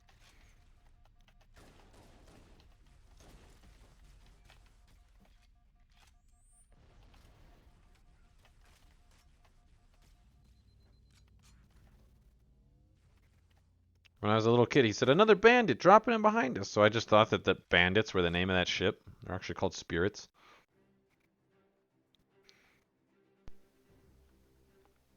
No, it's just in this one.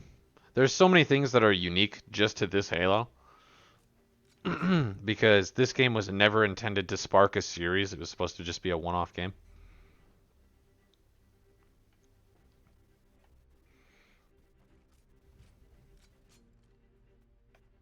Like walking? What do you mean like walking?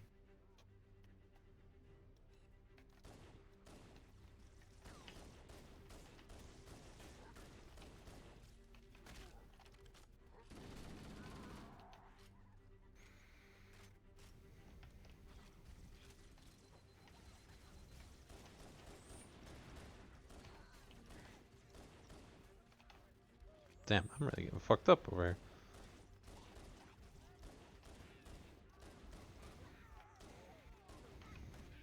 In every video game, your last point of health is always worth more. It's always worth like 2. Why is that? Because they want you to feel like you're strong and powerful and you can make it out of shitty situations and whatnot.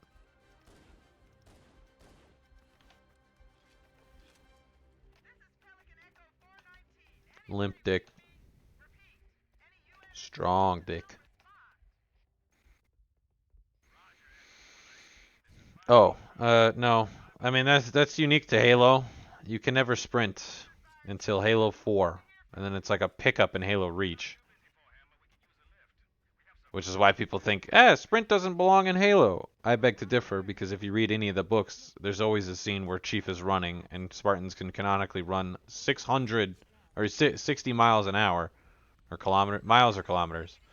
Either way, they can run very fast. And they say, no sprinting, because Spongy didn't do it. In Halo 1, like, CSGO was coming out and shit, so it's like, no sprinting. But by the time of like Halo 2 and 3, there were other shooters that allowed sprinting. Like, well, maybe not Halo 2. It was still on Halo. It was still on the original Xbox. But definitely by the time Xbox 360 came out, like you could sprint in games. That was becoming a modern thing. Halo 4 added it, and people lost their fucking minds. Like it was becoming so modern that the last game that Bungie made, Halo 3 or Halo Reach, had sprinting as a pickup. You had to swap it out for other things to be able to sprint, but you could do it. And you always started with sprint. You had to make the choice to swap it out. Now you get some air in this one. This thing is the drift king. You don't even have to hit the handbrake. In the other games, you have to hit the handbrake to drift. This thing just fucking spins. 4-wheel drive, baby.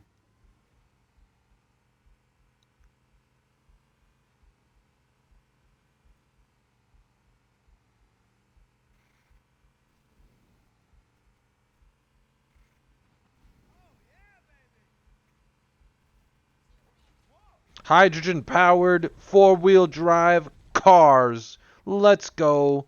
Slap a gun on the back of that bitch.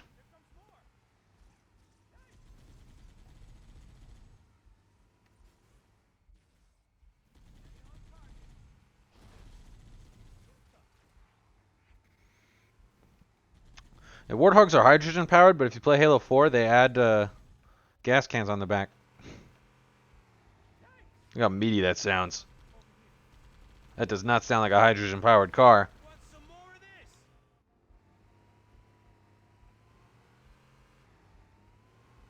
That is a gas engine.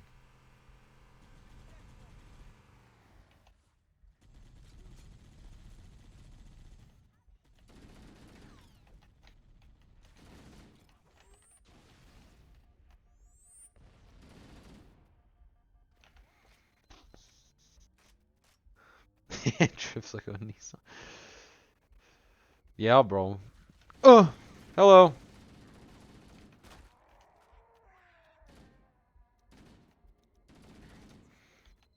Colors of elites actually mean something. So this maroon one Means that he's a major. The blue ones are minors. They have stronger shields and more health. This guy will actually change rank depending on what difficulty you're playing on. And sometimes, yep, there's two.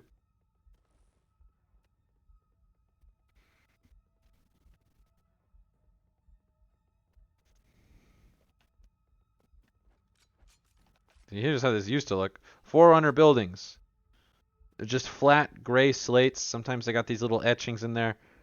Didn't understand what they wanted Forerunners to be. Back at this time, there wasn't even an in-lore thing. Forerunners just existed. They were never explained, supposed to be mysterious. Halo 2, they decided that Forerunners were going to be ancient humans. And something happened and wiped them out and they had to reset.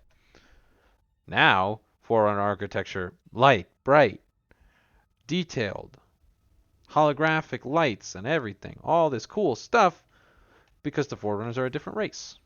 And they actually have an idea of what they wanted. And people are mad that that's not the flat gray slates. Even though this design looks more like what Bungie started changing the Forerunners into once they established what Forerunner design was. But I hear a lot of people complaining about this. Like, oh, it's changed so much. You want your nostalgia? Boom. Click the button. Don't ever click the button again.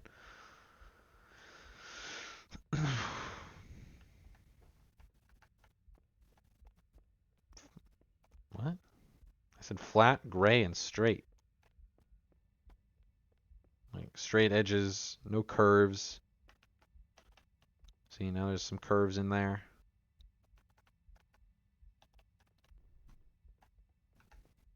But everything is like, in the original graphics here, everything's just panels. Panels and a couple of LEDs. Holographic lights, ceilings with decoration, light bars.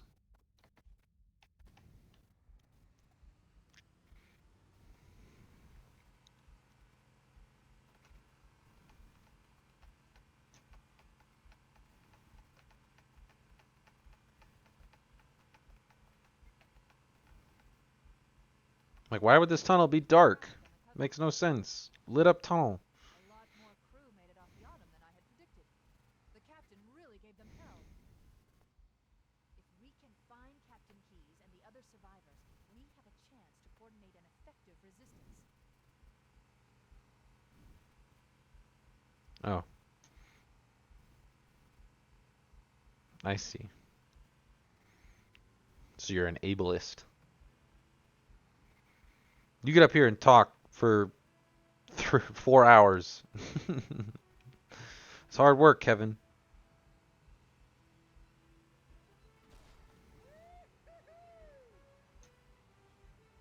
Talk and try and focus on the game, tell stories, explain lore, answer questions. It's hard shit, Kevin. See, this is one thing. I was saying it earlier, but I don't think you were here. I hate this. Like, I love the new graphics, but work inside the same designs here, buddy. Because, like, if I was walking up on this thinking I'm going to, like, sneak around this wall here, and there's enemies over there, because you can see through these walls, I'm like, oh, I'm going to try and snipe this guy. Bonk, bonk, bonk, bonk. What the fuck? Oh.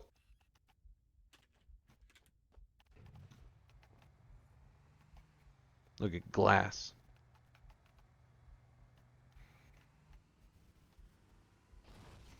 Your voice is still shot from that concert. Were you even yelling?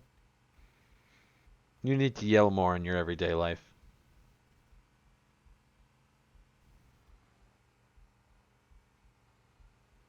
Survivors detected. Marines are concealed in those rocks. Hello. Oh. Well, that was unexpected. And something cool about this? These fucking warthogs, indestructible. You can throw so many grenades at these fuckers. I'm not going to do it because I want to save that guy. Save my little gunner. But you can throw so many grenades at this shit. Never going to blow up. Destructibility of vehicles was added in Halo 2. Well, not of vehicles, but just of Halo, of warthogs. Because I think you can blow up ghosts still.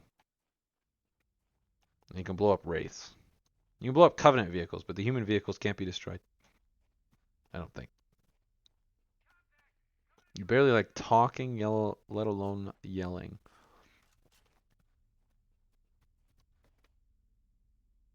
Nah, we're just gonna play. If we ever get Streamer House with the speakers in the ceilings, I'm just gonna play elevator music on full blast. So you have to yell to get for anybody to hear you. I think that's the deal. What do you think?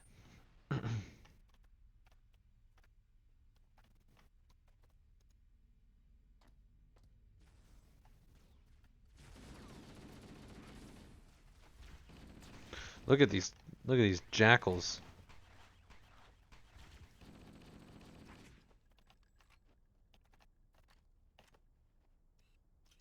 Look at that. Guy is fucked up. And they changed the design completely. Changed it radically in Halo 2. This is more like the Halo 2 design. These guys look fucking ugly. They knew it. They're like, these guys look ugly.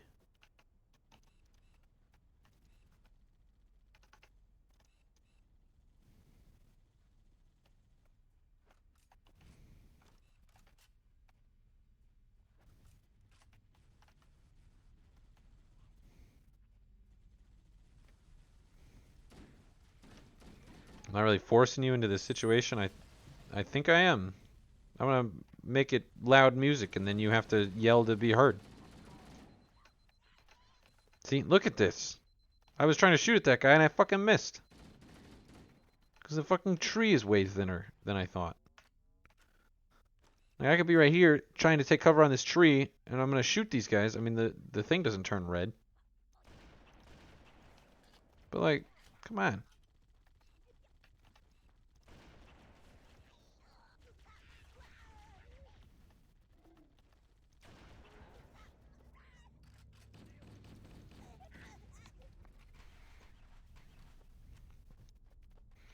They're all about decreasing magazine sizes. I mean, I guess it's for the balance because these snipers are pretty strong.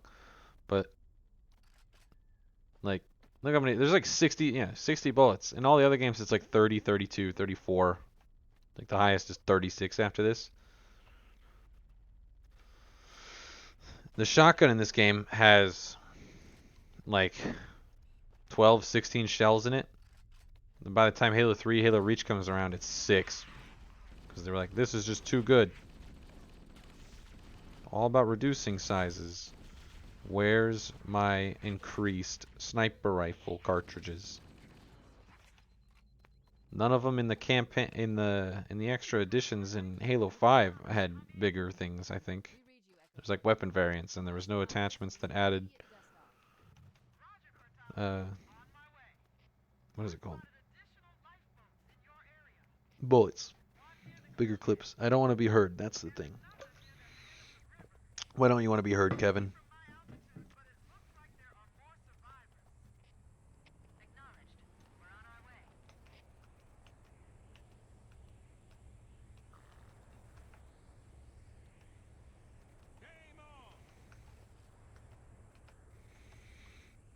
Introverted? Since when?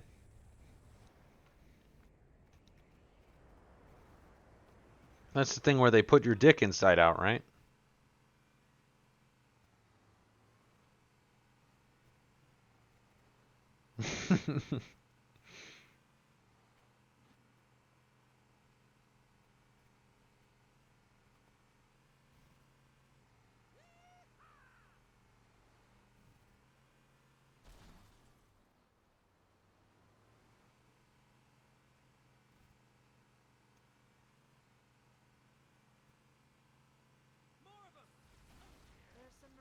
Happened when your balls got recessed? Nice. There it is! Guy does a voice in every game. In Halo 2, there is a significant combat advantage to playing in original graphics. You can kind of see it in this one. Like, you're looking, you're playing. All this grass, kind of hard to see through. Bam, no grass. I find myself when I'm playing Halo 2 Legendary, like, I have to just play in the original graphics because it's too hard.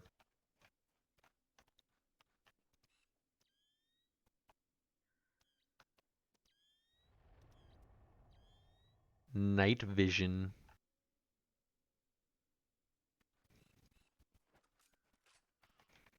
Was that 2 and 10? That's the same. I thought it was 5 and 10.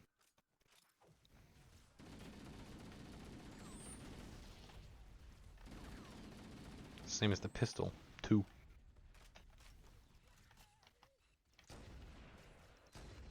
Shit.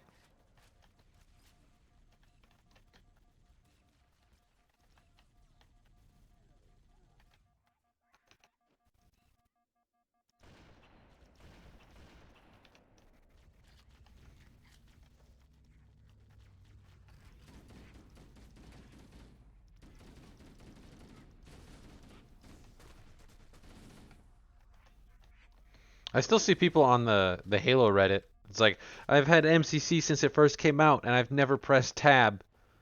And it does this. Or never press the back button on the controller. Like, bro, how? I did it accidentally the first time I was playing.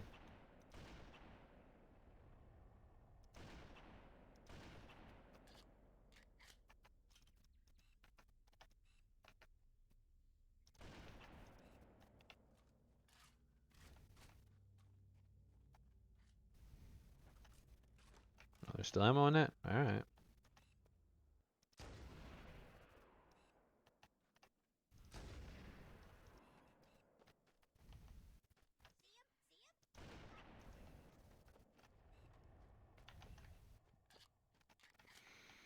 "20 years later, and we still don't know what these towers are for." They shoot out these lasers every few minutes. For what purpose? Let's make sure there are no Covenant hiding in the area.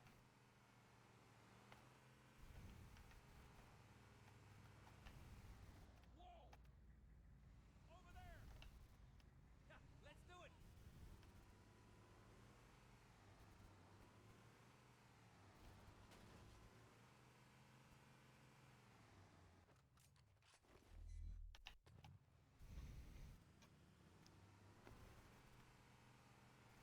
Was that just an active camo I saw up there?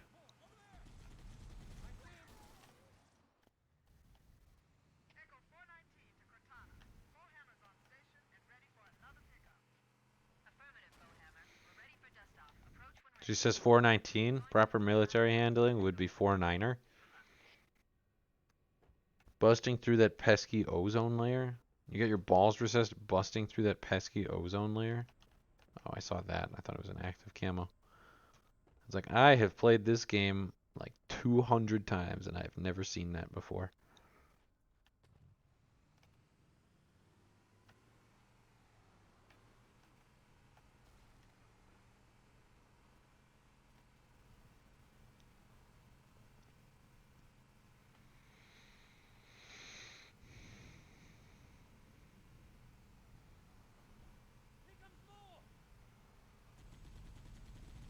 Oh, yeah.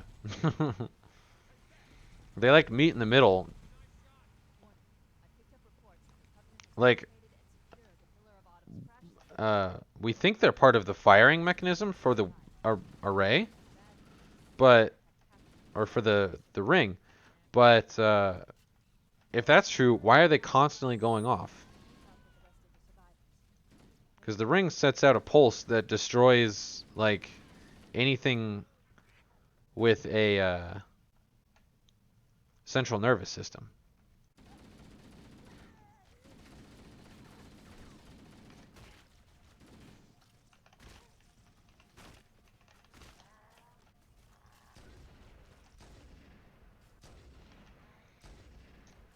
Wow. Yeah, I deserve that. That was fucking awful.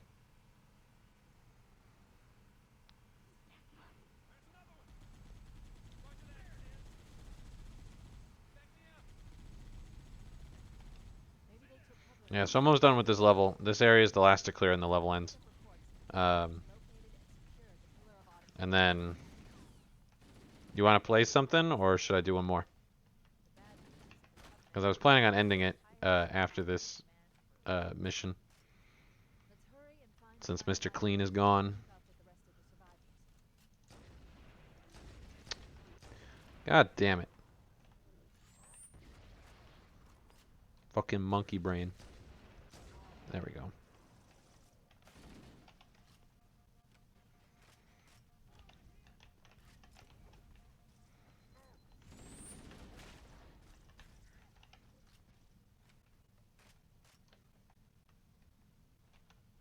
Okay.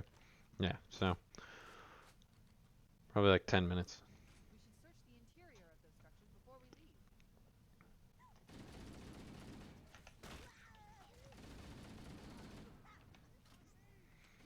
leave. I don't usually like doing this. I like coming in from the back and clearing everything out because it means I've cleared everything out on the other side. But we'll do it the fun way today. It just increases the chance that you lose Marines when you go through this way, but it's okay.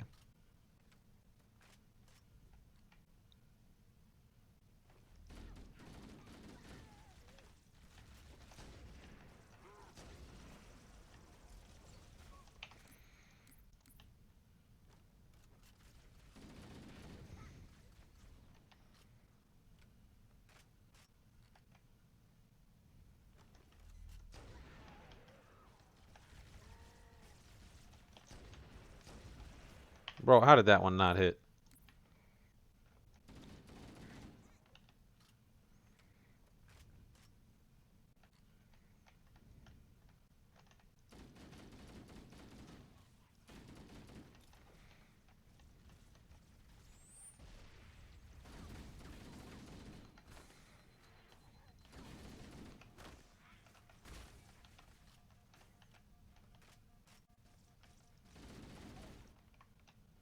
Fun fact, in like all of the Bungie era games, except for Reach, I think, uh, these guys are right-handed. But in Halo 1, 2, and 3, they're all left-handed. I think that is. Some of them they're left-handed, some of them are right. I'm pretty sure it's 1, 2, and 3 they're right or left-handed. Yeah. The other ones are right.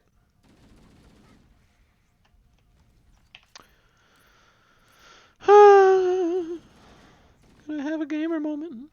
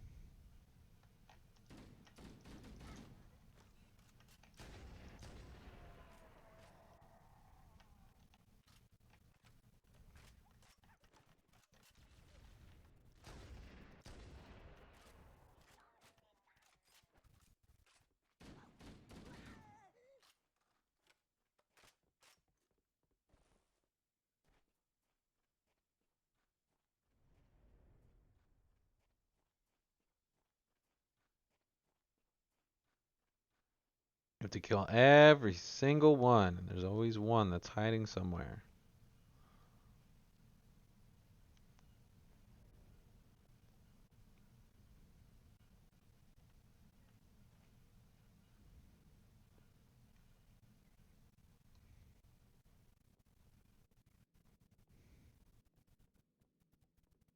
You guys still down here?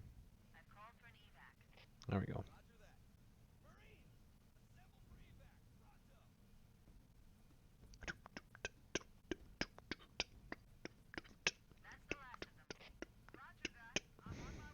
I guess it just didn't trigger that I helped the Marines for some reason. Found Captain Keyes. He's being held on a Covenant cruiser, the Truth and Reconciliation, a ship I disabled before we abandoned the Autumn. The Truth and Reconciliation is down the plateau, kilometers upspin. Didn't she come in from over there? What the fuck is she doing?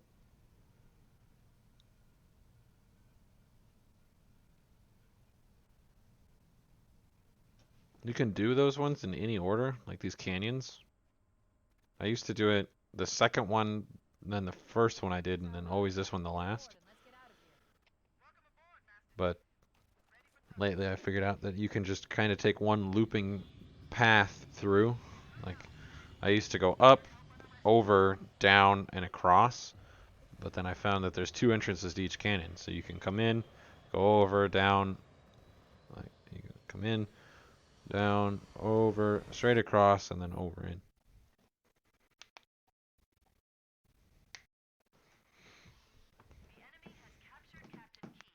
And we're holding them aboard one of the cruisers. I've played this mission so many times.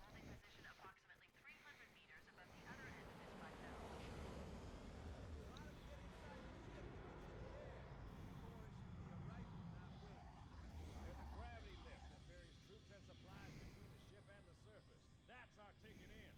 Once we get inside the ship, I should be able to lock on to the tracking signal from Captain Keyes' neural implants. Hit a Marine! Go, go, go! Coy, paying us by the hour!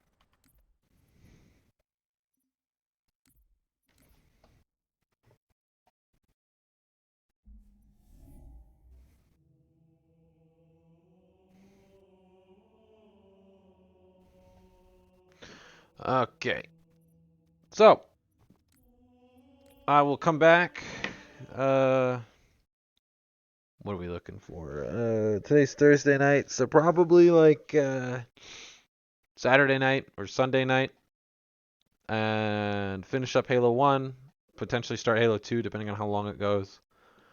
Depending on how long the stream is for finishing Halo 1, we might be able to just start and finish games in one stream instead of finishing one and then moving on to the next one. We shall see. But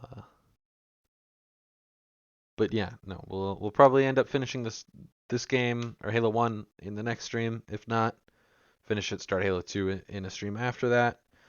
Not a big deal. I'm not worried which games we're doing which time, just that we get through all of them up to Halo Wars 2 before December 8th. That is the only goal that I'm adhering to. If we have extra time, I might go back and do some Spartan Ops missions, some of the more important ones, watch some of the cutscenes maybe. But that's not a priority. I will just talk through it before we do Halo 5. But after going through, if we have some time, I will go ahead and do that. Play it a little bit. Important missions, ones with good story, or maybe just all of them. Just depending on how much time we actually have, how fast I can get through all the games. Then yeah, we'll do that.